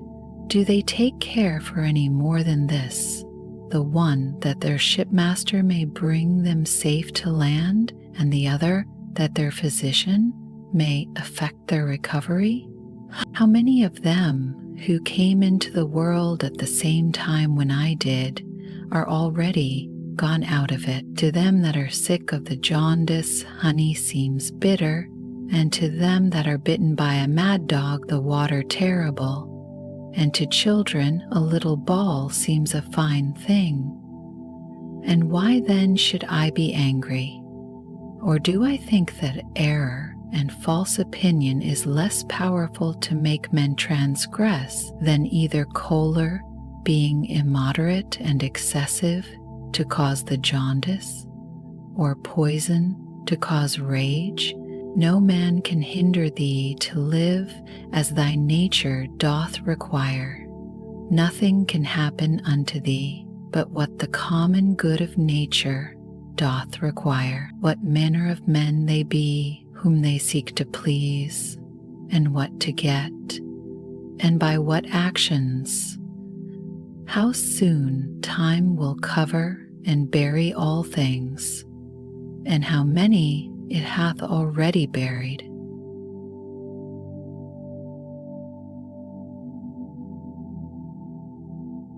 The seventh book. What is wickedness? It is that which many time and often thou hast already seen and known in the world, and so oft as anything doth happen that might otherwise trouble thee, let this memento presently come to thy mind, that it is that which thou hast already often seen and known. Generally above and below thou shalt find but the same things, the very same things whereof ancient stories, middle-aged stories, and fresh stories are full, whereof towns are full. There is nothing that is new. All things that are both usual and of little continuance. What fear is there that thy dogmata or philosophical resolutions and conclusions should become dead in thee, and lose their proper power and efficacy to make thee live happy, as long as those proper and correlative fancies and representations of things on which they mutually depend, which continually to stir up and revive, is in thy power, are still kept fresh and alive. It is in my power concerning this thing that has happened, whatsoever it be, to conceit that which is right and true. If it be, why then am I troubled? Those things that are without my understanding are nothing to it at all. and that is it only which doth properly concern me. Be always in this mind, and thou wilt be right. That which most men would think themselves most happy for, and would prefer before all things, if the gods would grant it unto them after their deaths, thou mayst, whilst thou livest, grant unto thyself, to live again. See the things of the world again as thou hast already seen them. For what is it else to live again? Public shows and solemnities with much pomp and vanity, stage plays, flocks and herds, conflicts and contentions, a bone thrown to a company of hungry curs, a bait for greedy fishes, the painfulness and continual burden-bearing of wretched ants, the running to and fro of terrified mice, little puppets drawn up and down with wires and nerves.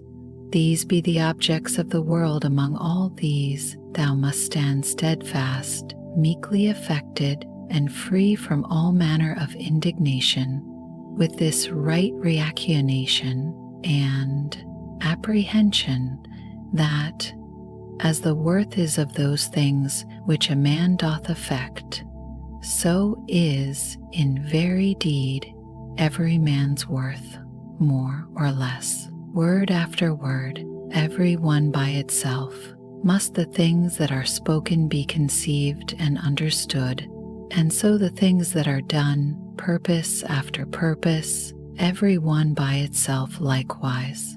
And as in matter of purpose and actions, we must presently see what is the proper use and relation of every one, so of words must we be as ready to consider of every one what is the true meaning and signification of it, according to truth and nature, however it be taken in common use. Is my reason and understanding sufficient for this, or no? If it be sufficient, without any private applause or public ostentation, as of an instrument, which by nature I am provided of, I will make use of it for the work in hand. As of an instrument, which by nature I am provided of, if it be not, and that otherwise it belong not unto me particularly as a private duty, I will either give it over and leave it to some other that can better effect it, or I will endeavor it, but with the help of some other, who, with the joint help of my reason, is able to bring somewhat to pass that will now be seasonable and useful for the common good. For whatsoever I do, either by myself or with some other, the only thing that I must intend is that it be good and expedient for the public. For as for praise, consider how many who once were much commended are now already quite forgotten. Yea, they that commended them, how even they themselves are long since dead and gone. Be not therefore ashamed, whensoever thou must use the help of others. For whatsoever it be that lieth upon thee to effect, thou must propose it unto thyself, as the scaling of walls is unto a soldier. And what if thou, through either lameness or some other impediment, art not able to reach unto the top of the battlements alone, which with the help of another thou mayst? Wilt thou therefore give it over, or go about it with less courage and alacrity, because thou canst not effect it all alone? Let not things future trouble thee, for if necessity so require that they come to pass, thou shalt, whensoever that is, be provided for them with the same reason, by which whatsoever is now present is made both tolerable and acceptable unto thee. All things are linked and knitted together, and the knot is sacred. Neither is there anything in the world that is not kind and natural in regard of any other thing, or that hath not some kind of reference and natural correspondence with whatsoever is in the world besides. For all things are ranked together, and by that decency of its due place and order that each particular doth observe, they all concur together to the making of one and the same cosmos or world, as if you said, a comely piece, or an orderly composition. For all things throughout there is but one and the same order, and through all things one and the same God, the same substance, and the same law. There is one common reason and one common truth that belongs unto all reasonable creatures, for neither is there save one perfection of all creatures that are of the same kind and partakers of the same reason. Whatsoever is material doth soon vanish away into the common substance of the whole, and whatsoever is formal, or whatsoever doth animate that which is material, is soon resumed into the common reason of the whole, and the fame and memory of anything is soon swallowed up by the general age and duration of the whole. To a reasonable creature, the same action is both according to nature and according to reason, straight of itself, not made straight, as several members in one body united. So are reasonable creatures in a body divided and dispersed, all made and prepared for one common operation. And this thou shalt apprehend the better if thou shalt use thyself often to say to thyself, I am Melos, or a member of the mass and body of reasonable substances. But if thou shalt say, I am Meros, or a part, thou dost not yet love men from thy heart. The joy that thou takest in the exercise of bounty is not yet grounded upon a due ratiocination and right apprehension of the nature of things. Thou dost exercise it as yet upon this ground barely, as a thing convenient and fitting, not as doing good to thyself, when thou dost good unto others, of things that are external, happen what will to that which can suffer by external accidents. Those things that suffer, let them complain themselves if they will. As for me, as long as I conceive no such thing, that which is happened is evil, I have no hurt, and it is in my power not to conceive any such thing. Whatsoever any man either doth or saith, thou must be good, not for any man's sake, but for thine own nature's sake, as if either gold or the emerald or purple should ever be saying to themselves, whatsoever any man either doth or saith, I must still be an emerald, and I must keep my color. This may ever be my comfort and security. My understanding that ruleth over all will not of itself bring trouble and vexation upon itself. This I say, it will not put itself in any fear, it will not lead itself into any concupiscence. If it be in the power of any other to compel it to fear or to grieve, it is free for him to use his power. But sure, if itself do not of itself, through some false opinion or supposition, incline itself to any such disposition, there is no fear. For as for the body, why should I make the grief of my body to be the grief of my mind? If that itself can either fear or complain, let it.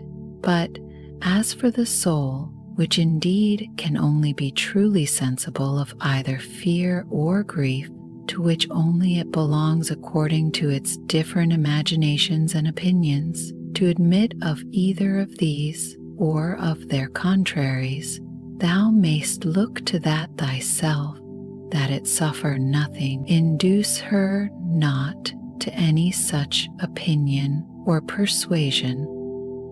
The understanding is of itself sufficient unto itself, and needs not, if itself doth not bring itself to need, any other thing besides itself, and by consequence, as it needs nothing, so neither can it be troubled or hindered by anything. If itself doth not trouble and hinder itself, what is eudaimonia or happiness, but agathos daemon, or a good daemon or spirit? What then dost thou do here, O opinion? By the gods I adjure thee that thou get thee gone as thou earnest, for I need thee not. Thou earnest indeed unto me, according to thy ancient wonted manner. It is that all men have ever been subject unto. That thou camest, therefore I am not angry with thee, only begone. Now that I have found thee what thou art, is any man so foolish as to fear change, to which all things that once were not owe their being? And what is it that is more pleasing and more familiar to the nature of the universe? How couldst thou thyself use thy ordinary hot baths, should not the wood that heateth them first be changed? How couldst thou receive any nourishment from those things that thou hast eaten, if they should not be changed? Can anything else, almost, that is useful and profitable, be brought to pass without change? How then dost not thou perceive that for thee also, by death, to come to change is a thing of the very same nature, and as necessary for the nature of the universe? Through the substance of the universe, as through a torrent pass all particular bodies, being all of the same nature, and all joint workers with the universe itself, as in one of our bodies so many members among themselves? How many such as Chrysippus? How many such as Socrates? How many such as Epictetus hath the age of the world long since swallowed up and devoured? Let this, be it either men or businesses, that thou hast occasion to think of, to the end that thy thoughts be not distracted, and thy mind too earnestly set upon anything. Upon every such occasion, presently come to thy mind of all my thoughts and cares, one only thing shall be the object, that I myself do nothing which to the proper constitution of man, either in regard of the thing itself, or in regard of the manner, or of the time of doing, is contrary. The time when thou shalt have forgotten all things is at hand, and that time also is at hand when thou thyself shalt be forgotten by all. Whilst thou art, apply thyself to that especially which unto man as he is a mart is most proper and agreeable, and that is, for a man even to love them that transgress against him. This shall be if at the same time that any such thing doth happen, thou call to mind that they are thy kinsmen, that it is through ignorance and against their wills that they sin, and that within a very short while after, both thou and he shall be no more. But above all things, that he hath not done thee any hurt, for that by him thy mind and understanding is not made worse or more vile than it was before. The nature of the universe, of the common substance of all things, as it were, of so much wax, hath now perchance formed a horse, and then, destroying that figure, hath new tempered and fashioned the matter of it into the form and substance of a tree, then that again into the form and substance of a man, and then that again into some other. Now, every one of these doth subsist but for a very little while. As for dissolution, If it be no grievous thing to the chest or trunk to be joined together, why should it be more grievous to be put asunder? An angry countenance is much against nature, and it is oftentimes the proper countenance of them that are at the point of death. But were it so, that all anger and passion were so thoroughly quenched in thee, that it were altogether impossible to kindle it any more, yet herein must not thou rest satisfied, but further endeavor by good consequence of true ratiocination, perfectly to conceive and understand that all anger and passion is against reason. For if thou shalt not be sensible of thine innocence, if that also shall be gone from thee, the comfort of a good conscience, that thou doest all things according to reason, what shouldest thou live any longer for?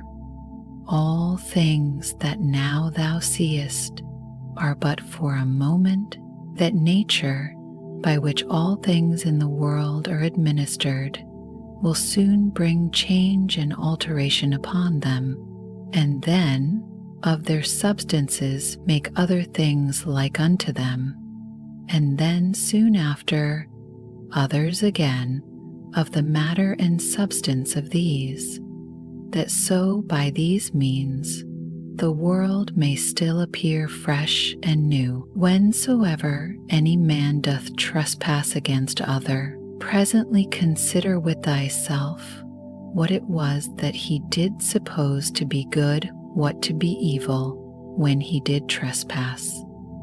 For this, when thou knowest, thou wilt pity him. Thou wilt have no occasion either to wonder or to be angry, for either thou thyself dost yet live in that error and ignorance, as that thou dost suppose either that very thing that he doth, or some other like worldly thing, to be good, and so thou art bound to pardon him if he have done that which thou in the like case wouldst have done thyself. Or if so be that thou dost not any more suppose the same things to be good or evil that he doth, how canst thou but be gentle unto him that is in an error? Fancy not to thyself things future, as though they were present, but of those that are present take some aside that thou takest most benefit of, and consider of them particularly how wonderfully thou wouldst want them if they were not present. But take heed withal, lest thou, whilst thou dost settle thy contentment in things present, thou grow in time so to overprize them, as that the want of them, whensoever it shall so fall out, should be a trouble and a vexation unto thee. Wind up thyself into thyself. Such is the nature of thy reasonable commanding part, as that if it exercise justice, and have by that means tranquillity within itself, it doth rest fully satisfied with itself, without any other thing. Wipe off all opinion, stay the force and violence of unreasonable lusts and affections. Circumscribe the present time. Examine whatsoever it be that is happened, either to thyself or to another. Divide all present objects, either in that which is formal or material. Think of the last hour, that which thy neighbor hath committed. Where the guilt of it lieth, there let it rest. Examine in order whatsoever is spoken. Let thy mind penetrate both into the effects and into the causes. Rejoice thyself with true simplicity and modesty, and that all middle things between virtue and vice are indifferent unto thee. Finally, love mankind, obey God. All things, saith he, are by certain order and appointment. And what of the elements? It will suffice to remember that all things in general are by certain order and appointment. or if it be but few, and as concerning death, that either dispersion, or the atoms, or annihilation, or extinction, or translation will ensue, and as concerning pain, that that which is intolerable is soon ended by death, and that which holds long must needs be tolerable, and that the mind in the meantime, which is all in all, may, by way of interclusion or interception, by stopping all manner of commerce and sympathy with the body, still retain its own tranquility. Thy understanding is not made worse by it. As for those parts that suffer, let them, if they can, declare their grief themselves. As for praise and commendation, view their mind and understanding, what estate they are in, what kind of things they fly, and what things they seek after. And that, as in the seaside, whatsoever was before to be seen is by the continual succession of new heaps of sand, cast up one upon another, soon hid and covered. So in this life, all former things by those which immediately succeed out of Plato. He then whose mind is endowed with true magnanimity, who hath accustomed himself to the contemplation both of all times and of all things in general, can this mortal life, thinkest thou, seem any great matter unto him? It is not possible, answered he. Then neither will such a one account death a grievous thing, by no means. Out of Antisthenes. It is a princely thing to do well, and to be ill spoken of. It is a shameful thing that the face should be subject unto the mind, to be put into what shape it will, and to be dressed by it as it will, and that the mind should not bestow so much care upon herself as to fashion herself, and to dress herself as best becometh her. Out of several poets and comics, it will but little avail thee to turn thine anger and indignation upon the things themselves that have fallen across unto thee. For as for them, they are not sensible of it, and see, thou shalt but make thyself a laughing stock, both unto the gods and men, and see, our life is reaped like a ripe ear of corn. One is yet standing and another is down, and see. But if so be that I and my children be neglected by the gods, there is some reason even for that. And see, as long as right and equity is of my side, and see, not to lament with them, not to tremble, and see, out of Plato. My answer, full of justice and equity, should be this: thy speech is not right, O man, if thou supposest that he that is of any worth at all should apprehend either life or death as a matter of great hazard and danger, and should not make this rather his only care, to examine his own actions, whether just or unjust, whether actions of a good or of a wicked man, and see. For thus in very truth stands the case, O ye men of Athens, what place or station soever a man either hath chosen to himself, judging it best for himself, or is by lawful authority put and settled in, therein do I think, all appearance of danger notwithstanding, that he should continue as one who feareth neither death nor anything else, so much as he feareth to commit anything that is vicious and shameful.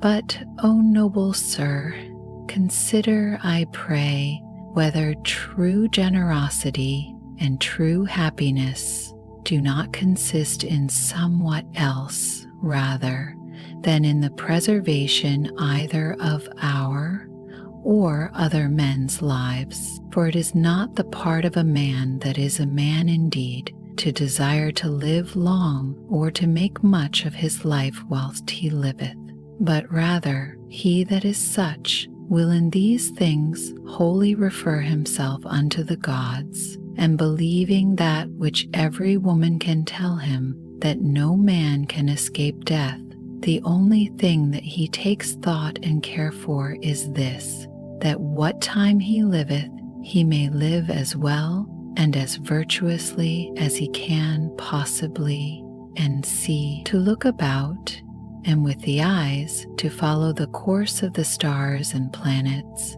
as though thou wouldst run with them, and to mind perpetually the several changes of the elements one into another. For such fancies and imaginations help much to purge away the dross and filth of this our earthly life. That also is a fine passage of Plato's, where he speaketh of worldly things in these words, Thou must also, as from some higher place, look down, as it were, upon the things of this world, as flocks, armies, husbandmen's labors, marriages, divorces, generations, deaths, the tumults of courts and places of judicatures, desert places, the several nations of barbarians, public festivals, mournings, fairs, markets, how all things upon earth are pell-mell, and how miraculously things contrary one to another concur to the beauty and perfection of this universe. To look back upon things of former ages as upon the manifold changes and conversions of several monarchies and commonwealths. We may also foresee things future, for they shall all be of the same kind.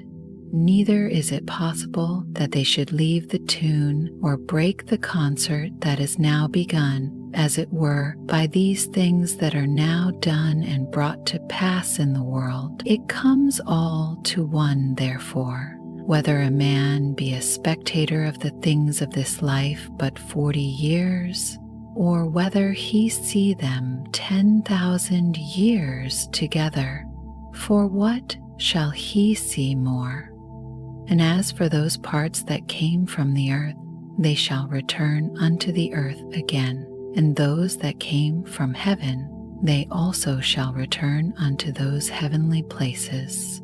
Whether it be a mere dissolution and unbinding of the manifold intricacies and entanglements of the confused atoms, or some such dispersion of the simple and incorruptible elements, with meats and drinks and divers charms, they seek to divert the channel that they might not die. Yet must we needs endure that blast of wind that cometh from above, though we toil and labor never so much. He hath a stronger body, and is a better wrestler than I.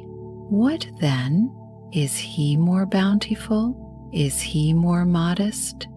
Doth he bear all adverse chances with more equanimity, or with his neighbor's offenses with more meekness and gentleness than I? Where the matter may be effected agreeably to that reason, which both unto the gods and men is common, there can be no just cause of grief or sorrow. For where the fruit and benefit of an action well begun and prosecuted according to the proper constitution of man may be reaped and obtained, or is sure and certain, it is against reason that any damage should there be suspected in all places and at all times. It is in thy power religiously to embrace whatsoever by God's appointment is happened unto thee, and justly to converse with those men whom thou hast to do with, and accurately to examine every fancy that presents itself, that nothing may slip and steal in, before thou hast rightly apprehended the true nature of it. Look not about upon other men's minds and understandings, but look right on forwards, whither nature, both that of the universe, in those things that happen unto thee, and thine in particular, in those things that are done by thee, doth lead and direct thee. Now, every one is bound to do that which is consequent and agreeable to that end, which by his true natural constitution he was ordained unto. As for all other things, they are ordained for the use of reasonable creatures. As in all things we see that that which is worse and inferior is made for that which is better. Reasonable creatures, they are ordained one for another, that therefore which is chief in every man's constitution is that he intend the common good. The second is that he yield not to any lusts and motions of the flesh, for it is the part and privilege of the reasonable and intellective faculty that she can so bound herself as that neither the sensitive nor the appetitive faculties may not any ways prevail upon her, for both these are brutish, and therefore over both she challengeth mastery, and cannot any ways endure, if in her right temper, to be subject unto either, and this indeed most justly, for by nature she was ordained to command all in the body. The third thing proper to man by his constitution is to avoid all rashness and precipitancy, and not to be subject to error. To these things, then, let the mind apply herself and go straight on, without any distraction about other things, and she hath her end, and by consequent her happiness. As one who had lived, and were now to die by right, whatsoever is yet remaining, bestow that wholly as a gracious overplus upon a virtuous life. Love and affect that only, whatsoever it be that happeneth, and is by the fates appointed unto thee. For what can be more reasonable? And as anything doth happen unto thee by way of cross or calamity, call to mind presently, and set before thine eyes the examples of some other men, to whom the self same thing did once happen likewise. Well, what did they? They grieved, they wondered, they complained, and where are they now? All dead and gone. Wilt thou also be like one of them?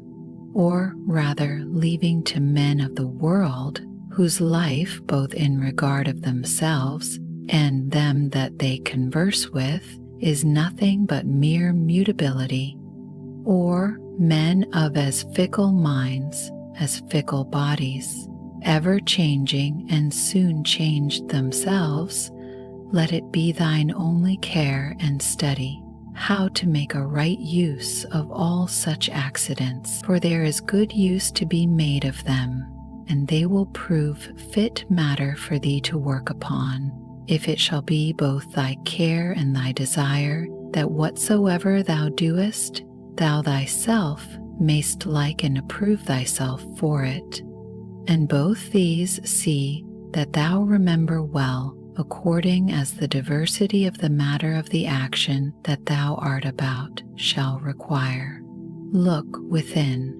Within is the fountain of all good, such a fountain where springing waters can never fail. So thou dig still deeper and deeper. Thou must use thyself also to keep thy body fixed and steady, free from all loose fluctuant either motion or posture, and as upon thy face and looks thy mind hath easily power over them to keep them to that which is grave and decent, so let it challenge the same power over the whole body also. But so observe all things in this kind, as that it be without any manner of affectation. The art of true living in this world is more like a wrestler's than a dancer's practice, for in this they both agree, to teach a man whatsoever falls upon him, that he may be ready for it, and that nothing may cast him down. Thou must continually ponder and consider with thyself what manner of men they be, and for their minds and understandings what is their present estate, whose good word and testimony thou dost desire. For then neither wilt thou see cause to complain of them that offend against their wills, or find any want of their applause, if once thou dost but penetrate into the true force and ground both of their opinions and of their desires. No soul, saith he, is willingly bereft of the truth, and by consequent neither of justice or temperance or kindness and mildness, nor of anything that is of the same kind. It is most needful that thou shouldst always remember this, for so shalt thou be far more gentle and moderate towards all men. What pain soever thou art in, let this presently come to thy mind, that it is not a thing whereof thou needest to be ashamed, neither is it a thing whereby thy understanding, that hath the government of all, can be made worse. For neither in regard of the substance of it, nor in regard of the end of it, which is to intend the common good, can it alter and corrupt it. This also of Epicurus mayst thou in most pains find some help of, that it is neither intolerable nor eternal. So thou keep thyself to the true bounds and limits of reason, and give not way to opinion. This also thou must consider, that many things there be, which oftentimes unsensibly trouble and vex thee, as not armed against them with patience, because they go not ordinarily under the name of pains, which in very deed are of the same nature as pain, as to slumber unquietly, to suffer heat, to want appetite. When therefore any of these things make thee discontented, check thyself with these words: Now hath pain given thee the foil, thy courage hath failed thee. Take heed lest at any time thou stand so affected, though towards unnatural evil men, as ordinary men are commonly one towards another. How know we whether Socrates were so eminent indeed, and of so extraordinary a disposition, for that he died more gloriously, that he disputed with the sophists more subtlety, that he watched in the frost more assiduously, that, being commanded to fetch innocent Salaminius, he refused to do it more generously? All this will not serve, nor that he walked in the streets with much gravity and majesty, as was objected unto him by his adversaries, which, nevertheless, a man may well doubt of, whether it were so or no, or, which above all the rest, if so be that it were true, a man would well consider of, whether commendable or discommendable. The thing, therefore, that we must inquire into is this: what manner of soul Socrates had, whether his disposition was such as that all that he stood upon and sought after in this world was barely this, that he might ever carry himself justly towards men and holily towards the gods, neither vexing himself to no purpose at the wickedness of others, nor yet ever condescending to any man's evil fact or evil intentions, through either fear or engagement of friendship, whether of those things that happened unto him by God's appointment. He neither did wonder at any when it did happen, or thought it intolerable in the trial of it. And lastly, whether he never did suffer his mind to sympathize with the senses and affections of the body, For we must not think that nature hath so mixed and tempered it with the body as that she hath not power to circumscribe herself, and by herself to intend her own ends and occasion. For it is a thing very possible that a man should be a very divine man and yet be altogether unknown.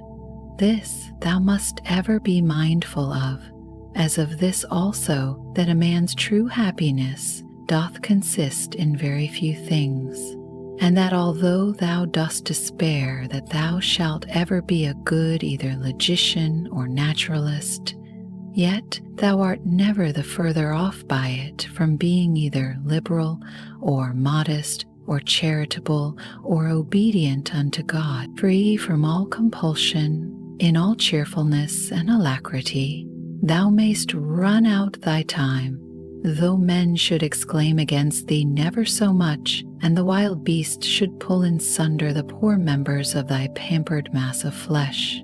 For what in either of these, or the like cases, should hinder the mind to retain her own rest and tranquillity, consisting both in the right judgment of those things that happen unto her, and in the ready use of all present matters and occasions, so that her judgment may say to that which is befallen her by way of cross, This thou art in very deed, and according to thy true nature, notwithstanding that in the judgment of opinion thou dost appear otherwise, and her discretion to the present object, thou art that which I sought for.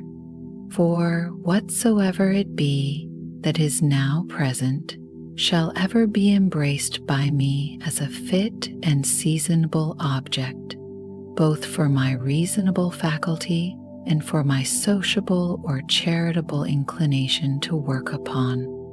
And that which is principal in this matter is that it may be referred either unto the praise of God or to the good of men. For either unto God or man, whatsoever it is that doth happen in the world hath in the ordinary course of nature its proper reference. Neither is there anything that in regard of nature is either new or reluctant and intractable, but all things both usual and easy.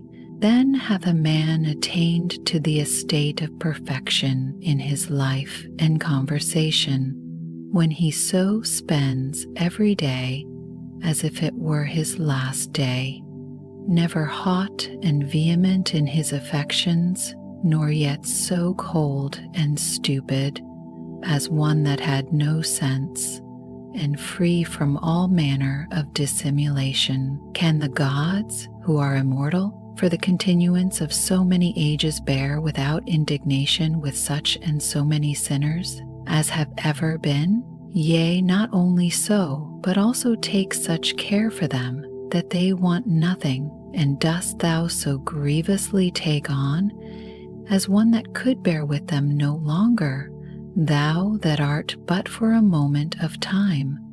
Yea, thou that art one of those sinners thyself. A very ridiculous thing it is that any man should dispense with vice and wickedness in himself, which is in his power to restrain, and should go about to suppress it in others, which is altogether impossible. What object soever our reasonable and sociable faculty doth meet with that affords nothing either for the satisfaction of reason or for the practice of charity, she worthily doth think unworthy of herself. When thou hast done well, and another is benefited by thy action, must thou, like a very fool, look for a third thing besides, as that it may appear unto others also that thou hast done well, or that thou mayest in time receive one good turn for another?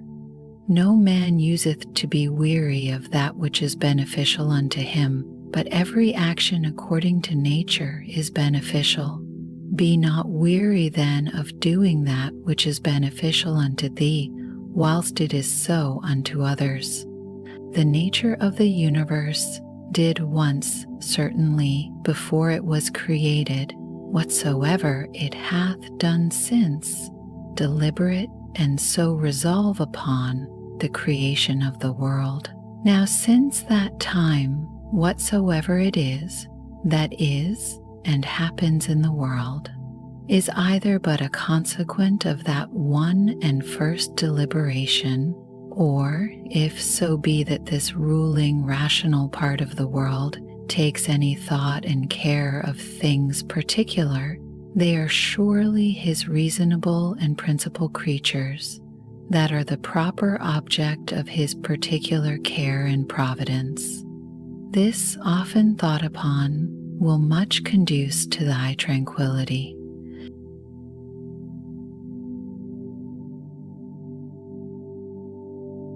The 8th book. This also, among other things, may serve to keep thee from vainglory, if thou shalt consider that thou art now altogether incapable of the commendation of one who all his life long, or from his youth at least, hath lived a philosopher's life.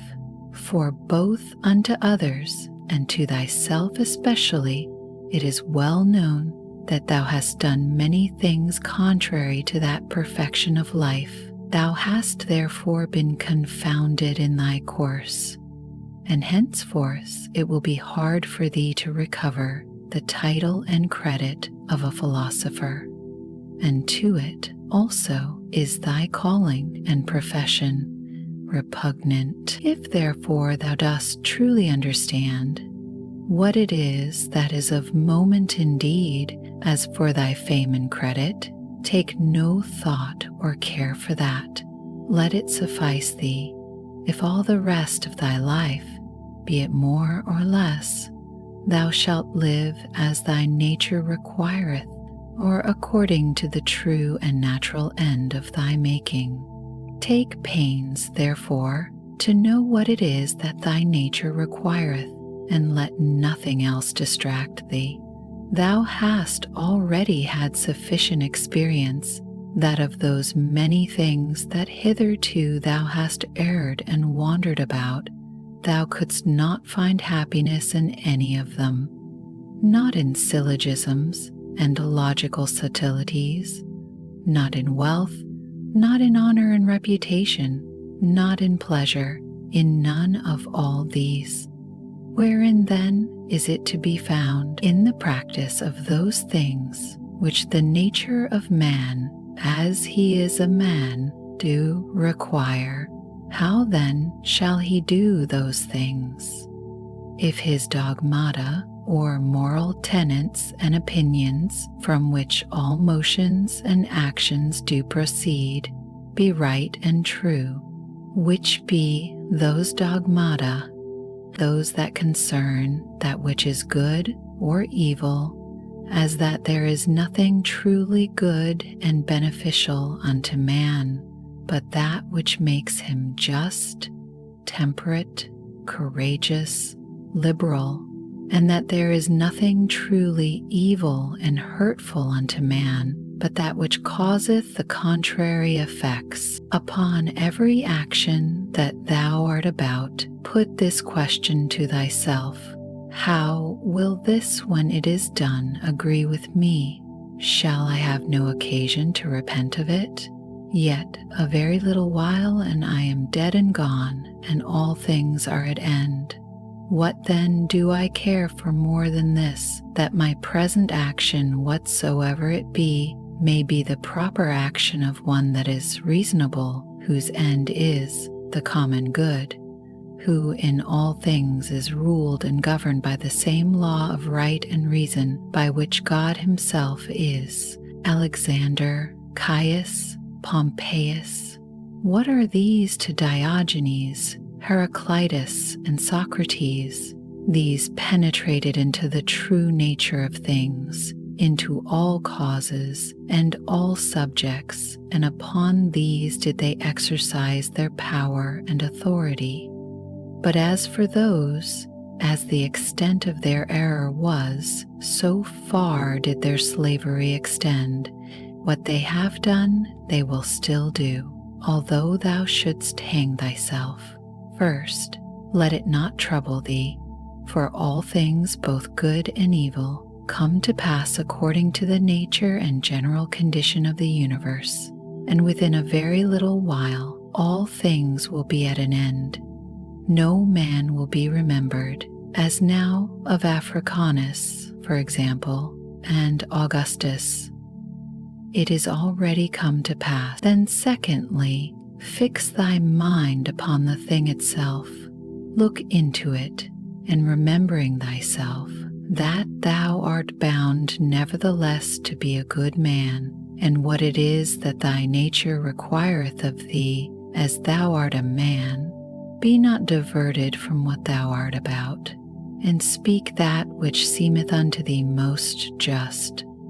Only speak it kindly, modestly, and without hypocrisy. That which the nature of the universe doth busy herself about is that which is here, to transfer it thither, to change it, and thence again to take it away and to carry it to another place, so that thou needest not fear any new thing, for all things are usual and ordinary, and all things are disposed by equality. Every particular nature hath content when in its own proper course it speeds. A reasonable nature doth then speed, when first in matter of fancies and imaginations it gives no consent to that which is either false, uncertain. Secondly, when in all its motions and resolutions it takes its level at the common good only, and that it desireth nothing, and flieth from nothing but what is in its own power to compass or avoid. And lastly, when it willingly and gladly embraceth whatsoever is dealt and appointed unto it by the common nature. For it is part of it, even as the nature of any one leaf is part of the common nature of all plants and trees, but that the nature of a leaf is part of a nature both unreasonable and unsensible, and which in its proper end may be hindered, or which is servile and slavish, whereas the nature of man is part of a common nature which cannot be hindered, and which is both reasonable and just.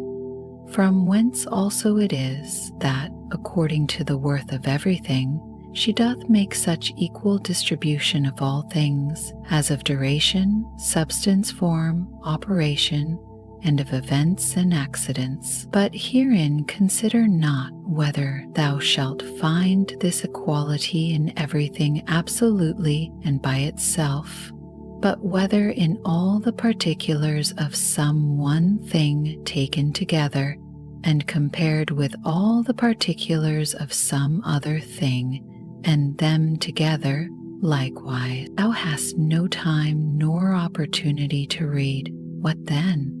Hast thou not time and opportunity to exercise thyself, not to wrong thyself, to strive against all carnal pleasures and pains, and to get the upper hand of them, to contemn honor and vainglory, and not only not to be angry with them, whom towards thee thou doest find unsensible and unthankful, but also to have a care of them still, and of their welfare. Forbear henceforth to complain of the trouble of a courtly life, either in public before others, or in private by thyself. Repentance is an inward and self-reprehension for the neglect or omission of somewhat that was profitable. Now whatsoever is good is also profitable, and it is the part of an honest, virtuous man to set by it and to make reckoning of it accordingly. But never did any honest, virtuous man repent of the neglect or omission of any carnal pleasure. No carnal pleasure then is either good or profitable. This, what is it in itself and by itself, according to its proper constitution? What is the substance of it? What is the matter or proper use? What is the form or efficient cause? What is it for in this world, and how long will it abide? Thus must thou examine all things that present themselves unto thee when thou art hard to be stirred up and awaked out of thy sleep. Admonish thyself and call to mind that to perform actions tending to the common good is that which thine own proper constitution and that which the nature of man do require. But to sleep is common to unreasonable creatures also, and what more proper and natural, yea, what more kind and pleasing, than that which is according to nature, as every fancy and imagination presents itself unto thee? Consider, if it be possible, the true nature and the proper qualities of it, and reason with thyself about it. At thy first encounter with any one, say presently to thyself, this man, what are his opinions concerning that which is good or evil, as concerning pain, pleasure, and the causes of both, concerning honor and dishonor, concerning life and death, thus and thus. Now, if it be no wonder that a man should have such and such opinions, how can it be a wonder that he should do such and such things? I will remember then that he cannot but do as he doth, holding those opinions that he doth. Remember that as it is a shame for any man to wonder that a fig tree should bear figs, so also to wonder that the world should bear anything, whatsoever it is, which in the ordinary course of nature it may bear. To a physician also, and to a pilot, it is a shame, either for the one to wonder that such and such a one should have an ague, or for the other that the winds should prove contrary. Remember that to change thy mind upon occasion, and to follow him that is able to rectify thee, is equally ingenious, as to find out at the first what is right and just without help. For of thee nothing is required. T is beyond the extent of thine own deliberation and merit, and of thine own understanding. If it were thine act and in thine own power, wouldest thou do it? If it were not, whom dost tin accuse, the atoms or the gods? For to do either the part of a madman. Thou must therefore blame nobody, but if it be in thy power, redress what is amiss. If it be not, to what end is it to complain? For nothing should be done but to some certain end. Whatsoever dieth and falleth, however and wheresoever it die and fall, it cannot fall out of the world. Here it hath its abode and change. Here also shall it have its dissolution into its proper elements. The same are the world's elements, and the elements of which thou dost consist, and they, when they are changed, they murmur not. Why shouldest thou? Whatsoever is, was made for something, as a horse, a vine. Why wonderest thou? The sun itself will say of itself, I was made for something, and so hath every god its proper function.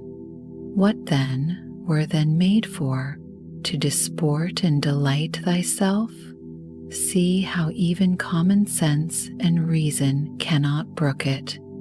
Nature hath its end as well in the end and final consummation of anything that is, as in the begin 9, and continuation of it, as one that tosseth up a ball. And what is a ball the better if the motion of it be upwards, or the worse if it be downwards, or if it chance to fall upon the ground? So for the bubble, if it continue, what it the better, And if it dissolve, what is it the worse? And so is it of a candle too. And so must thou reason with thyself, both in matter of fame and in matter of death. For as for the body itself, the subject of death, wouldest thou know the vileness of it, turn it about that thou mayest behold it, the worst sides upwards as well as in its more ordinary pleasant shape. How doth it look when it is old and withered, when sick and pained, when in the act of lust and fornication? And as for fame, this life is short, both he that praiseth and he that is praised, he that remembers and he that is remembered, will soon be dust and ashes. Besides, it is but in one corner of this part of the world that thou art praised, and yet in this corner thou hast not the joint praises of all men, no, nor scarce of any one constantly. And yet the whole earth itself, what is it but as one point in regard of the whole world? That which must be the subject of thy consideration is either the matter itself, or the dogma, or the operation, or the true sense and signification. Most justly have these things happened unto thee. Why dost not thou amend? Oh, but thou hadst rather become good tomorrow than to be so today. Shall I do it? I will. So the end of my action be to do good unto men. Doth anything by way of cross or adversity happen unto me? I accept it with reference unto the gods and their providence, the fountain of all things, from which whatsoever comes to pass doth hang and depend. By one action judge of the rest. This bathing, which usually takes up so much of our time, what is it? Oil, sweat, filth, or the swords of the body, an excrementitious viscosity, the excrements of oil and other ointments used about the body, and mixed with the swords of the body, all base and loathsome. And such almost is every part of our life, and every worldly object. Lucilla buried Verus. Then was Lucilla herself buried by others. So Secunda Maximus. Then Secunda herself. So Epitentinus, Diotimus. Then Epitentinus himself. So Antoninus Pius, Faustina his wife, then Antoninus himself. This is the course of the world. First Celer Adrianus, then Adrianus himself, and those austere ones, those that foretold other men's deaths, those that were so proud and stately, where are they now? Those austere ones, I mean, such as were Charax, and Demetrius the Platonic, and Eudaimon, and others like unto those. They were all but for one day, all dead and gone long since, some of them no sooner dead than forgotten, others soon turned into fables. Of others even that which was fabulous is now long since forgotten. This thereafter thou must remember, that whatsoever thou art compounded of shall soon be dispersed, and that thy life and breath or thy soul shall either be no more, or shall translated and appointed to some certain place and station. The true joy of a man is to do that which properly belongs unto a man. That which is most proper unto a man is first to be kindly affected towards them that are of the same kind and nature as he is himself, to contemn all sensual motions and appetites, to discern rightly all plausible fancies and imaginations, to contemplate the nature of the universe, both it and things that are done in it, in which kind of contemplation 3 several relations are to be observed. The first to the apparent secondary cause, the second to the first original cause, God, from whom originally proceeds whatsoever doth happen in the world, the third and last to them that we live and converse with, what use may be made of it, to their use and benefit. If pain be an evil, either it is in regard of the body, and that cannot be, because the body of itself is altogether insensible, or in regard of the soul, but it is in the power of the soul to preserve her own peace and tranquility, and not to suppose that pain is evil. For all judgment and deliberation, all prosecution or aversation is from within, whither the sense of evil, except it be let in by opinion, cannot penetrate.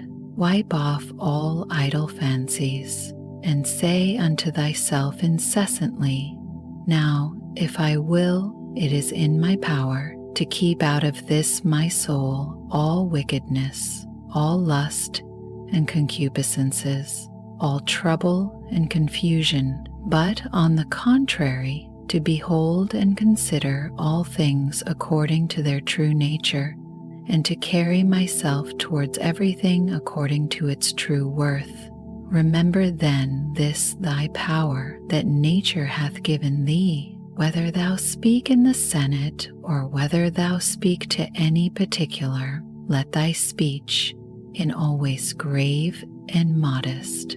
But thou must not openly and vulgarly observe that sound and exact form of speaking concerning that which is truly good and truly civil, the vanity of the world and of worldly men, which otherwise truth and reason doth prescribe.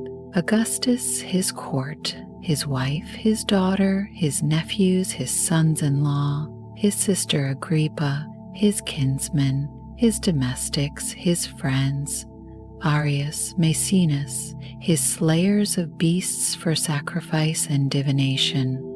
There thou hast the death of a whole court together. Proceed now on to the rest that have been since that of Augustus. Hath death dwelt with them otherwise, though so many and so stately whilst they lived, than it doth use to deal with any one particular man? Consider now the death of a whole kindred and family, as of that of the Pompeys, as that also that useth to be written upon some monuments, he was the last of his own kindred. O what care did his predecessors take that they might leave a successor? Yet behold, at last one or other must of necessity be the last. Here again therefore consider the death of a whole kindred. Contract thy whole life to the measure and proportion of one single action. And if in every particular action thou dost perform what is fitting to the utmost of thy power, let it suffice thee. And who can hinder thee but that thou mayest perform what is fitting? But there may be some outward let and impediment, not any that can hinder thee, but that whatsoever thou dost, thou may do it justly, temperately, and with the praise of God. Yea, but there may be somewhat whereby some operation or other of thine may be hindered, and then with that very thing that doth hinder, thou mayst he well pleased, and so by this gentle and equanimous conversion of thy mind unto that which may be, instead of that which at first thou didst intend, in the room of that former action there succeedeth another, which agrees as well with this contraction of thy life that we now speak of. Receive temporal blessings without ostentation, when they are sent, and thou shalt be able to part with them with all readiness and facility when they are taken from thee again. If ever thou sawest either a hand or a foot or a head lying by itself in some place or other, as cut off from the rest of the body, such must thou conceive him to make himself, as much as in him lieth that either is offended with anything that has happened, whatsoever it be, and as it were divides himself from it, or that commits anything against the natural law of mutual correspondence and society among men, or he that commits any act of uncharitableness. Whosoever thou art such. Thou art cast forth, I know not whither, out of the general unity, which is according to nature. Thou went born indeed apart, but now thou hast cut thyself off. However, herein is matter of joy and exultation, that thou mayst be united again. God hath not granted it unto any other part, that once separated and cut off, it might be reunited and come together again. But behold, that goodness, how great and immense it is, which hath so much esteemed man, as at first he was so made that he needed not, except he would himself have divided himself from the whole. So once divided and cut off, it hath so provided and ordered it, that if he would himself, he might return and grow together again, and be admitted into its former rank and place of a part, as he was before. As almost all her other faculties and properties, the nature of the universe hath imparted unto every reasonable creature, so this in particular we have received from her, that as whatsoever doth oppose itself unto her, and doth withstand her in her purposes and intentions, she doth, though against its will and intention, bring it about to herself, to serve herself of it in the execution of her own destinated end, and so by this, though not intended cooperation of it with herself, makes it part of herself, whether it will or no. So may every reasonable creature, what crosses and impediments soever it meets with in the course of this mortal life, it may use them as fit and proper objects to the furtherance of whatsoever it intended and absolutely proposed unto itself as its natural end and happiness. Let not the general representation unto thyself of the wretchedness of this our mortal life trouble thee. Let not thy mind wander up and down, and heap together in her thoughts the many troubles and grievous calamities which thou art as subject unto as any other. But as everything in particular doth happen, put this question unto thyself, and say, what is it that in this present matter seems unto thee so intolerable? For thou wilt be ashamed to confess it. Then upon this presently call to mind that neither that which is future nor that which is past can hurt thee, but that only which is present, and that also is much lessened if thou dost lightly circumscribe it. And then check thy mind, if for so little a while, a mere instant, it cannot hold out with patience. What? Are either Penthea or Pergamus abiding to this day by their masters' tombs? Or either Chabrias or Diotimus by that of Adrianus? Oh, foolery! For what if they did? Would their masters be sensible of it? Or if sensible, would they be glad of it? Or if glad, were these immortal? Was not it appointed unto them also, both men and women, to become old in time, and then to die? And these once dead, what would become of these former?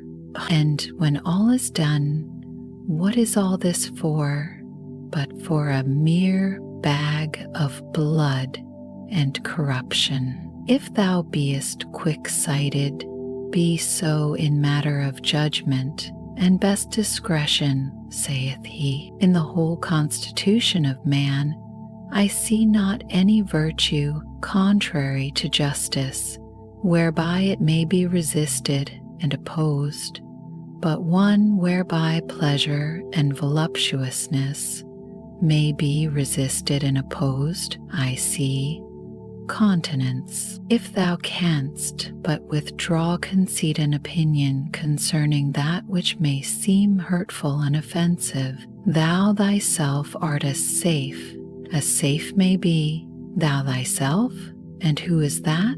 Thy reason. Yea, but I am not reason. Well, be it so. However, let not thy reason or understanding admit of grief, and if there be anything in thee that is grieved, let that, whatsoever it be, conceive its own grief if it can. That which is a hindrance of the senses is an evil to the sensitive nature. That which is a hindrance of the appetitive and prosecutive faculty is an evil to the sensitive nature.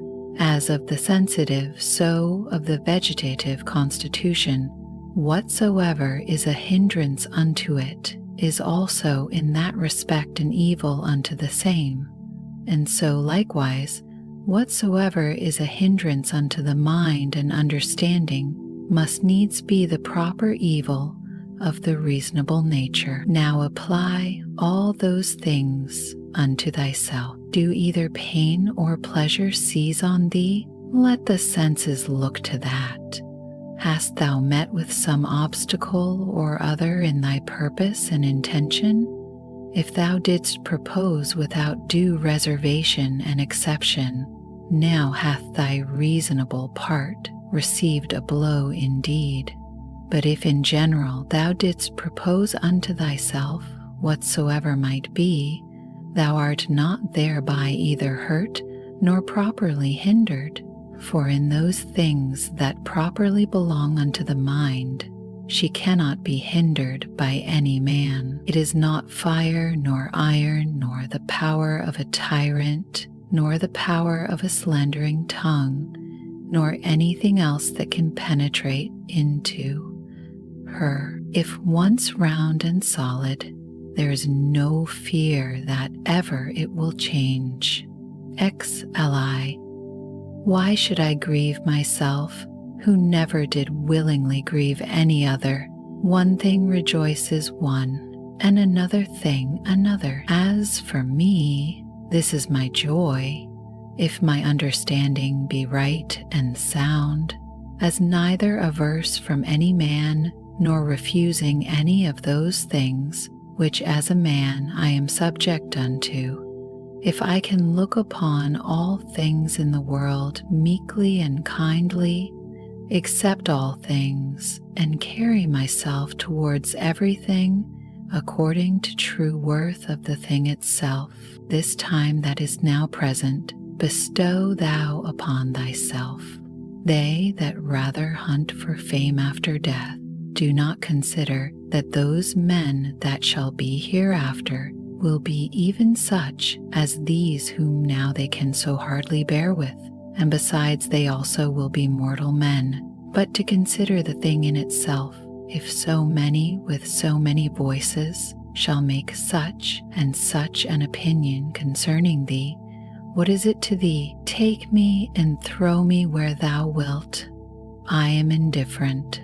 For there also I shall have that spirit which is within me propitious, that is, well pleased and fully contented, both in that constant disposition and with those particular actions, which to its own proper constitution are suitable and agreeable. Is this then a thing of that worth, that for it my soul should suffer and become worse than it was, as either basely dejected, or disordinately affected, or confounded within itself, or terrified? What can there be that thou shouldest so much esteem, Nothing can happen unto thee which is not incidental unto thee, as thou art a man, as nothing can happen either to an ox, a vine, or to a stone, which is not incidental unto them, unto every one in his own kind. If therefore nothing can happen unto anything which is not both usual and natural, why art thou displeased? Sure the common nature of all would not bring anything upon any that were intolerable. If therefore it be a thing external that causes thy grief, know that it is not that properly that doth cause it, but thine own conceit and opinion concerning the thing, which thou mayst rid thyself of when thou wilt. But if it be somewhat that is amiss in thine own disposition, that doth grieve thee, mayest thou not rectify thy moral tenets and opinions? But if it grieve thee, that thou do not perform that which seemeth unto thee right and just, why doest not thou choose rather to perform it than to grieve? But somewhat that is stronger than thyself doth hinder thee. Let it not grieve thee then, if it be not thy fault that the thing is not performed, yea, but it is a thing of that nature, as that thy life is not worth the while, except it may be performed. If it be so, upon condition that thou be kindly and lovingly disposed towards all men, thou mayest be gone. For even then, as much as at any time, art thou in a very good estate of performance, remember that thy mind is of that nature as that it becometh altogether unconquerable. When once recollected in herself, she seeks no other content than this, that she cannot be forced. Yea, though it so fall out that it be even against reason itself that it cloth bandy, how much less when by the help of reason she is able to judge of things with discretion. And therefore let thy chief fort and place of defense be a mind free from passion, a stronger place whereunto to make his refuge, and so to become impregnable. And better fortified than this hath no man. He that seeth not this is unlearned. He that seeth it and betaketh not himself to this place of refuge is unhappy. Keep thyself to the first bare and naked apprehensions of things, as they present themselves unto thee, and add not unto them. It is reported unto thee that such a one speaketh ill of thee. Well, that he speaketh ill of thee so much is reported, but that thou art hurt thereby is not reported. That is the addition of opinion, which thou must exclude. I see that my child is sick, that he is sick I see, but that he is in danger of his life also, I see it not. Thus thou must use to keep thyself to the first motions and apprehensions of things, as they present themselves outwardly, and add not unto them from within thyself through mere conceit and opinion. Or rather, add unto them, hut, as one that understandeth the true nature of all things that happen in the world. Is the cucumber bitter? Set it away. Brambles are in the way? Avoid them. Let this suffice. Add not presently, speaking unto thyself, what serve these things for in the world? For this, one that is acquainted with the mysteries of nature will laugh at thee for it, as a carpenter would, or a shoemaker, if meeting in either of their shops with some shavings, or small remnants of their work, thou shouldest blame them for it. And yet those men, it is not for want of a place where to throw them that they keep them in their shops for a while, but the nature of the universe hath no such outplace. But herein doth consist the wonder of her art and skill, that she, having once circumscribed herself within some certain bounds and limits, whatsoever is within her that seems either corrupted or old or unprofitable, she can change it into herself, and of these very things can make new things, so that she needeth not to seek elsewhere out of herself, either for a new supply of matter and substance, or for a place where to throw out whatsoever is irrecoverably putrid and corrupt. Thus she, as for place, so for matter and art, is herself sufficient unto herself, not to be slack and negligent, or loose and wanton in thy actions, nor contentious and troublesome in thy conversation, nor to rove and wander in thy fancies and imaginations, not basely to contract thy soul, nor boisterously to sally out with it, or furiously to launch out as it were, nor ever to want employment. They kill me, they cut my flesh, they persecute my person with curses. What then? May not thy mind for all this continue pure, prudent, temperate, just, as a fountain of sweet and clear water, though she be cursed by some stander by, yet do her springs nevertheless still run as sweet and clear as before? Yea, though either dirt or dung be thrown in, yet is it no sooner thrown than dispersed and she cleared. She cannot be dyed or infected by it. What then must I do that I may have within myself an overflowing fountain and not a well? Beget thyself by continual pains and endeavors to true liberty with charity, and true simplicity and modesty. He that knoweth not what the world is, knoweth not where he himself is. And he that knoweth not what the world was made for, cannot possibly know either what are the qualities or what is the nature of the world. Now he that in either of these is to seek for what he himself was made is ignorant also. What then dost thou think of that man who proposeth unto himself, as a matter of great moment, the noise and applause of men, who both where they are and what they are themselves are altogether ignorant?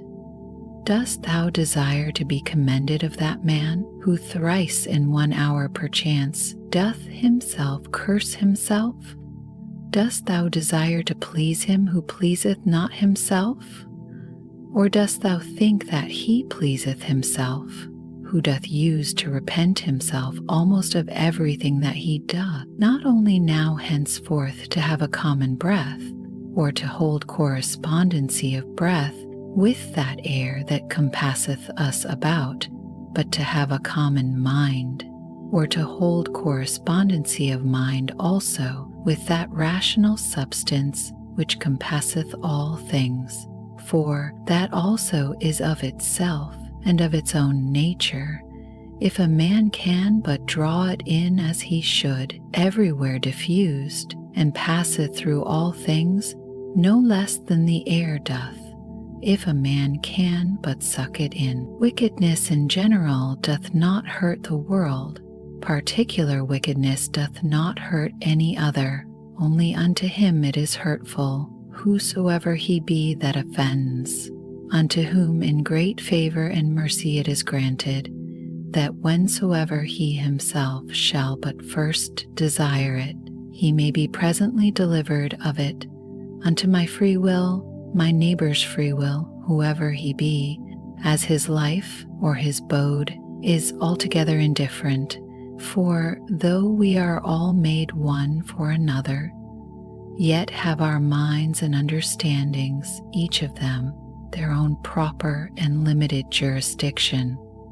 For else another man's wickedness might be my evil, which God would not have, that it might not be in another man's power to make me unhappy, which nothing now can do but mine own wickedness. The sun seemeth to be shed abroad, and indeed it is diffused, but not effused, for that diffusion of it is a tasis, or an extension. For therefore are the beams of it called actinist, from the word ektineste, to be stretched out and extended. Now, what a sunbeam is, thou mayest know if thou observe the light of the sun, when through some narrow hole it pierceth into some room that is dark. For it is always in a direct line, and, as by any solid body that it meets with in the way that is not penetrable by air, it is divided and abrupted, and yet neither slides off or falls down, but stayeth there nevertheless.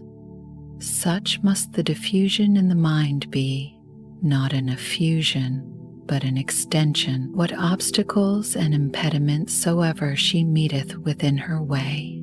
She must not violently and by way of an impetuous onset light upon them, neither must she fall down, but she must stand and give light unto that which doth admit of it.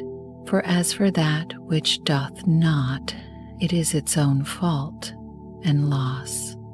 If it bereave itself of her light, he that feareth death either feareth that he shall have no sense at all, or that his senses will not be the same, whereas he should rather comfort himself that either no sense at all, and so no sense of evil, or if any sense, then another life, and so no death properly. All men are made one for another.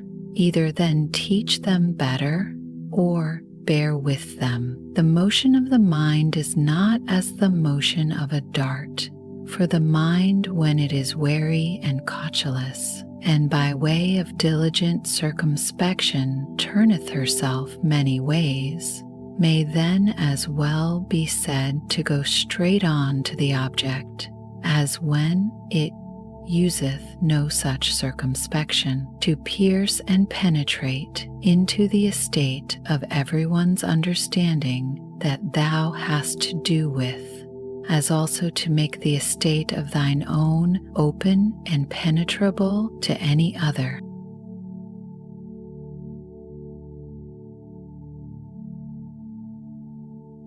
The 9th Book. He that is unjust is also impious.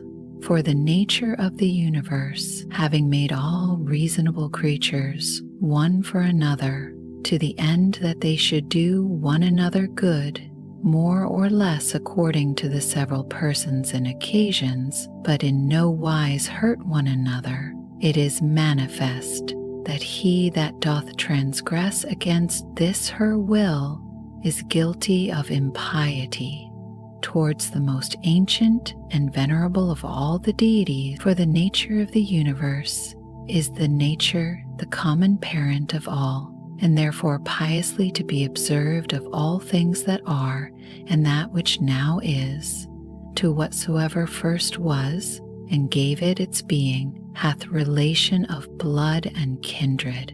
She is also called truth. He therefore that willingly and wittingly doth lie is impious in that he doth receive, and so commit injustice. But he that against his will, in that he disagree from the nature of the universe, and in that striving with the nature of the world, he doth in his particular violate the general order of the world. For he doth no better than strive and war against it, who contrary to his own nature applieth himself to that which is contrary to truth. For nature had before furnished him with instincts and opportunities sufficient for the attainment of it, which he, having hitherto neglected, is not now able to discern that which is false from that which is true. He also that pursues after pleasures as that which is truly good, and flies from pains as that which is truly evil, is impious. For such a one must of necessity oftentimes accuse that common nature as distributing many things both unto the evil and unto the good, not according to the deserts of either, as unto the bad oftentimes pleasures and the causes of pleasures, so unto the good pains and the occasions of pain again. He that feareth pains and crosses in this world feareth some of those things which some time or other must needs happen in the world, and that we have already showed to be impious. And he that pursueth after pleasures will not spare to compass his desires to do that which is unjust, and that is manifestly impious. Now those things which unto nature are equally indifferent, for she had not created both pain and pleasure, if both had not been unto her equally indifferent, they that will live according to nature must in those things, as being of the same mind and disposition that she is, be as equally indifferent. Whosoever therefore in either matter of pleasure and pain, death and life, honor and dishonor, which things nature in the administration of the world indifferently doth make use of, is not as indifferent, it is apparent that he is impious. When I say that common nature doth indifferently make use of them, my meaning is that they happen indifferently in the ordinary course of things, which, by a necessary consequence, whether as principal or accessory, come to pass in the world, according to that first and ancient deliberation of Providence, by which she from some certain beginning did resolve upon the creation of such a world, conceiving then in her womb, as it were, some certain rational generative seeds and faculties of things future, whether subjects, changes, successions, both such and such, and just so many, it were indeed more happy and comfortable for a man to depart out of this world, having lived all his life long clear from all falsehood, dissimulation, voluptuousness, and pride. But if this cannot be, yet it is some comfort for a man joyfully to depart as weary and out of love with those, rather than to desire to live and to continue long in those wicked courses. Hath not yet experience taught thee to fly from the plague? For a far greater plague is the corruption of the mind than any certain change and distemper of the common air can be. This is a plague of creatures, as they are living creatures, but that of men as they are men, or reasonable. Thou must not in matter of death carry thyself scornfully, but as one that is well pleased with it, as being one of those things that nature hath appointed.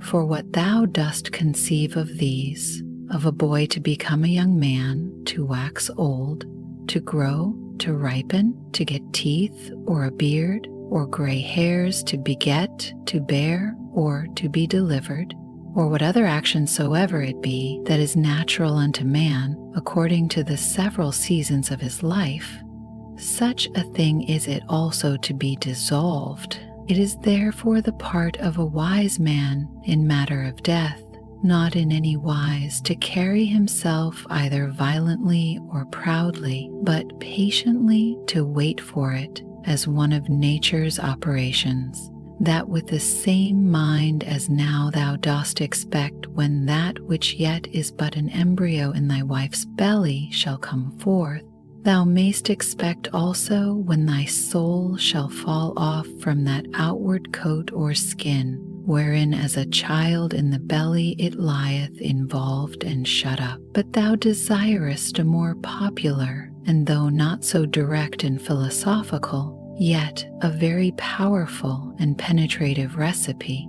against the fear of death. Nothing can make thee more willing to part with thy life than if thou shalt consider both what the subjects themselves are that thou shalt part with, and what manner of disposition thou shalt no more have to do with.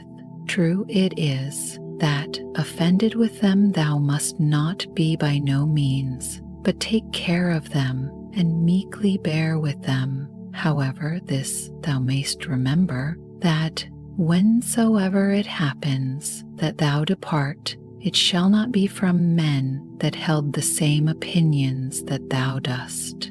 For that indeed, if it were so, is the only thing that might make thee averse from death, and willing to continue here, if it were that hap to live with men that had obtained the same belief that thou hast. But now, what a toil it is for thee to live with men of different opinions, thou seest, so that thou hast rather occasion to say, Hasten, I thee pray, O death, lest I also in time forget myself. He that sinneth, sinneth unto himself. He that is unjust hurts himself, in that he makes himself worse than he was before. Not he only that committeth, but he also that omitteth something, is oftentimes unjust. If my present apprehension of the object be right, and my present action charitable, and this, towards whatsoever doth proceed from God, be my present disposition to be well pleased with it, it suffices to wipe away fancy, to use deliberation, to quench concupiscence, to keep the mind free to herself. Of all unreasonable creatures, there is but one unreasonable soul, and of all that are reasonable, but one reasonable soul, divided betwixt them all. As of all earthly things, there is but one earth, and but one light that we see by, and but one air that we breathe in, as many as either breathe or see. Now whatsoever partakes of some common thing naturally affects and inclines unto that whereof it is part, being of one kind and nature with it. Whatsoever is earthly presseth downwards to the common earth. Whatsoever is liquid would flow together, and whatsoever is airy would be together likewise, so that without some obstacle and some kind of violence, they cannot well be kept asunder. Whatsoever is fiery doth not only by reason of the elementary fire tend upwards, but here also is so ready to join and to burn together, that whatsoever doth want sufficient moisture to make resistance is easily set on fire. Whatsoever therefore is partaker of that reasonable common nature naturally doth as much and more long after his own kind. For by how much in its own nature it excels all other things, by so much more is it desirous to be joined and united unto that which is of its own nature. As for unreasonable creatures then, they had not long been, but presently begun among them swarms and flocks and broods of young ones, in a kind of mutual love and affection. For though but unreasonable, yet a kind of soul these had, and therefore was that natural desire of union more strong and intense in them, as in creatures of a more excellent nature than either in plants or stones or trees. But among reasonable creatures begun commonwealths, friendships, families, public meetings, and even in their wars, conventions, and truces. Now among them that were yet of a more excellent nature, as the stars and planets, though by their nature far distant one from another, yet even among them began some mutual correspondency and unity. So proper is it to excellency in a high degree to effect unity, as that even in things so far distant it could operate unto a mutual sympathy. But now behold, what is now come to pass. Those creatures that are reasonable are now the only creatures that have forgotten their natural affection and inclination of one towards another. Among them alone of all other things that are of one kind, there is not to be found a general disposition to flow together. But though they fly from nature, yet are they stopped in their course and apprehended. Do they what they can, nature doth prevail, and so shalt thou confess, if thou dost observe it. For sooner mayst thou find a thing earthly, where no earthly thing is, than find a man that naturally can live by himself alone. Man, God, the world, every one in their kind, bear some fruits. All things have their proper time to bear. Though by custom the word itself is in a manner become proper unto the vine, and the like, yet is it so nevertheless as we have said. As for reason, that bears both common fruit for the use of others, and peculiar, which itself doth enjoy. Reason is of a diffusive nature. What itself is in itself, it begets in others, and so doth multiply. Either teach them better if it be in thy power, or if it be not, remember that for this use, to bear with them patiently, was mildness and goodness granted unto thee. The gods themselves are good unto such, yea, and in some things, as in matter of health, of wealth, of honor, are content often to further their endeavors. So good and gracious are they. And mightest thou not be so too? Or, tell me, what doth hinder thee? Labor not as one to whom it is appointed to be wretched, nor as one that either would be pitied or admired, but let this be thine only care and desire. So always and in all things to prosecute or to forbear, as the law of charity or mutual society doth require. This day I did come out of all my trouble, nay, I have cast out all my trouble.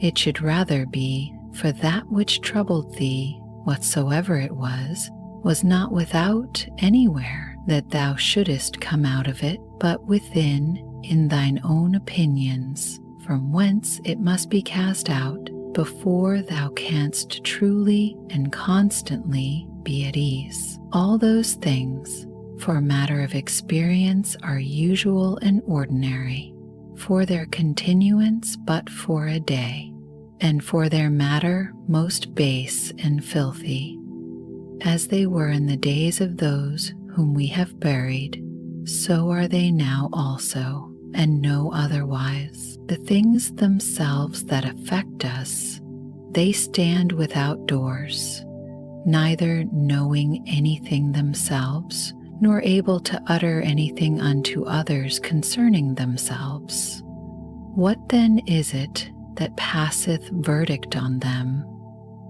The understanding, as virtue and wickedness consist not in passion, but in action, so neither doth the true good or evil of a reasonable charitable man consist in passion, but in operation and action. To the stone that is cast up, when it comes down, it is no hurt unto it, as neither benefit when it doth ascend. Sift their minds and understandings, and behold what men they be whom thou dost stand in fear of what they shall judge of thee, what they themselves judge of themselves. All things that are in the world are always in the estate of alteration.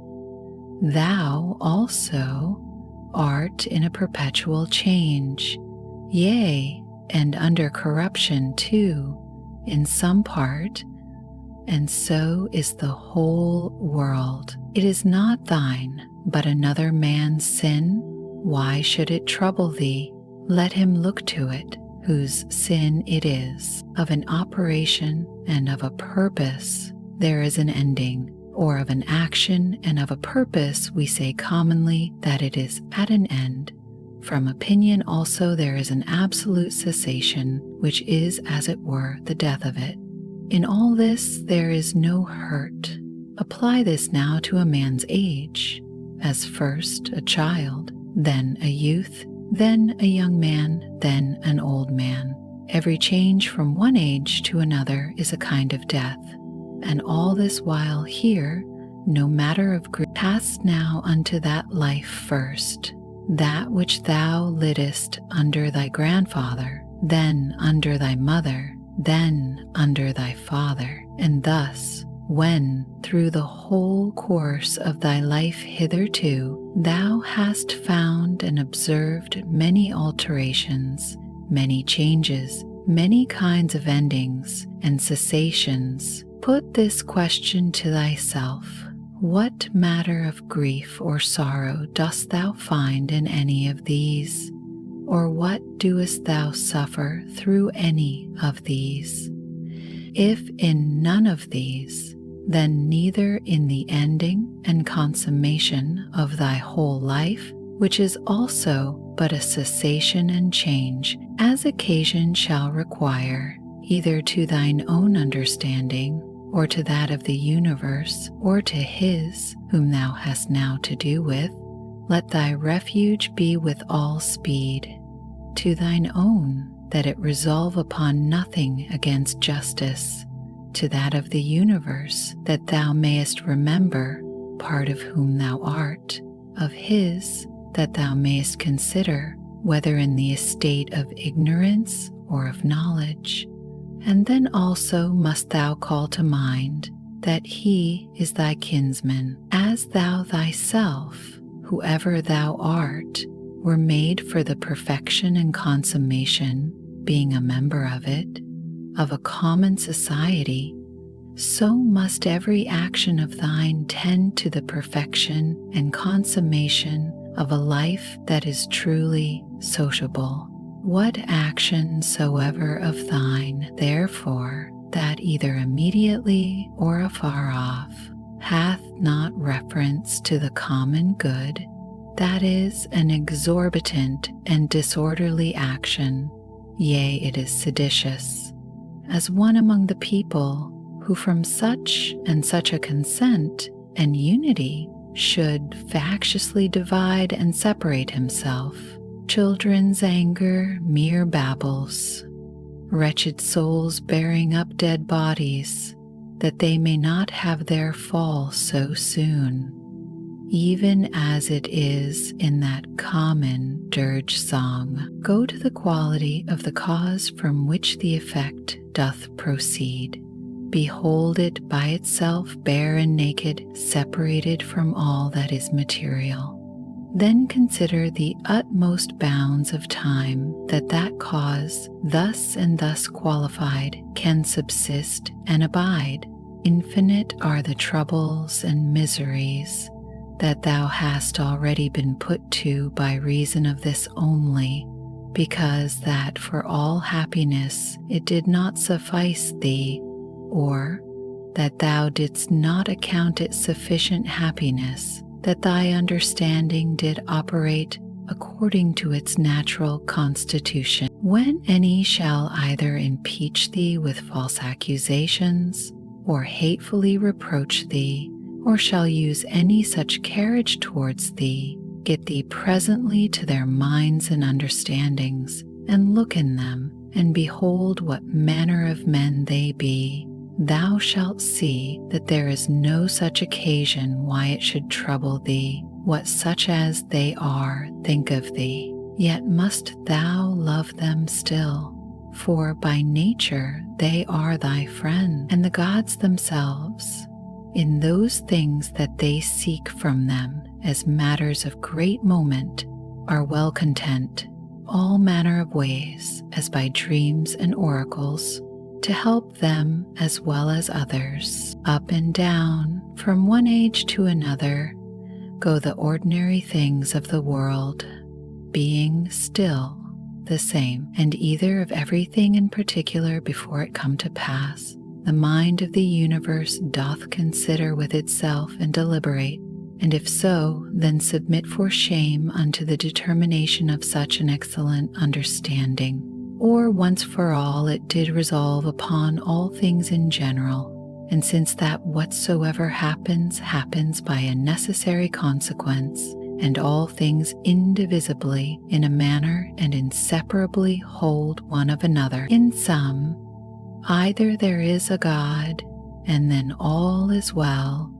or if all things go by chance and fortune, yet mayest thou use thine own providence in those things that concern thee properly, and then art thou well. Within a while the earth shall cover us all, and then she herself shall have her change, and then the course will be from one period of eternity unto another, and so a perpetual eternity.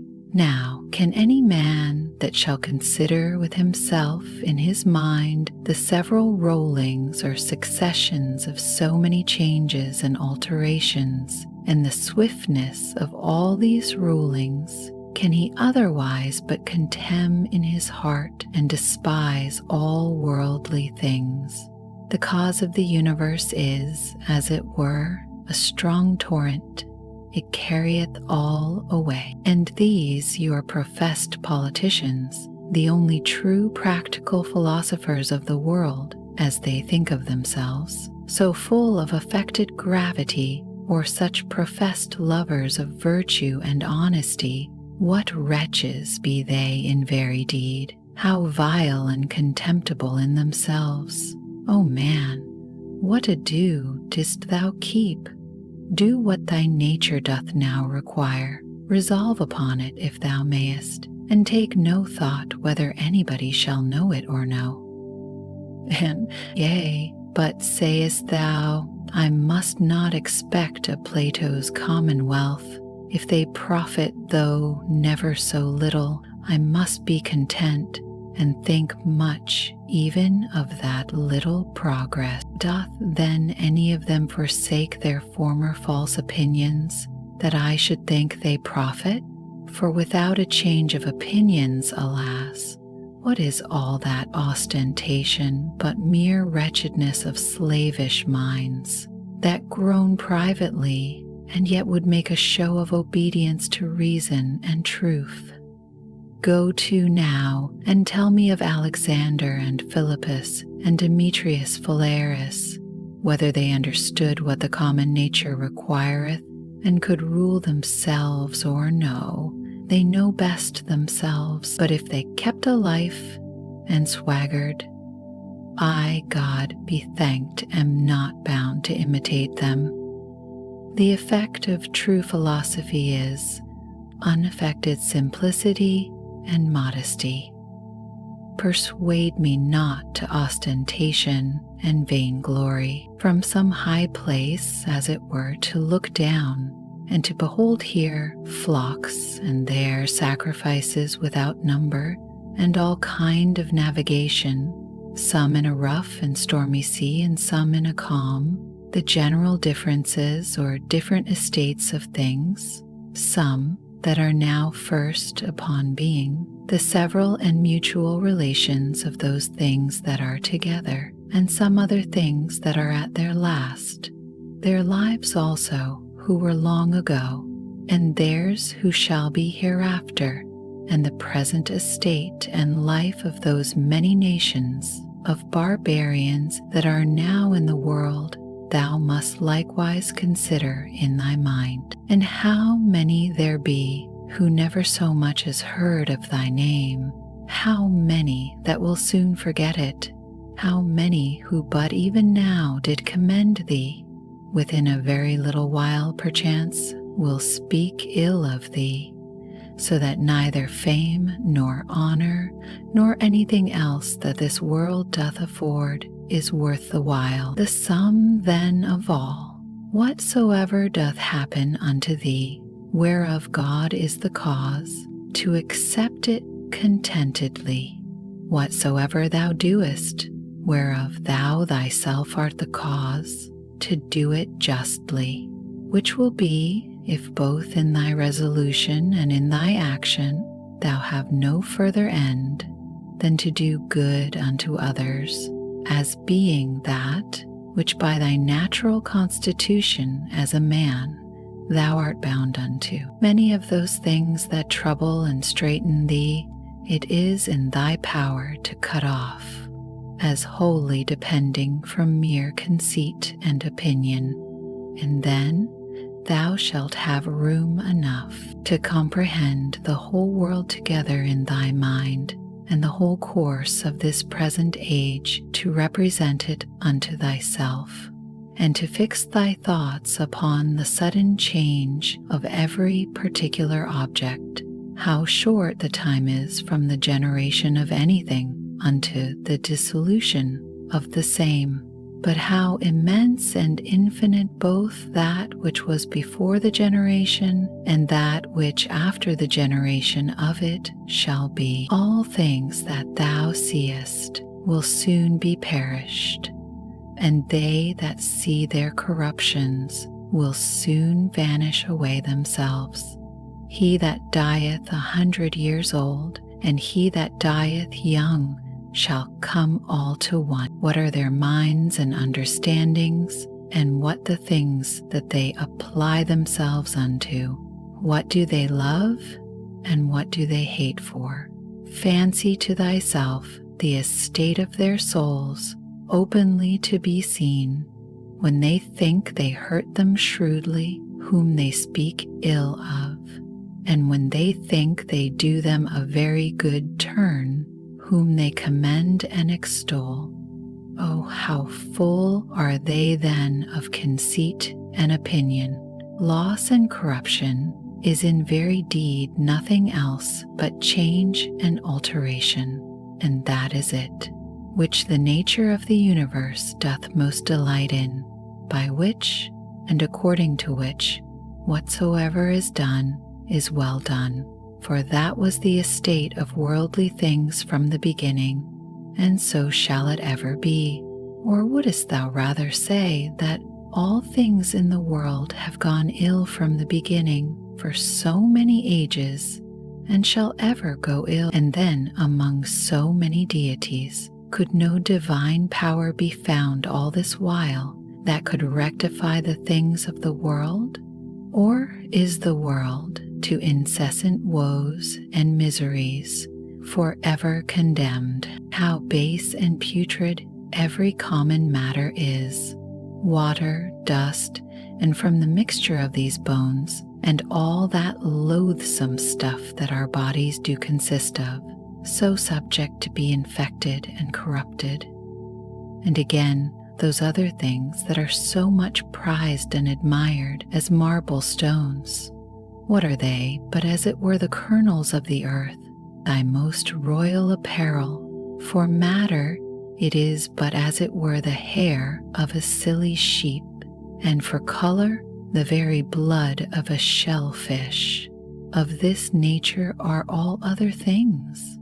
Thy life itself is some such thing too, a mere exhalation of blood, and it also apt to be changed into some other common thing. Will this querulousness, this murmuring, this complaining and dissembling never be at an end? What then is it that troubleth thee? Doth any new thing happen unto thee? What doest thou so wonder at? At the cause or the matter?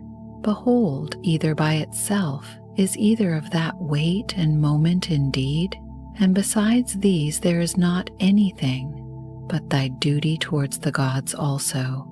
It is time thou shouldst acquit thyself of it with more goodness and simplicity. It is all one to see these things for 100 of years together, or but for 3 years. If he have sinned, his is the harm, not mine, but perchance he hath not. Either all things by the providence of reason happen unto every particular as a part of one general body, and then it is against reason that a part should complain of anything that happens for the good of the whole. Or if, according to Epicurus, atoms be the cause of all things, and that life be nothing else but an accidentary confusion of things, and death nothing else but a mere dispersion, and so of all other things, what doest thou trouble thyself for? Sayest thou unto that rational part,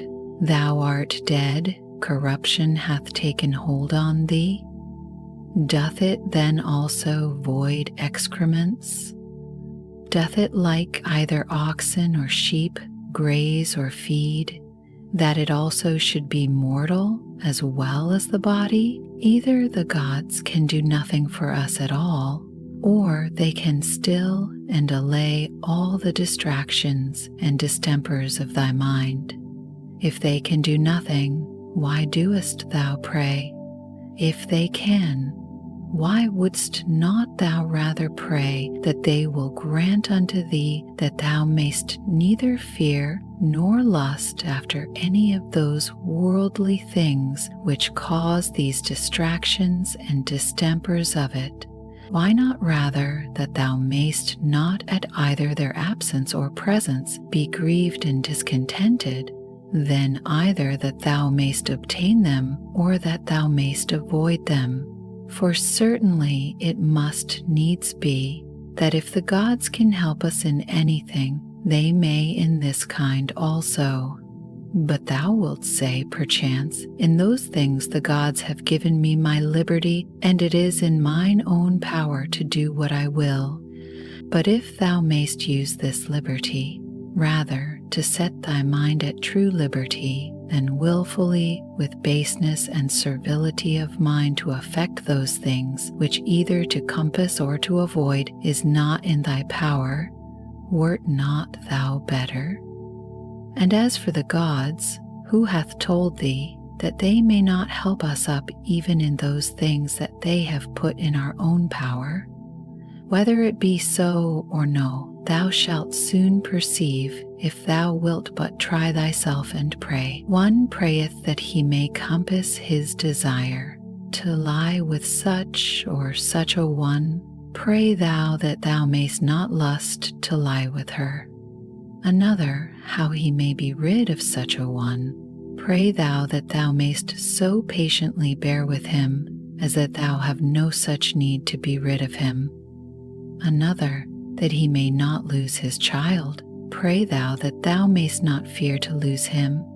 To this end and purpose let all thy prayer be, and see what will be the event. In my sickness, saith Epicurus of himself, my discourses were not concerning the nature of my disease, neither was that, to them that came to visit me, the subject of my talk, but in the consideration and contemplation of that which was of especial weight and moment, was all my time bestowed and spent, and among others in this very thing, how my mind, by a natural and unavoidable sympathy partaking in some sort with the present indisposition of my body, might nevertheless keep herself free from trouble and in present possession of her own proper happiness. Neither did I leave the ordering of my body to the physicians altogether to do with me what they would, as though I expected any great matter from them, or as though I thought it a matter of such great consequence, by their means to recover my health. For my present estate, methought, liked me very well, and gave me good content.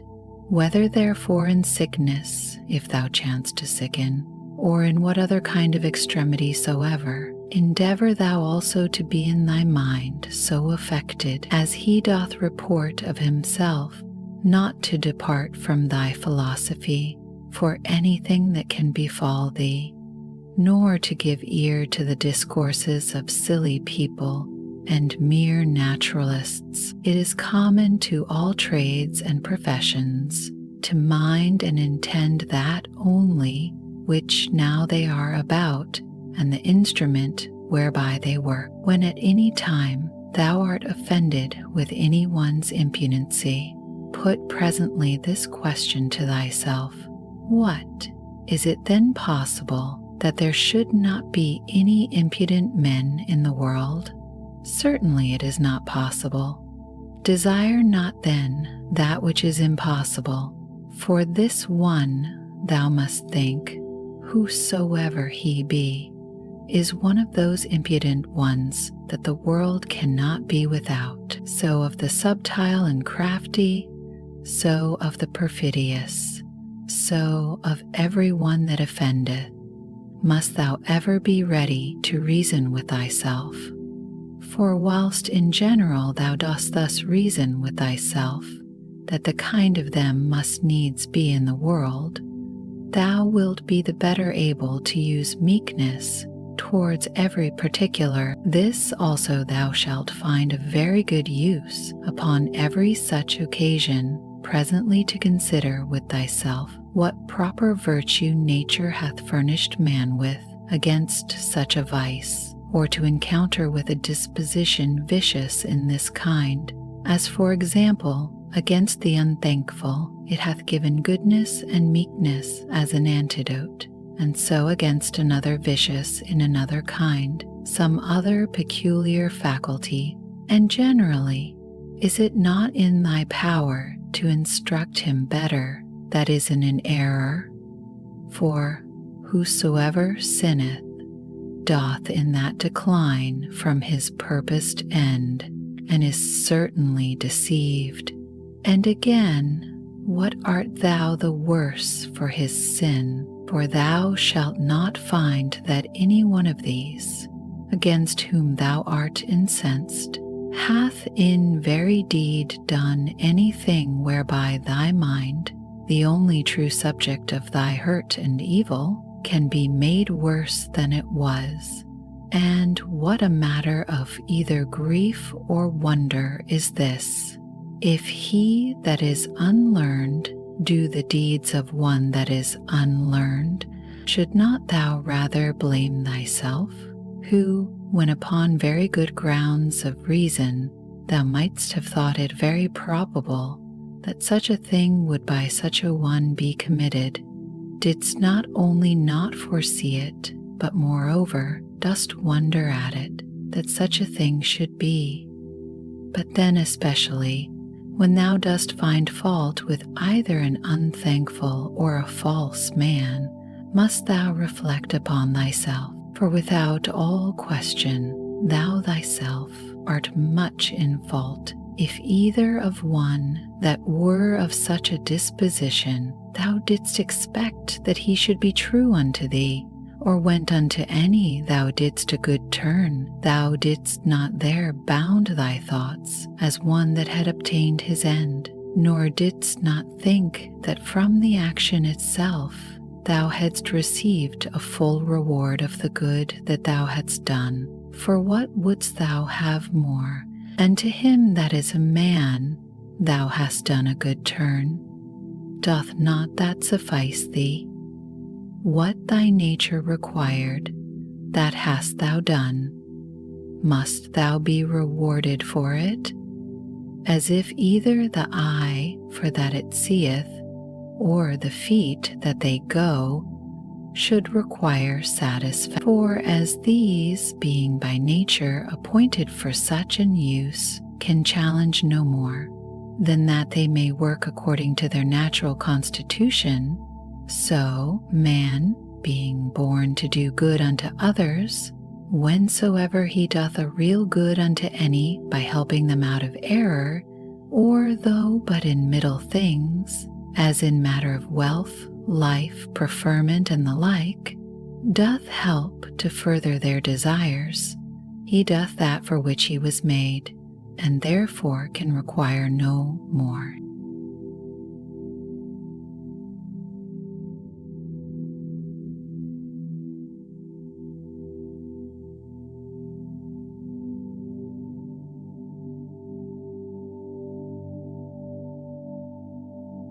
The 10th book. O my soul, the time I trust will be when thou shalt be good, simple, single, more open and visible than that body by which it is enclosed. Thou wilt one day be sensible of their happiness, whose end is love, and their affections dead to all worldly things. Thou shalt one day be full and in want of no external thing, not seeking pleasure from anything, either living or insensible, that this world can afford, neither wanting time for the continuation of thy pleasure, nor place and opportunity, nor the favor either of the weather or of men, when thou shalt have content in thy present estate, and all things present shall add to thy content, when thou shalt persuade thyself that thou hast all things, all for thy good, and all by the providence of the gods, and of things future also shalt be as confident that all will do well,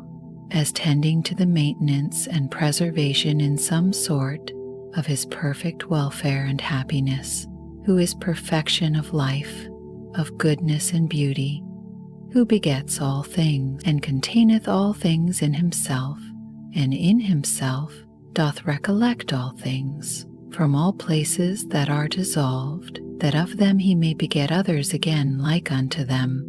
Such one day shall be thy disposition, that thou shalt be able, both in regard of the gods and in regard of men, so to fit and order thy conversation as neither to complain of them at any time for anything that they do, nor to do anything thyself for which thou mayest justly be condemned, as one who is altogether governed by nature. Let it be thy care to observe what it is that thy nature in general doth require.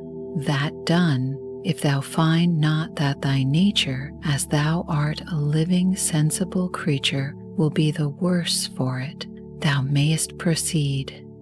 Next, then, thou must examine what thy nature, as thou art a living, sensible creature, doth require, and that, whatsoever it be, thou mayest admit of and do it, if thy nature, as thou art, a reasonable living creature, will not be the worse for it. Now, whatsoever is reasonable is also sociable. Keep thyself to these rules, and trouble not thyself about idle things. Whatsoever doth happen unto thee, thou art naturally, by thy natural constitution, either able or not able to bear. If thou beest able, be not offended, but bear it according to thy natural constitution, or as nature hath enabled thee. If thou beest not able, be not offended, for it will soon make an end of thee, and itself, whatsoever it be, at the same time end with thee. But remember that whatsoever, by the strength of opinion, grounded upon a certain apprehension of both true profit and duty, thou canst conceive tolerable, that thou art able to bear, that by thy natural constitution him that offends, to teach with love and meekness, and to show him his error.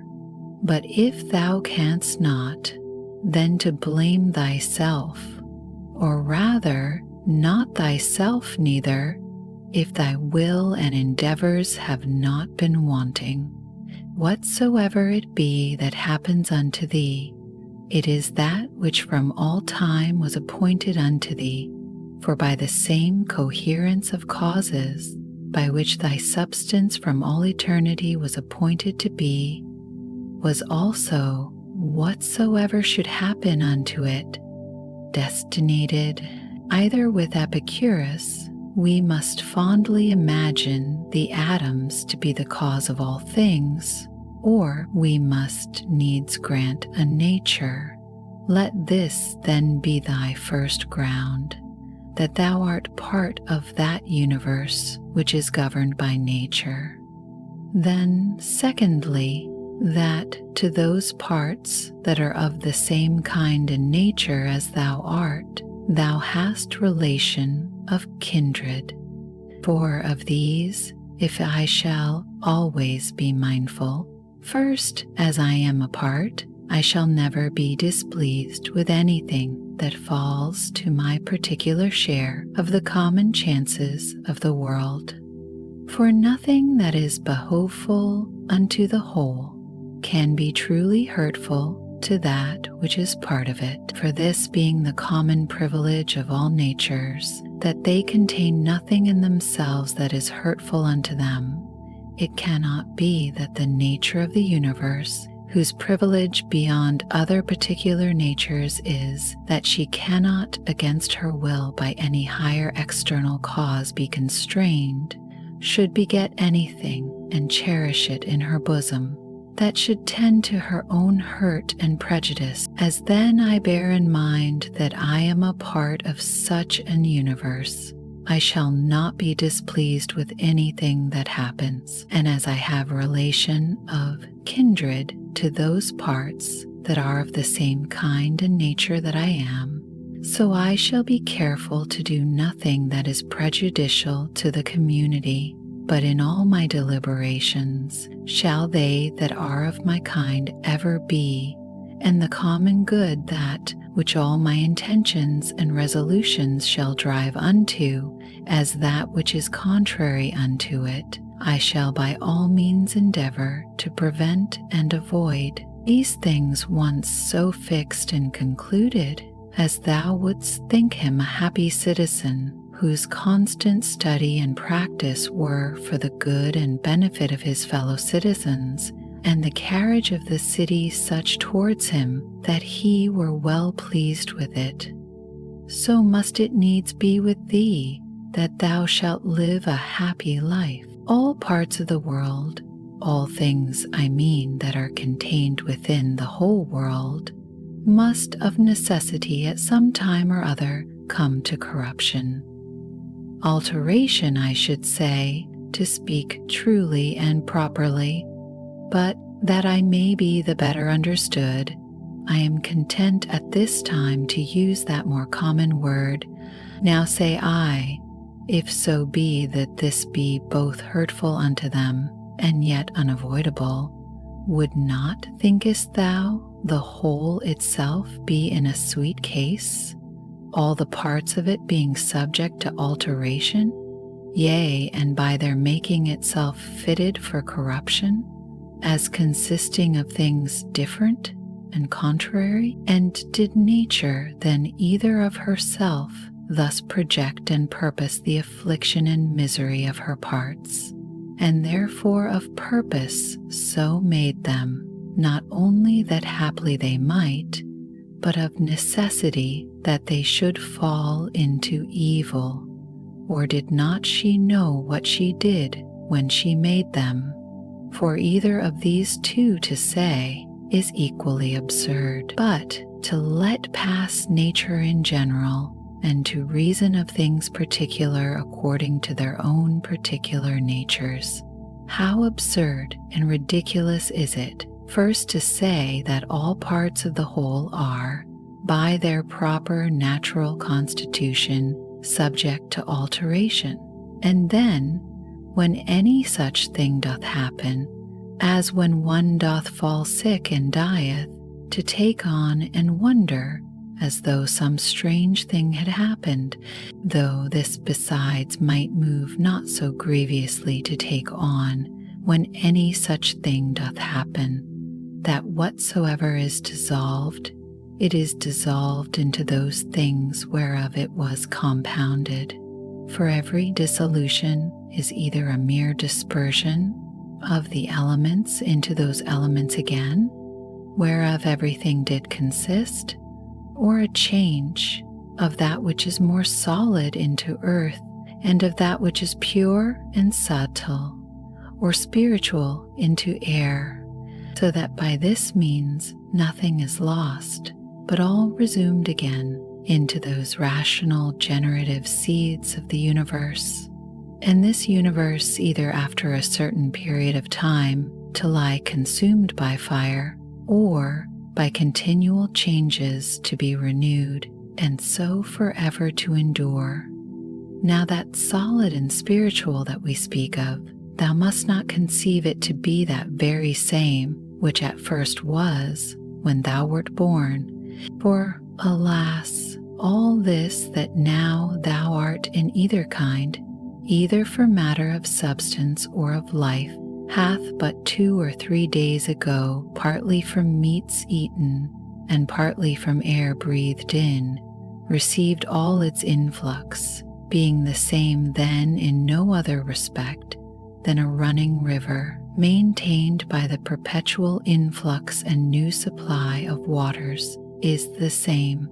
That therefore which thou hast since received, not that which came from thy mother, is that which comes to change and corrupt. But suppose that for the general substance and more solid part of it should still cleave unto thee never so close. Yet what is that to the proper qualities and affections of it by which persons are distinguished, which certainly are quite different, now that thou hast taken these names upon thee, of good, modest, true, of emphron, sumphron, uprophron. Take heed lest at any times by doing anything that is contrary, thou be but improperly so called, and lose thy right to these appellations.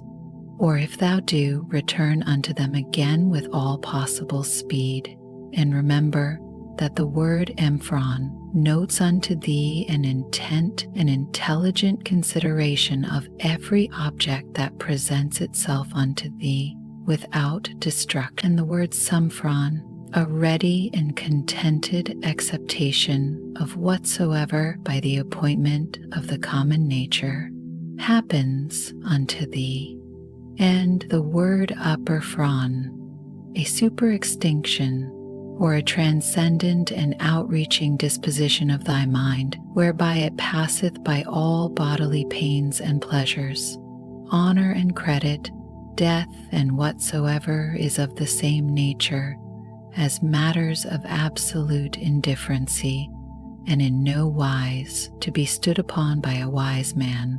These then, if inviolably thou shalt observe, and shalt not be ambitious to be so called by others, both thou thyself shalt become a new man, and thou shalt begin a new life. For to continue such as hitherto thou hast been, to undergo those distractions and distempers as thou must needs for such a life as hitherto thou hast lived, is the part of one that is very foolish and is over fond of his life, whom a man might compare to one of those half-eaten wretches matched in the amphitheater with wild beasts, who, as full as they are all the body over with wounds and blood, desire for a great favor, that they may be reserved till the next day, then also, and in the same estate, to be exposed to the same nails and teeth as before. Away therefore ship thyself, and from the troubles and distractions of thy former life convey thyself, as it were, unto these few names, and if thou canst abide in them, or be constant in the practice and possession of them, continue there as glad and joyful as one that were translated unto some such place of bliss and happiness as that which by Hesiod and Plato is called the Islands of the Blessed, by others called the Elysian Fields. And whensoever thou findest thyself that thou art in danger of a relapse, and that thou art not able to master and overcome those difficulties and temptations that present themselves in thy present station, get thee into any private corner where thou mayst be better able, or if that will not serve, forsake even thy life, rather, but so that it be not in passion, but in a plain, voluntary, modest way. This being the only commendable action of thy whole life, that thus thou art departed, or this having been the main work and business of thy whole life, that thou mightest thus depart. Now for the better remembrance of those names that we have spoken of, thou shalt find it a very good help to remember the gods as often as may be, and that the thing which they require at our hands of as many of us as are by nature reasonable creation is not that with fair words and outward show of piety and devotion we should flatter them, but that we should become like unto them, and that, as all other natural creatures, the fig tree, for example, the dog, the bee, both do, all of them, and apply themselves unto that which by their natural constitution is proper unto them, so man likewise should do that which by his nature, as he is a man, belongs unto him. Joys and fooleries at home, wars abroad, sometimes terror, sometimes torpor, or stupid sloth, this is thy daily slavery. By little and little, if thou doest not better look to it, those sacred dogmata will be blotted out of thy mind.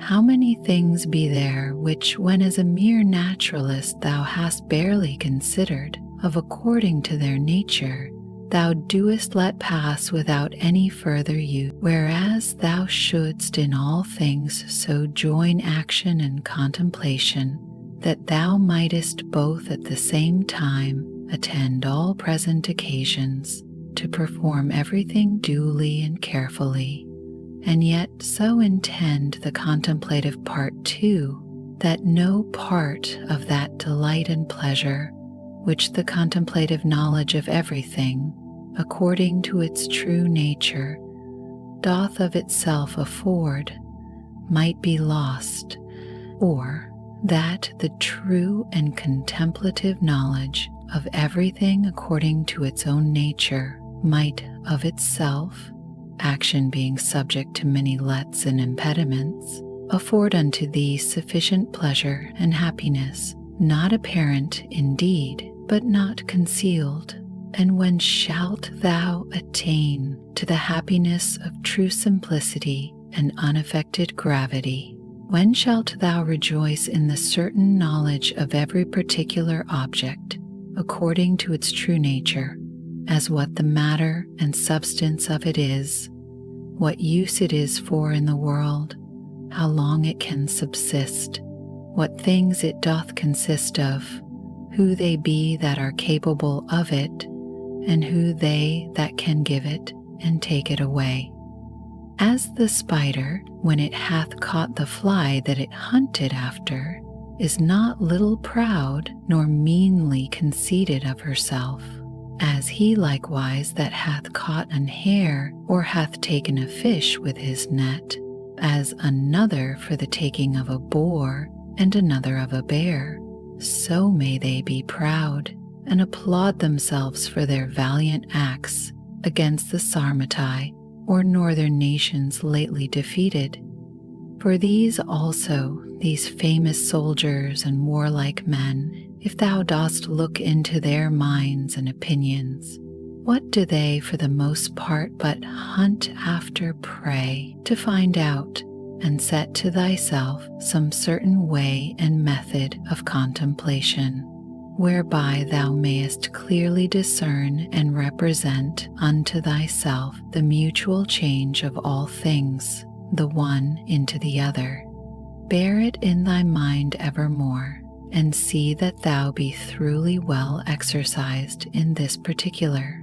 For there is not anything more effectual to beget true magnanimity. He hath got loose from the bonds of his body, and perceiving that within a very little while he must of necessity bid the world farewell and leave all these things behind him, he wholly applied himself as to righteousness in all his actions, so to the common nature in all things that should happen unto him, and contenting himself with these two things, to do all things justly, and whatsoever God doth send to like well of it, what others shall either say or think of him, or shall do against him, he doth not so much as trouble his thoughts with it. To go on straight, whither right and reason directed him, and by so doing to follow God, was the only thing that he did mind, that his only business and occupation. What use is there of suspicion at all? Or why should thoughts of mistrust and suspicion concerning that which is future trouble thy mind at all? What now is to be done? If thou mayest search and inquiry into that, what needst thou care for more? And if thou art well able to perceive it alone, let no man divert thee from it. But if alone thou doest not so well perceive it, suspend thine action, and take advice from the best. And if there be anything else that doth hinder thee, go on with prudence and discretion, according to the present occasion and opportunity, still proposing that unto thyself which thou doest conceive most right and just. For to hit that aright, and to speed in the prosecution of it, must needs be happiness, since it is that only which we can truly and properly be said to miss of, or miscarry in. What is that is slow and yet quick, merry and yet grave? He that in all things doth follow reason for his guide, in the morning as soon as thou art awaked, when thy judgment, before either thy affections or external objects have wrought upon it, is yet most free and impartial, put this question to thyself, whether if that which is right and just be done, the doing of it by thyself, or by others when thou art not able thyself, be a thing material or no, for sure it is not.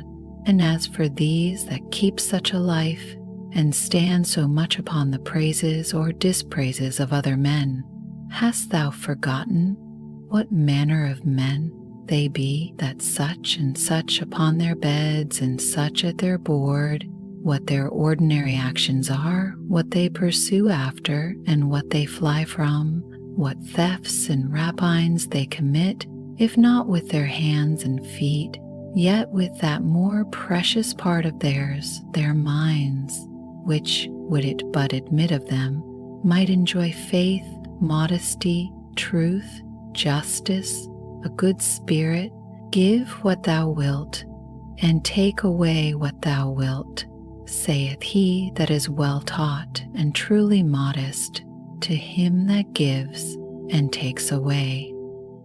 And it is not out of a stout and peremptory resolution that he saith it, but in mere love and humble submission. So live as indifferent to the world and all worldly objects as one who liveth by himself alone upon some desert hill.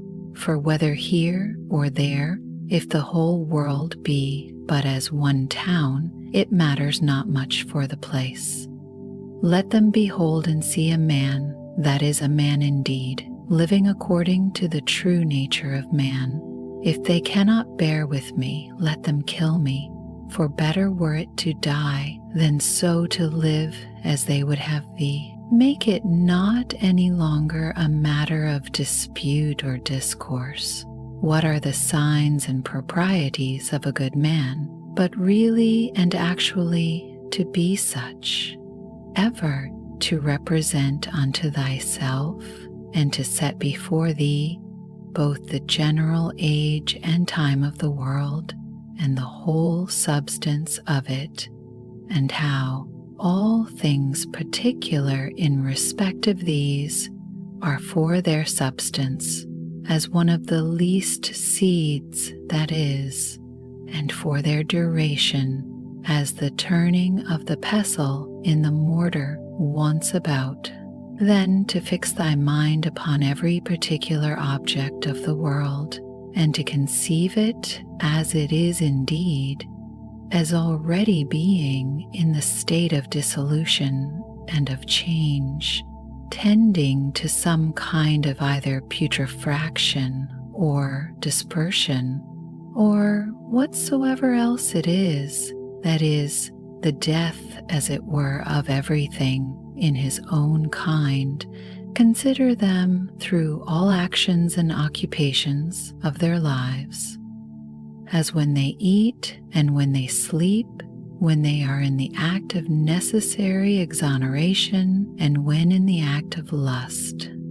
Again, when they either are in their greatest exaltation and in the middle of all their pomp and glory, or being angry and displeased, in great state and majesty, as from an higher place they chide and rebuke, how base and slavish but a little while ago they were fain to be, that they might come to this, and within a very little while what will be their estate when death hath once seized upon them, that is best for every one, that the common nature of all doth send unto every one, and then is it best when she doth send it. The earth, saith the poet, doth often long after the rain.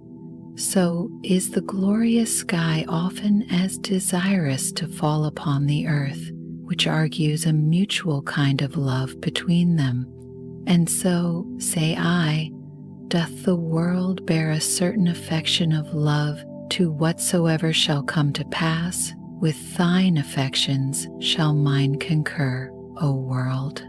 The same and no other shall the object of my longing be, which is of thine. Now that the world doth love, it is true, indeed.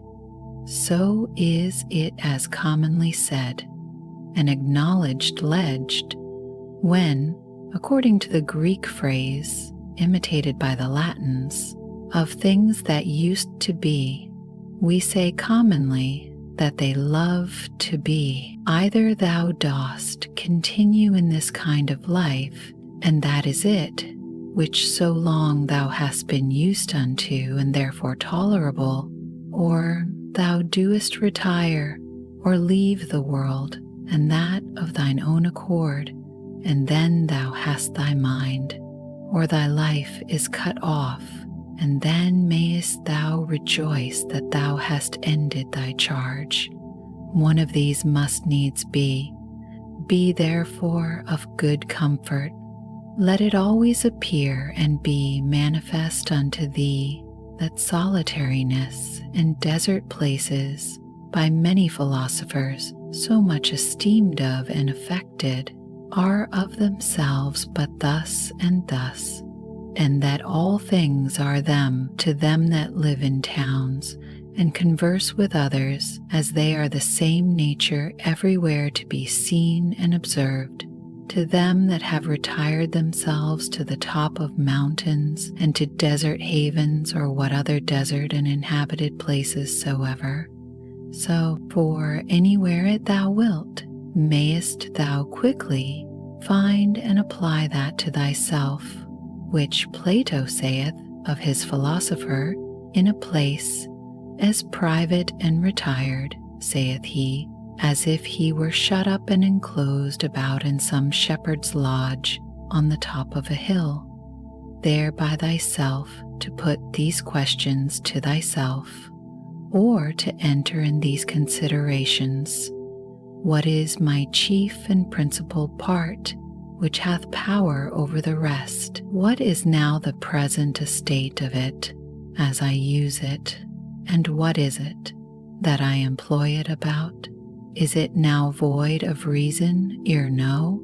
Is it free and separated, or so affixed, so congealed and grown together as it were with the flesh, that it is swayed by the motions and inclinations of it? He that runs away from his master is a fugitive, but the law is every man's master.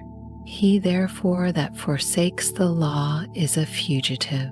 So is he, whosoever he be, that is either sorry, angry, or afraid, or for anything that either hath been, is, or shall be by his appointment, who is the Lord and Governor of the universe. For he truly and properly is nomos, or the law, as the only mnemon, or distributor and dispenser of all things that happen unto any one in his lifetime.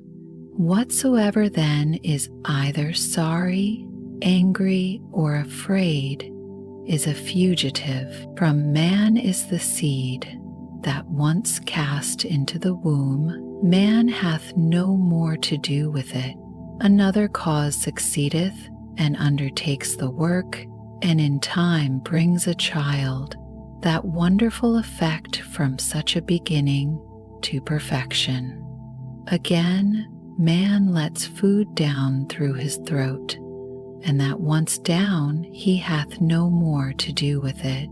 Another cause succeedeth and distributeth this food into the senses, and the affections, into life, and into strength, and doth with it those other many and marvelous things that belong unto man. These things therefore that are so secretly and invisibly wrought and brought to pass, thou must use to behold and contemplate, and not the things themselves only, but the power also by which they are effected, that thou mayst behold it, though not with the eyes of the body, yet as plainly and visibly as thou canst see and discern the outward efficient cause of the depression and elevation of anything. Ever to mind and consider with thyself how all things that now are have been heretofore much after the same sort and after the same fashion that now they are, and so to think of those things which shall be hereafter also. Moreover, whole dramata and uniform scenes, or scenes that comprehend the lives and actions of men of one calling and profession, as many as either in thine own experience thou hast known, or by reading of ancient histories, as the whole court of Adrianus, the whole court of Antoninus Pius, the whole court of Philippus, that of Alexander, that of Croesus, to set them all before thine eyes. For thou shalt find that they are all but after one sort and fashion, only that the actors were others, as a pig that cries and flings when his throat is cut. Fancy to thyself every one to be that grieves for any worldly thing and takes on. Such a one is he also, who upon his bed alone doth bewail the miseries of this our mortal life. And remember this, that unto reasonable creatures only it is granted that they may willingly and freely submit unto Providence, but absolutely to submit is a necessity imposed upon all creatures equally. Whatsoever it is that thou goest about, consider of it by thyself, and ask thyself, what? Because I shall do this no more when I am dead, should therefore death seem grievous unto me? When thou art offended with any man's transgression, presently reflect upon thyself, and consider what thou thyself art guilty of in the same kind, as that thou also perchance dost think it a happiness either to be rich, or to live in pleasure, or to be praised and commended, and so of the rest in particular. For this if thou shalt call to mind, thou shalt soon forget thine anger, especially when at the same time this also shall concur in thy thoughts, that he was constrained by his error and ignorance so to do. For how can he choose as long as he is of that opinion? Do thou therefore, if thou canst, take away that from him that forceth him to do as he doth. When thou seest, said Hiero, think of Socrates and Eutyches, or Hymen. And when Euphrates, think of Eutyche and Sylvanus. When Alcephron of Tropiophorus, when Xenophon of Crito or Severus, and when thou doest look upon thyself, fancy unto thyself some one or other of the Caesars, and so for every one some one or other that hath been for estate and profession answerable unto him. Then let this come to thy mind at the same time. And where now are they all? Nowhere or anywhere? For so shalt thou at all time be able to perceive how all worldly things are but as the smoke that vanisheth away, or, indeed, mere nothing, especially when thou shalt call to mind this also, that whatsoever is once changed shall never be again as long as the world endureth. And thou then, how long shalt thou endure? And why doth it not suffice thee, if virtuously, and as becometh thee, thou mayest pass that portion of time, how little soever it be, that is allotted unto thee? What a subject and what a course of life is it that thou doest so much desire to be rid of? For all these things, what are they but fit objects for an understanding that beholdeth everything according to its true nature, to exercise itself upon? Be patient, therefore, until that, as a strong stomach that turns all things into his own nature, and as a great fire that turneth in flame and light, whatsoever thou doest cast into it. Thou have made these things also familiar, and as it were natural unto thee. Let it not be in any man's power to say truly of thee that thou art not truly simple or sincere and open, or not good. Let him be deceived, whosoever he be that shall have any such opinion of thee, for all this doth depend of thee.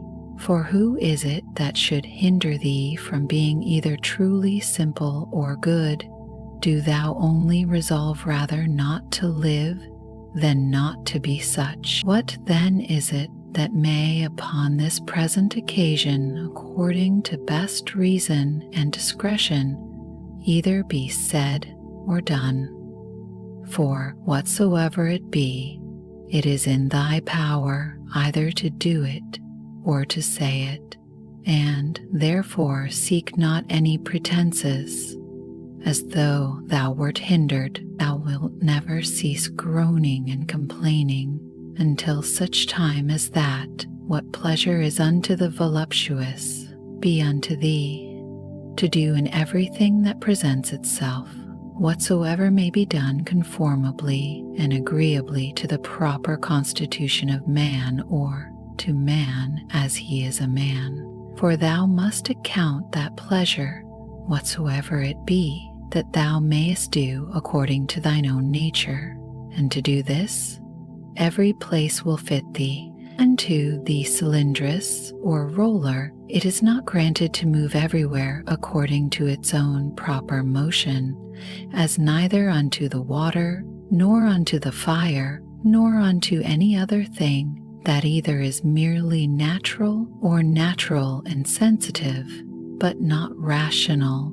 For many things there be that can hinder their operation, but of the mind and understanding, this is the proper privilege, that according to its own nature and as it will itself, it can pass through every obstacle that it finds, and keep straight on forwards, setting therefore before thine eyes this happiness and felicity of thy mind, whereby it is able to pass through all things and is capable of all motions, whether as the fire upwards, or as the stone downwards, or as the cylindrous through that which is sloping, content thyself with it, and seek not after any other thing, for all other kind of hindrances that are not hindrances of thy mind either,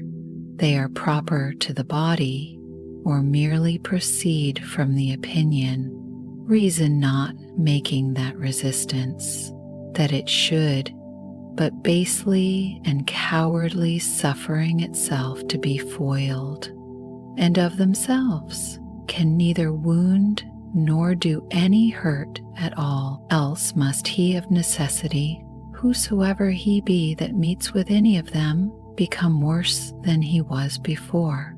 For so is it in all other subjects, that is thought hurtful unto them, whereby they are made worse. But here contrariwise man, if he make that good use of them that he should, is rather the better and the more praiseworthy for any of those kind of hindrances than otherwise. But generally remember that nothing can hurt a natural citizen that is not hurtful unto the city itself, nor anything hurt the city that is not hurtful unto the law itself. But none of these casualties or external hindrances do hurt the law itself, or are contrary to that course of justice and equity by which public societies are maintained. Neither therefore do they hurt either city or citizen.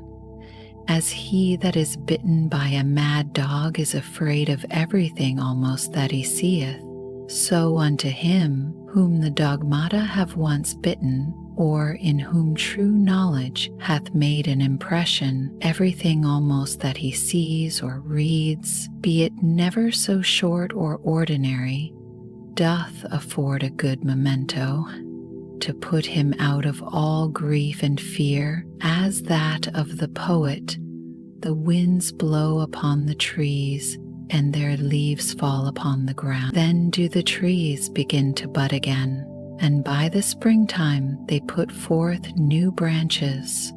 So is the generation of men. Some come into the world, and others go out of it. Of these leaves then thy children are, and they also that applaud thee so gravely, or that applaud thy speeches with that their usual acclamation, axiopistos, O wisely spoken I, and speak well of thee, as on the other side, they that stick not to curse thee, they that privately and secretly dispraise and deride thee, they also are but leaves, and they also that shall follow, in whose memories the names of men famous after death is preserved, they are but leaves neither. For even so is it of all these worldly things. Their spring comes, and they are put forth, then blows the wind, and they go down, and then in lieu of them grow others, out of the wood or common matter of all things, like unto them. But to endure but for a while is common unto all. Why, then shouldest thou so earnestly either seek after these things, or fly from them, as though they should endure forever? Yet a little while, and thine eyes will be closed up, and for him that carries thee to thy grave shall another mourn within a while after.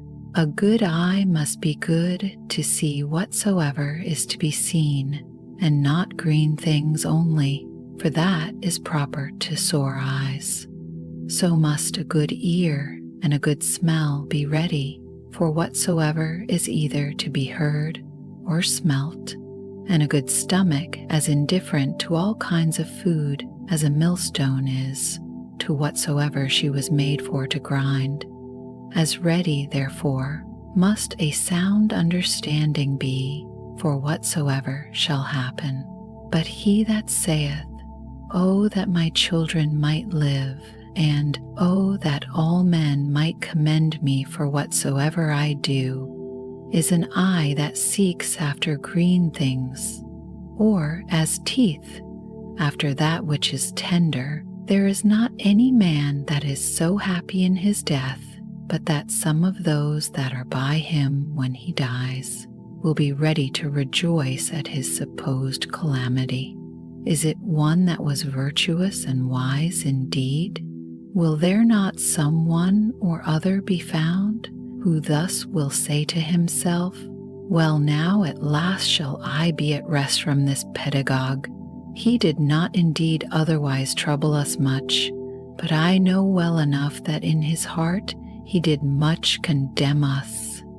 Thus will they speak of the virtuous. But as for us, alas, how many things be there, for which there be many, that glad would be to be rid of us. This therefore if thou shalt think of, whensoever thou diest, thou shalt die the more willingly, when thou shalt think with thyself, I am now to depart from that world, wherein those that have been my nearest friends and acquaintances, they whom I have so much suffered for, so often prayed for, and for whom I have taken such care, even they would have me die, hoping that after my death they shall live happier than they did before. What then should any man desire?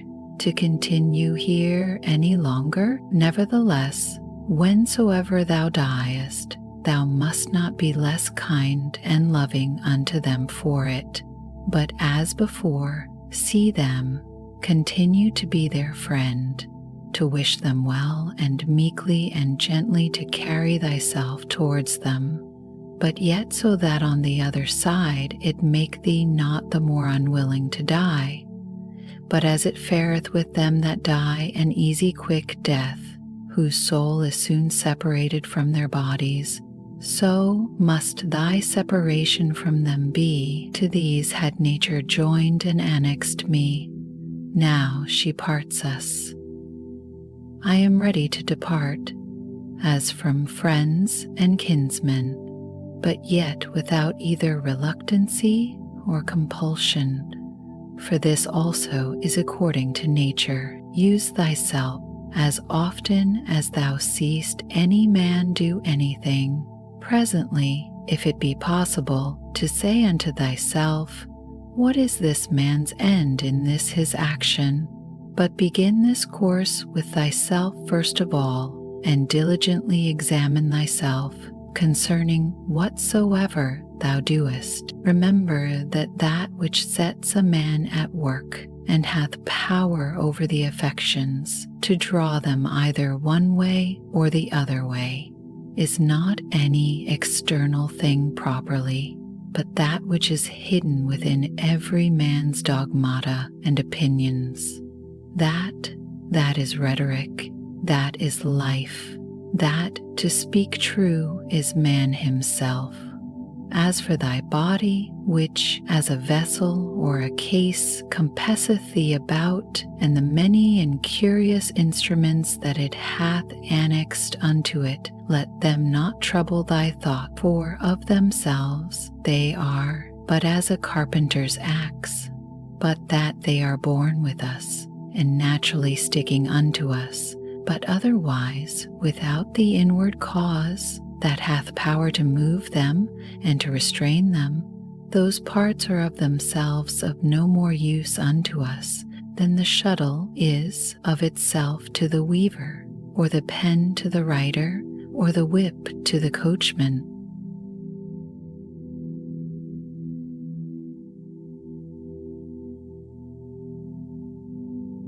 The 11th book. The natural properties and privileges of a reasonable soul are that she seeth herself, that she can order and compose herself, that she makes herself as she will herself, that she reaps her own fruits, whatsoever, whereas plants, trees, unreasonable creatures, what fruit soever, be it either fruit properly or analogically only, they bear. They bear them unto others, and not to themselves. Again, whensoever and wheresoever sooner or later her life doth end, she hath her own end nevertheless. For it is not with her as with dancers and players, who, if they be interrupted in any part of their action, the whole action must needs be imperfect. But she, in what part of time or action soever she be surprised, can make that which she hath in her hand, whatsoever it be, complete and full, so that she may depart with that comfort, I have lived, neither want I anything of that which properly did belong unto me. Again, she compasseth the whole world, and penetrateth into the vanity and mere outside, wanting substance and solidity of it, and stretcheth herself unto the infiniteness of eternity, and the revolution or restoration of all things after a certain period of time to the same state and place as before, she fetcheth about, and doth comprehend in herself, and considers withal, and sees clearly this, that neither they that shall follow us shall see any new thing, nor they that went before anything more than we, but that he that is once come to 40, if he have any wit at all, can in a manner, for that they are all of one kind, see all things, both past and future. As proper is it and natural to the soul of man to love her neighbor, to be true and modest, and to regard nothing so much as herself, which is also the property of the law, whereby by the way it appears that sound reason and justice comes all to one, and therefore that justice is the chief thing that reasonable creatures ought to propose unto themselves as their end. A pleasant song or dance, the Pancratius exercise, sports that thou art wont to be much taken with, thou shalt easily contemn, if the harmonious voice thou shalt divide into so many particular sounds whereof it doth consist, and of every one in particular shall ask thyself, whether this or that sound is it that doth so conquer thee. For thou wilt be ashamed of it, and so for shame, if accordingly thou shalt consider it, every particular motion and posture by itself, and so for the wrestler's exercise too. Generally then, whatsoever it be besides virtue, and those things that proceed from virtue that thou art subject to be much affected with, remember presently thus to divide it, and by this kind of division in each particular to attain unto the contempt of the whole. This thou must transfer and apply to thy whole life also, that soul which is ever ready, even now presently, if need be, from the body, whether by way of extinction or dispersion or continuation in another place and estate, to be separated. How blessed and happy is it! But this readiness of it must proceed not from an obstinate and peremptory resolution of the mind, violently and passionately set upon opposition, as Christians are, wont foot, but from a peculiar judgment, with discretion and gravity, so that others may be persuaded also, and drawn to the like example, but without any noise and passionate exclamations. Have I done anything charitably? Then am I benefited by it. See that this upon all occasions may present itself unto thy mind, and never cease to think of it. What is thy profession? To be good. And how should this be well brought to pass, but by certain theorems and doctrines, some concerning the nature of the universe, and some concerning the proper and particular constitution of man, Tragedies were at first brought in and instituted to put men in mind of worldly chances and casualties, that these things in the ordinary course of nature did so happen that men that were much pleased and delighted by such accidents upon this stage would not by the same things in a greater stage be grieved and afflicted. For here you see what is the end of all such things, and that even they that cry out so mournfully to Cytheron must bear them for all their cries and exclamations as well as others. And in very truth, many good things are spoken by these poets, as that, for example, is an excellent passage. But if so be that I and my 2 children be neglected by the gods, they have some reason even for that. End quote. And again, it will but little avail thee to storm and rage against the things themselves, and see, again, to reap one's life as a ripe ear of corn, and whatsoever else is to be found in them, that is of the same kind. After the tragedy, the ancient comedy was brought in, which had the liberty to inveigh against personal vices, being therefore through this her freedom and liberty of speech of very good use and effect, to restrain men from pride and arrogancy, to which end it was that Diogenes took also the same liberty. After these, what were either the middle or new comedy admitted for but merely, or for the most part at least, for the delight and pleasure of curious and excellent imitation, it will steal away, look to it, and see, why no man denies but that these also have some good things whereof that may be one. But the whole drift and foundation of that kind of dramatical poetry, what is it else but, as we have said, how clearly doth it appear unto thee that no other course of thy life could fit a true philosopher's practice better than this very course that thou art now already in. A branch cut off from the continuity of that which was next unto it must needs be cut off from the whole tree. So a man that is divided from another man is divided from the whole society. A branch is cut off by another, but he that hates and is averse cuts himself off from his neighbor, and knows not that at the same time he divides himself from the whole body or corporation. But herein is the gift and mercy of God, the author of this society, in that, once cut off, we may grow together and become part of the whole again. But if this happen often, the misery is that the further a man is run in this division, the harder he is to be reunited and restored again. And however the branch which, once cut of afterwards was grafted in, gardeners can tell you is not like that which sprouted together at first, and still continued in the unity of the body to grow together like fellow branches, in matter of good correspondence and affection, but not in matter of opinions.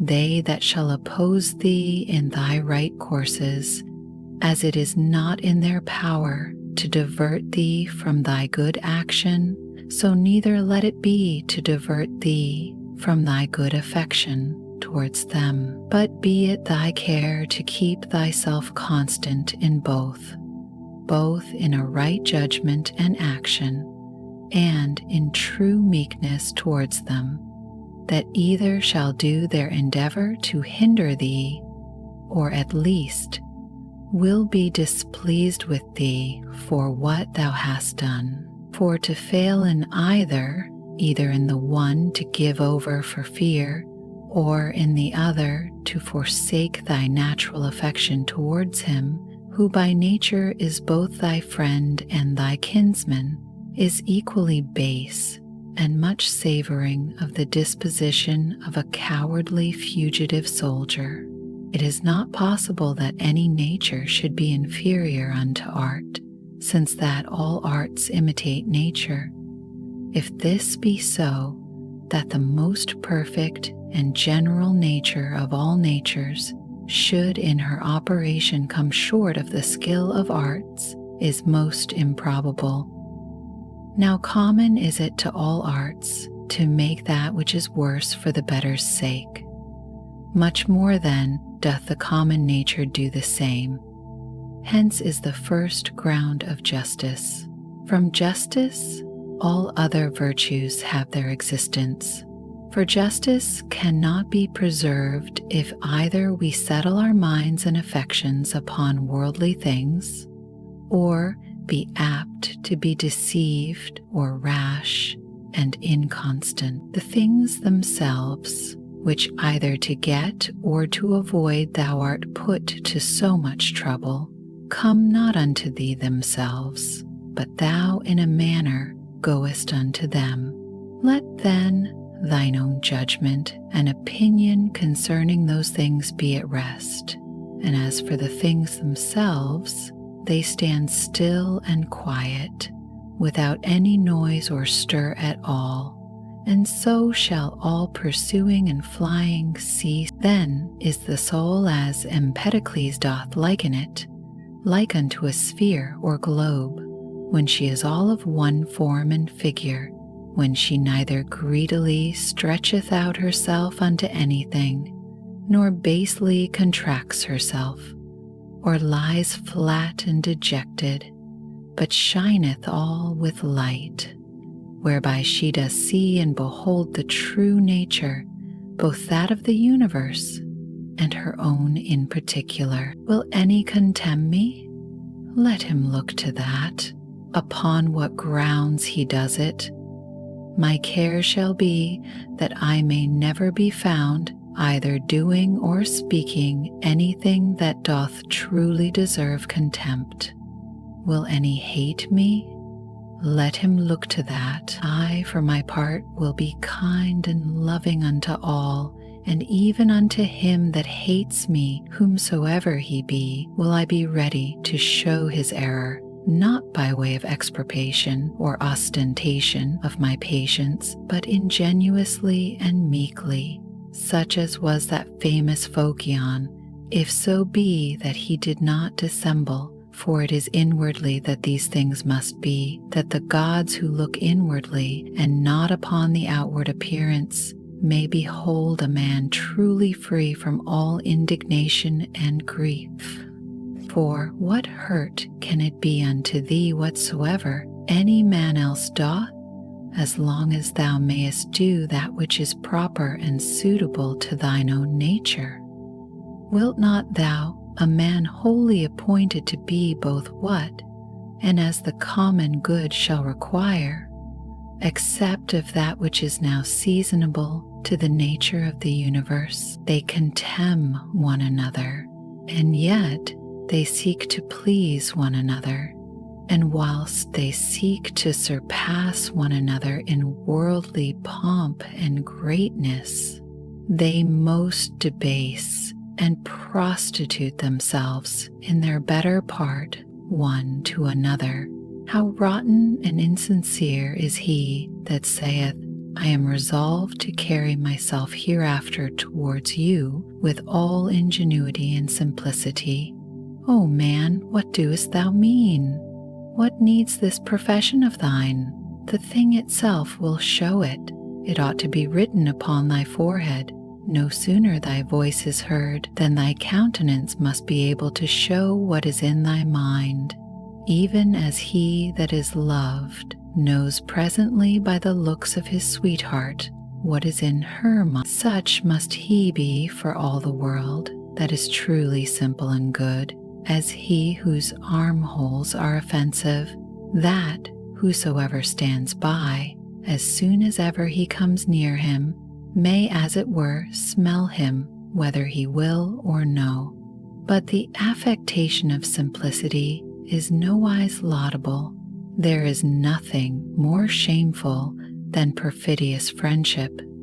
Above all things, that must be avoided. However, true goodness, simplicity, and kindness cannot so be hidden, but that, as we have already said, in the very eyes and countenance they will show themselves. To live happily is an inward power of the soul when she is affected with indifferency towards those things that are by their nature indifferent. To be thus affected, she must consider all worldly objects, both divided and whole, remembering withal that no object can of itself beget any opinion in us, neither can come to us, but stands without, still and quiet, but that we ourselves beget, and as it were, print in ourselves opinions concerning them. Now it is in our power not to print them, and if they creep in and lurk in some corner, it is in our power to wipe them off, remembering, moreover, that this care and circumspection of thine is to continue but for a while, and then thy life will be at an end. And what should hinder but that thou mayest do well with all these things? For if they be according to nature, rejoice in them, and let them be pleasing and acceptable unto thee. But if they be against nature, seek thou that which is according to thine own nature, and, whether it be for thy credit or no, use all possible speed for the attainment of it. For no man ought to be blamed for seeking his own good and happiness. Of everything thou must consider from whence it came, of what things it doth consist, and into what it will be changed, what will be the nature of it, or what it will be like unto when it is changed, and that it can suffer no hurt by this change. And as for other men's either foolishness or wickedness, that it may not trouble and grieve thee, first generally thus, what reference have I unto these, and that we are all born for one another's good?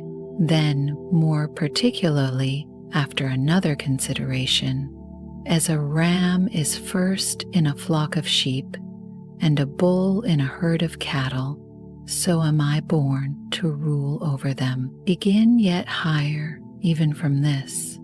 If atoms be not the beginning of all things, than which to believe nothing can be more absurd, then must we needs grant that there is a nature that doth govern the universe. If such a nature, then are all worse things made for the better sake, and all better for one another's sake.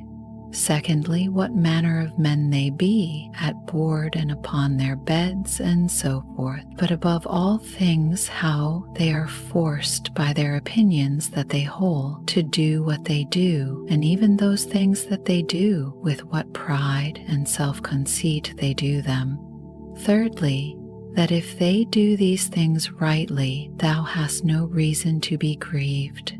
But if not rightly, it must needs be that they do them against their wills, and through mere ignorance. For as, according to Plato's opinion, no soul doth willingly err, so by consequence neither doth it anything otherwise than it ought, but against her will. Therefore are they grieved, whensoever they hear themselves charged either of injustice, or unconscionableness, or covetousness, or in general of any injurious kind of dealing towards their neighbors.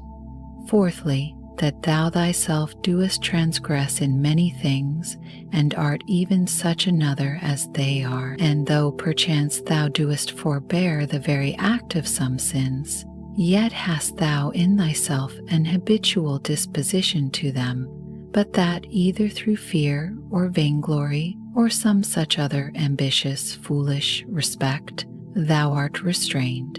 Fifthly, that whether they have sinned or no, thou doest not understand perfectly, for many things are done by way of discreet policy, and generally a man must know many things first before he be able truly and judiciously to judge of another man's action. Sixthly, that whensoever thou doest take on grievously, or makest great woe, little doest thou remember then that a man's life is but for a moment of time, and that within a while we shall all be in our graves. Seventhly, that it is not the sins and transgressions themselves that trouble us properly, for they have their existence in their minds and understandings only that commit them, but our own opinions concerning those sins. Remove then, and be content to part with that conceit of thine, that it is a grievous thing, and thou hast removed thine anger. But how should I remove it?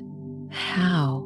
Reasoning with thyself that it is not shameful. For if that which is shameful be not the only true evil, that is, thou also wilt be driven, whilst thou doest, follow the common instinct of nature to avoid that which is evil, to commit many unjust things, and to become a thief, and anything that will make to the attainment of thy intended worldly ends.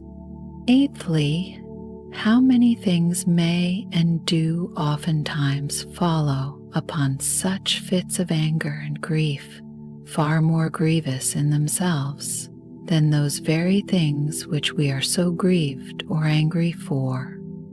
Ninthly, that meekness is a thing unconquerable if it be true and natural, and not affected or hypocritical. For how shall even the most fierce and malicious that thou shalt conceive be able to hold on against thee, if thou shalt still continue meek and loving unto him, and that even at that time when he is about to do thee wrong, thou shalt be well disposed and in good temper, with all meekness to teach him and to instruct him better. As for example, my son, we were not born for this, to hurt and annoy one another. It will be thy hurt, not mine, my son. And so, to show him forcibly and fully that it is so in very deed, and that neither bees do it one to another, nor any other creatures that are naturally sociable, but this thou must do, not scoffingly, not by way of exprobation, but tenderly, without any harshness of words.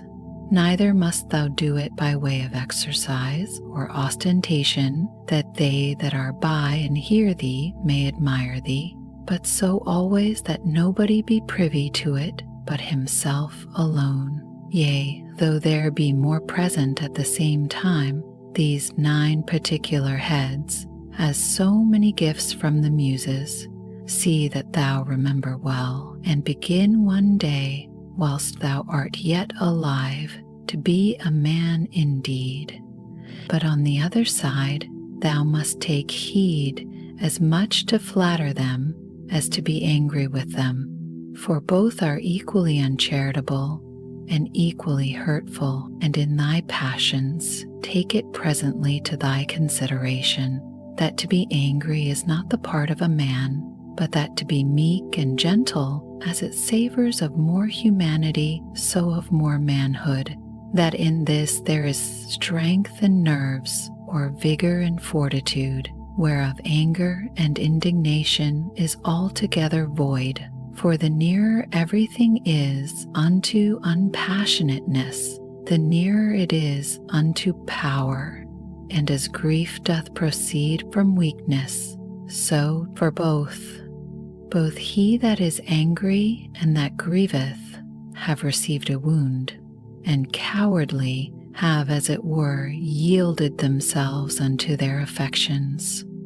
If thou wilt have a 10th also, receive this 10th gift from Hercules, the guide and leader of the Muses. That is a madman's part, to look that there should be no wicked men in the world, because it is impossible now for a man to brook well enough that there should be wicked men in the world, but not to endure that any should transgress against himself, is against all equity, and indeed tyrannical. For several dispositions or inclinations there be of the mind and understanding, which, to be aware of, thou must carefully observe, and whensoever thou doest discover them, thou must rectify them, saying to thyself concerning every one of them, this imagination is not necessary, this is uncharitable, this thou shalt speak as another man's slave or instrument, than which nothing can be more senseless and absurd. For the fourth, thou shalt sharply check and upbraid thyself, for that thou doest suffer that more divine part in thee to become subject and obnoxious to that more ignoble part of thy body, and the gross lusts and concupiscences thereof, what portion soever, either of air or fire, there be in thee, although by nature it tend upwards, submitting nevertheless to the ordinance of the universe, it abides here below in this mixed body. So whatsoever is in thee, either earthy or humid, although by nature it tend downwards, yet is it against its nature both raised upwards and standing, or consistent. So obedient are even the elements themselves to the universe, abiding patiently wheresoever, though against their nature, they are placed, until the sound, as it were, of their retreat and separation. Is it not a grievous thing then, that thy reasonable part only should be disobedient, and should not endure to keep its place? Yea, though it be nothing enjoined that is contrary unto it, but that only which is according to its nature? For we cannot say of it, when it is disobedient, as we say of the fire or air, that it tends upwards towards its proper element, for then goes it the quite contrary way. For the motion of the mind to any injustice, or incontinency, or to sorrow, or to fear, is nothing else but a separation from nature. Also, when the mind is grieved for anything that has happened by the divine providence, then doth it likewise forsake its own place. For it was ordained unto holiness and godliness, which specially consist in an humble submission to God and his providence in all things, as well as unto justice, these also being part of those duties which, as naturally sociable, we are bound unto, and without which we cannot happily converse one with another. Yea, and the very ground and fountain indeed of all just actions, he that hath not one and the self-same general end always, as long as he liveth, cannot possibly be one and the self-same man always. But this will not suffice, except thou add also what ought to be this general end. For as the general conceit and apprehension of all those things which upon no certain ground are by the greater part of men deemed good, cannot be uniform and agreeable, but that only which is limited and restrained by some certain proprieties and conditions, as of community, that nothing be conceived good which is not commonly and publicly good, so must the end also that we propose unto ourselves be common and sociable. For he that doth direct all his own private motions and purposes to that end, all his actions will be agreeable and uniform, and by that means will be still the same man.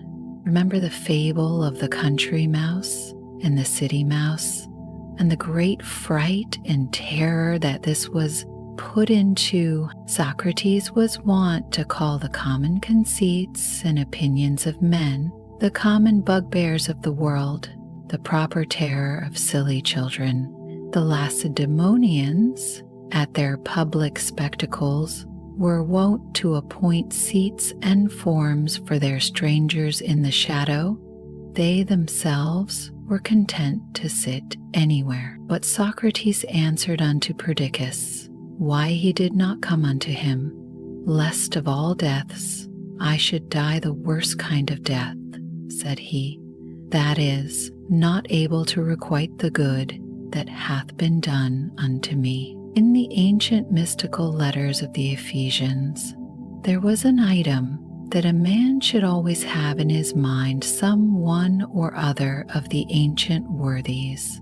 The Pythagoreans were wont betimes in the morning the first thing they did to look up unto the heavens, to put themselves in mind of them who constantly and invariably did perform their task, as also to put themselves in mind of orderliness or good order, and of purity, and of naked simplicity.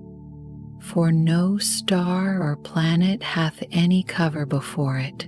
How Socrates looked when he was fain to gird himself with a skin, Xanthippe his wife having taken away his clothes and carried them abroad with her, and what he said to his fellows and friends who were ashamed, and out of respect to him did retire themselves when they saw him thus decked. In matter of writing or reading thou must needs be taught before thou can do either, much more in matter of life, for thou art born a mere slave to thy senses and brutish affections, destitute without teaching of all true knowledge and sound reason. My heart smiled within me. They will accuse even virtue herself with heinous and opprobrious words, as they that long after figs in winter, when they cannot be had, so are they that long after children, before they be granted them. As often as a father kisseth his child, he should say secretly with himself, said Epictetus, tomorrow perchance shall he die. But these words be ominous, no words ominous, said he, that signify anything that is natural. In very truth and deed, not more ominous than this, to cut down grapes when they are ripe, green grapes, ripe grapes, dried grapes, or raisins, so many changes and mutations of one thing, not into that which was not absolutely, but rather so many several changes and mutations, not into that which hath no being at all, but into that which is not yet in being. Of the free will there is no thief or robber. Out of Epictetus. Whose is this also, that we should find a certain art and method of assenting, and that we should always observe with great care and heed the inclinations of our minds, that they may always be with their due restraint and reservation, always charitable, and according to the true worth of every present object. And as for earnest longing, that we should altogether avoid it, and to use averseness in those things only that wholly depend of our own wills. It is not about ordinary petty matters, believe it, that all our strife and contention is, but whether with the vulgar we should be mad, or by the help of philosophy wise and sober, said he. What will you have, the souls of reasonable or unreasonable creatures? Of reasonable, but what?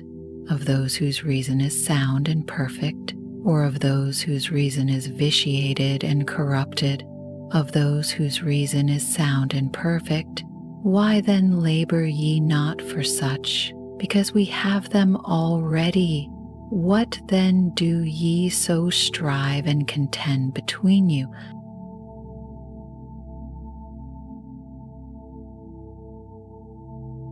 The 12th book. Whatsoever thou doest hereafter aspire unto, thou mayest even now enjoy and possess, if thou doest not envy thyself thine own happiness.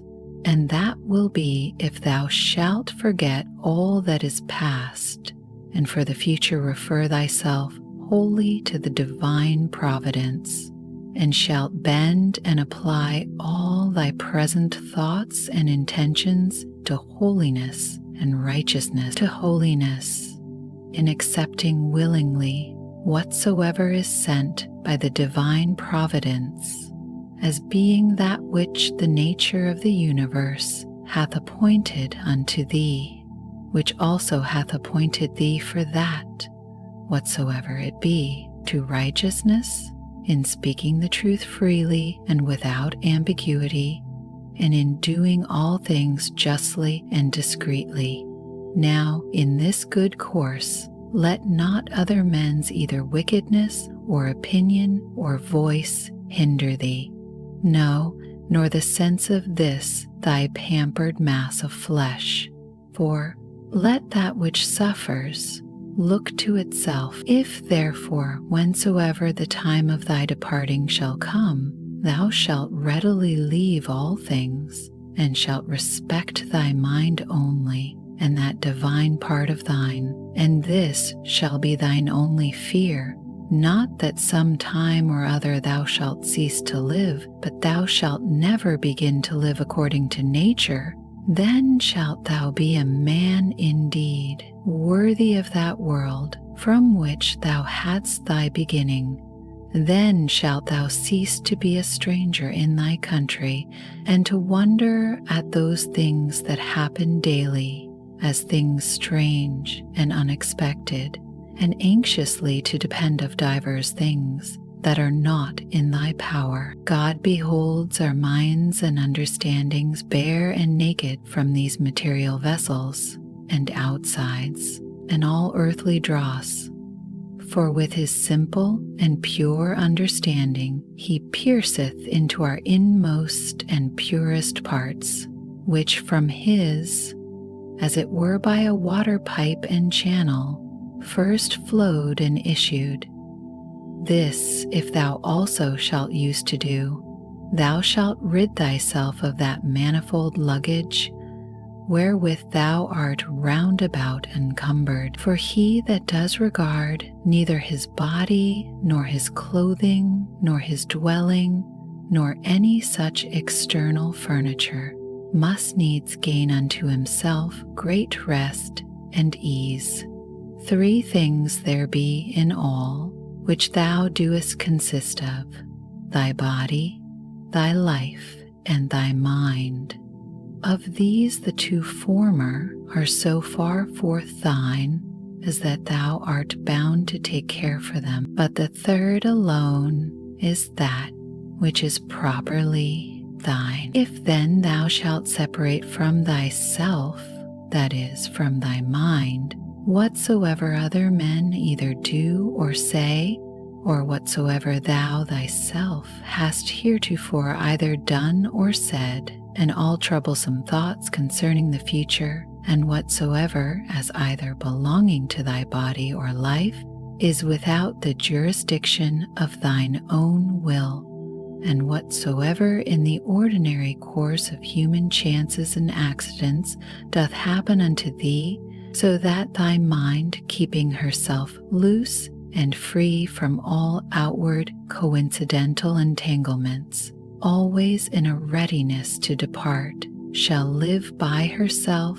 and to herself, doing that which is just, accepting whatsoever doth happen, and speaking the truth always. If I say, thou shalt separate from thy mind whatsoever by sympathy might adhere unto it, and all time both past and future, and shalt make thyself in all points and respects like unto Empedocles his allegorical sphere, all round and circular, and shalt think of no longer life than that which is now present, then shalt thou be truly able to pass the remainder of thy days without troubles and distractions, nobly and generously disposed, and in good favor and correspondency.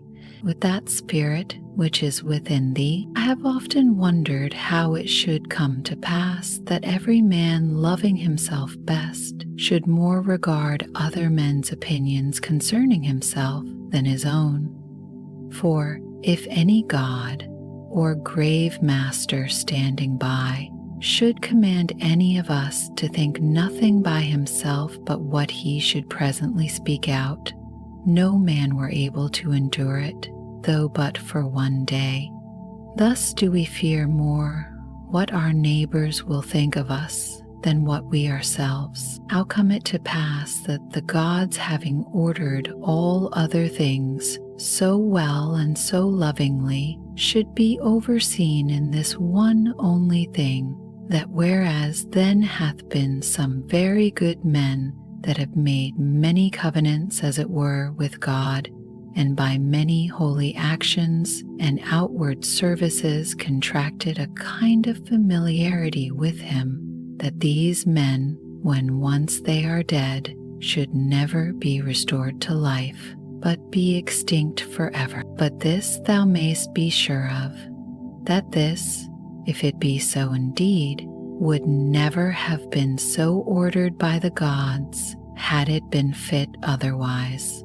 For certainly it was possible, had it been more just so, and had it been according to nature, the nature of the universe would easily have borne it. But now, because it is not so, if so be that it be not so indeed, be therefore confident that it was not fit it should be so. For thou seest thyself that now seeking after this matter, how freely thou doest argue and contest with God.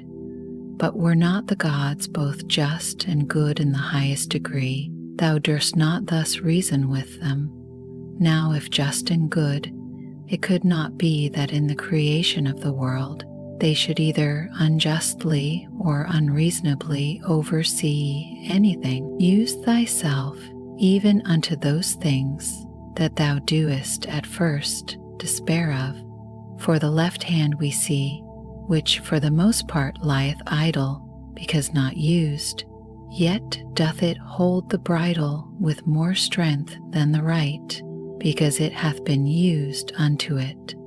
Let these be the objects of thy ordinary meditation, to consider what manner of men both for soul and body we ought to be, whensoever death shall surprise us, the shortness of this our mortal life, the immense vastness of the time that hath been before and will he after us, the frailty of every worldly material object, all these things to consider and behold clearly in themselves, all disguisement of external outside being removed and taken away. Again, to consider the efficient causes of all things, the proper ends and references of all actions, what pain is in itself, what pleasure, what death, what fame or honor, how every man is the true and proper ground of his own rest and tranquility, and that no man can truly be hindered by any other, that all is but conceit and opinion. As for the use of thy dogmata, thou must carry thyself in the practice of them rather like unto a Pancratiastes, or one that at the same time both fights and wrestles with hands and feet, than a gladiator.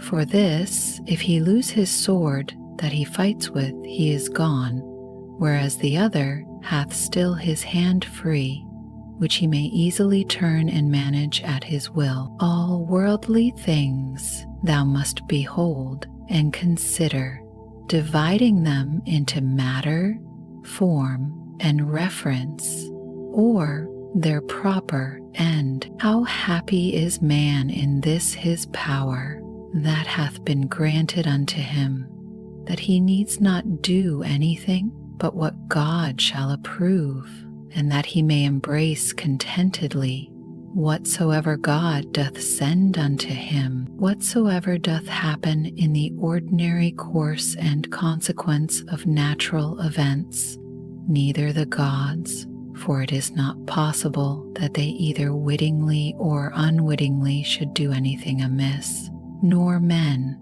for it is through ignorance and therefore against their wills that they do anything amiss, must be accused. None then must be accused.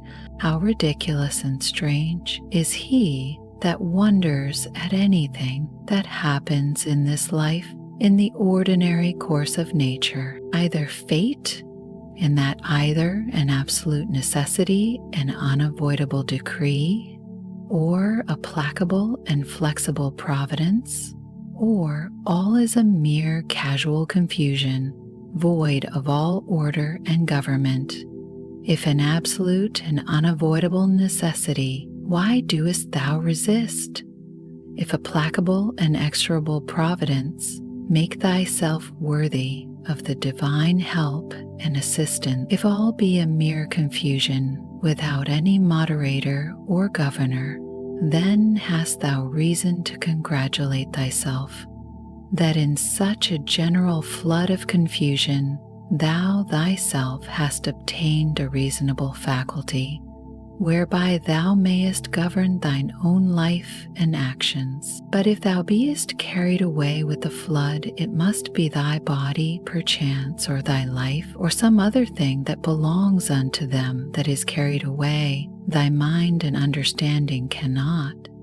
Or should it be so that the light of a candle indeed is still bright and lightsome until it be put out, and should truth and righteousness and temperance cease to shine in thee whilst thou thyself hast any being, at the conceit and apprehension that such and such a one hath sinned, thus reason with thyself, what do I know whether this be a sin indeed, as it seems to be? But if it be, what do I know, but that he himself hath already condemned himself for it, and that is all one, as if a man should scratch and tear his own face, an object of compassion rather than of anger. Again, that he that would not have a vicious man to sin is like unto him that would not have moisture in the fig, nor children to whelp, nor a horse to neigh, nor anything else that in the course of nature is necessary. For what shall he do that hath such an habit? If thou therefore beest powerful and eloquent, remedy it if thou canst. If it be not fitting, do it not. If it be not true, speak it not.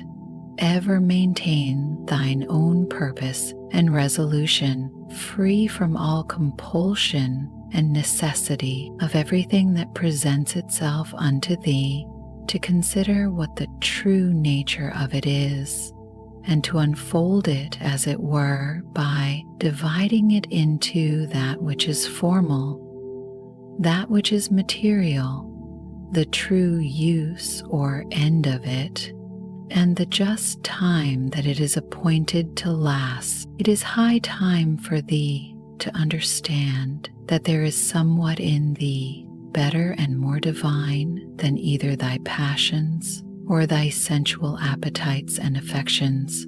What is now the object of my mind? Is it fear or suspicion or lust or any such thing? To do nothing rashly without some certain end, let that be thy first care. The next, to have no other end than the common good. For, alas, yet a little while, and thou art no more. No more will any either of those things that now thou seest, or of those men that now are living, be any more. For all things are by nature appointed soon to be changed, turned, and corrupted, that other things might succeed in their room. Remember that all is but opinion, and all opinion depends of the mind. take thine opinion away, and then, as a ship that hath stricken in within the arms and mouth of the harbor, a present calm, all things safe and steady, a bay not capable of any storms and tempests, as the poet hath it, no operation whatsoever, it he, ceasing for a while, can be truly said to suffer any evil, because it is at an end. Neither can he that is the author of that operation, for this very respect, because his operation is at an end, be said to suffer any evil. Likewise then, neither can the whole body of all our actions, which is our life, if in time it cease, be said to suffer any evil, for this very reason, because it is at an end, nor he truly be said to have been ill affected that did put a period to this series of actions. Now this time, or certain period, depends of the determination of nature, sometimes of particular nature, as when a man dieth old, but of nature in general. However, the parts whereof thus changing one after another, the whole world still continues fresh and new. Now that is ever best and most seasonable, which is for the good of the whole. Thus it appears that death,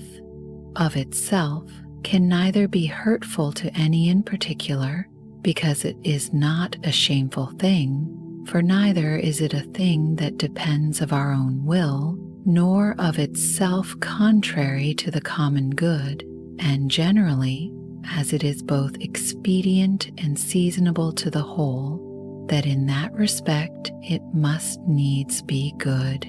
It is that also which is brought unto us by the order and appointment of the divine providence, so that he whose will and mind in these things runs along with the divine ordinance, and by this concurrence of his will and mind with the divine providence, is led and driven along, as it were, by God himself, may truly be termed and esteemed the Theopheretos, or divinely led and inspired. These three things thou must have always in a readiness. First, concerning thine own actions, whether thou doest nothing, either idly or otherwise, than justice and equity do require. And concerning those things that happen unto thee externally, that either they happen unto thee by chance or by providence, of which two to accuse either is equally against reason. Secondly, what like unto our bodies are whilst yet rude and imperfect, until they be animated, and from their animation until their expiration, of what things they are compounded, and into what things they shall be dissolved. Thirdly, how vain all things will appear unto thee when, from on high as it were, looking down, thou shalt contemplate all things upon earth, and the wonderful mutability that they are subject unto, considering withal the infinite, both greatness and variety of things aerial and things celestial that are round about it, and that as often as thou shalt behold them, thou shalt still see the same as the same things, so the same shortness of continuance of all those things. And behold, these be the things that we are so proud and puffed up for, cast away from thee opinion, and thou art safe. And what is it that hinders thee from casting of it away when thou art grieved at anything?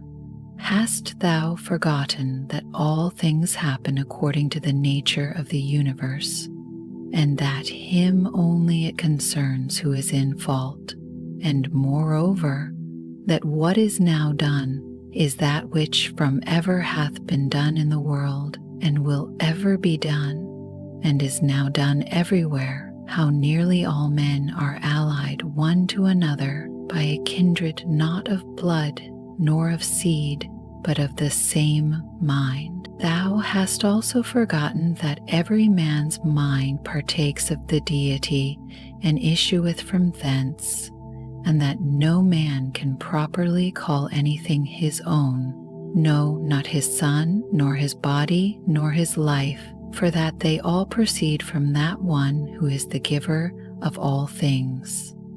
That all things are but opinion, that no man lives properly but that very instant of time which is now present, and therefore that no man, whensoever he dieth, can properly be said to lose any more than an instant of time. Let thy thoughts ever run upon them who once for some one thing or other were moved with extraordinary indignation, who were once in the highest pitch of either honor or calamity, or mutual hatred and enmity, or of any other fortune or condition whatsoever. Then consider what's now become of all those things. All is turned to smoke, all to ashes, and a mere fable, and perchance not so much as a fable, as also whatsoever is of this nature, as Fabius Catilinus in the field, Lucius Lupus and Stertinius, at Baiae Tiberius at Capreae, and Velius Rufus, and all such examples of vehement prosecution in worldly matters. Let these also run in thy mind at the same time, and how vile every object of such earnest and vehement prosecution is, and how much more agreeable to true philosophy it is, for a man to carry himself in every matter that offers itself, justly and moderately, as one that followeth the gods with all simplicity. For a man to be proud and high-conceited, that he is not proud and high-conceited, is of all kind of pride and presumption the most intolerable. To them that ask thee, where hast thou seen the gods? Or how knowest thou certainly that there be gods, that thou art so devout in their worship? I answer, first of all, that even to the very eye they are in some manner visible and apparent. Secondly, neither have I ever seen mine own soul, and yet I respect and honor it. So then for the gods, by the daily experience that I have of their power and providence towards myself and others, I know certainly that they are, and therefore worship. Herein doth consist happiness of life, for a man to know thoroughly the true nature of everything, what is the matter and what is the form of it, with all his heart and soul, ever to do that which is just, and to speak the truth. What then remaineth but to enjoy thy life in a course and coherence of good actions, one upon another, immediately succeeding, and never interrupted, though for never so little a while. There is but one light of the sun, though it be intercepted by walls and mountains and other thousand objects. There is but one common substance of the whole world, though it be concluded and restrained into several different bodies, in number infinite. There is but one common soul, though divided into innumerable particular essences and natures. So is there but one common intellectual soul, though it seem to be divided. And as for all other parts of those generals, which we have mentioned, as either sensitive souls or subjects, these of themselves, as naturally irrational, have no common mutual reference one unto another, though many of them contain a mind or reasonable faculty in them, whereby they are ruled and governed. But of every reasonable mind, this the particular nature, that it hath reference to whatsoever is of her own kind, and desireth to be united. Neither can this common affection, or mutual unity and correspondency be here intercepted or divided or confined to particulars as those other common things are. What doest thou desire? To live long? What? To enjoy the operations of a sensitive soul or of the appetitive faculty? Or wouldst thou grow and then decrease again? Wouldst thou long be able to talk, to think, and reason with thyself? Which of all these seems unto thee a worthy object of thy desire? Now, if of all these thou dost find that they be but little worth in themselves, proceed on unto the last, which is, in all things, to follow God and reason.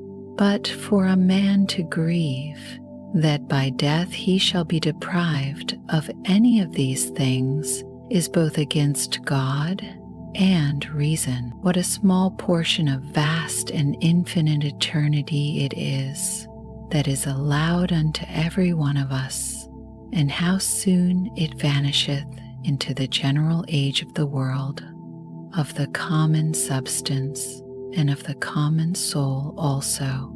What a small portion is allotted unto us, and in what a little clod of the whole earth, as it were, it is that thou doest crawl, after thou shalt rightly have considered these things with thyself. Fancy not anything else in the world any more to be of any weight and moment but this, to do that only which thine own nature doth require, and to conform thyself to that which the common nature doth afford. What is the present estate of my understanding? For herein lieth all indeed. As for all other things, they are without the compass of mine own will. And if without the compass of my will, then are they as dead things unto me, and as it were mere smoke, to stir up a man to the contempt of death. This, among other things, is of good power and efficacy, that even they who esteem pleasure to be happiness, and pain misery, did nevertheless many of them contemn death as much as any. And can death be terrible to him to whom that only seems good, which in the ordinary course of nature is seasonable? To him to whom, whether his actions be many or few, so they be all good, is all one, and who, whether he behold the things of the world being always the same either for many years or for few years only, is altogether indifferent. O man, as a citizen thou hast lived, and conversed in this great city, the world, whether just for so many years or no, what is it unto thee?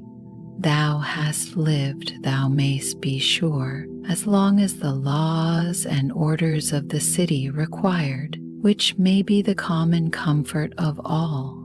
Why then should it be grievous unto thee, if not a tyrant nor an unjust judge, but the same nature that brought thee in doth now send thee out of the world, as if the praetor should fairly dismiss him from the stage whom he had taken in to act a while?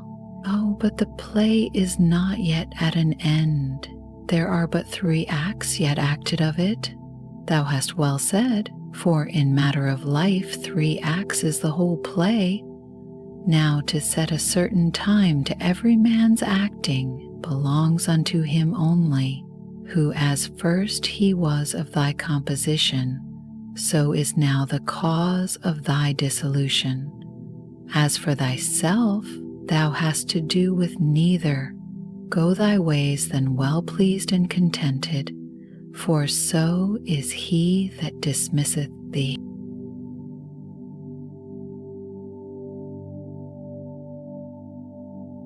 Thank you for joining me on this journey with Meditations by Marcus Aurelius. I hope that his Stoic teachings have brought you tranquility, helping you let go of worries and preparing you for a deep, peaceful sleep. Pause for 3 seconds. The sound of steady rain continues. The gentle flute plays softly. If this story has brought you a sense of relaxation, please leave a like, comment, or share this video with loved ones who might also be seeking a restful night's sleep. Don't forget to press the subscribe button and turn on notifications at Bedtime Stories with Lana so you won't miss our upcoming sleep stories. You can find more relaxing stories in our playlists, such as philosophical sleep stories or nature sleep stories with rain. The links are available in the description. Pause for 3 seconds. Distant thunder echoes softly, wishing you a wonderful sleep filled with sweet dreams. I look forward to seeing you in the next bedtime story. Good night.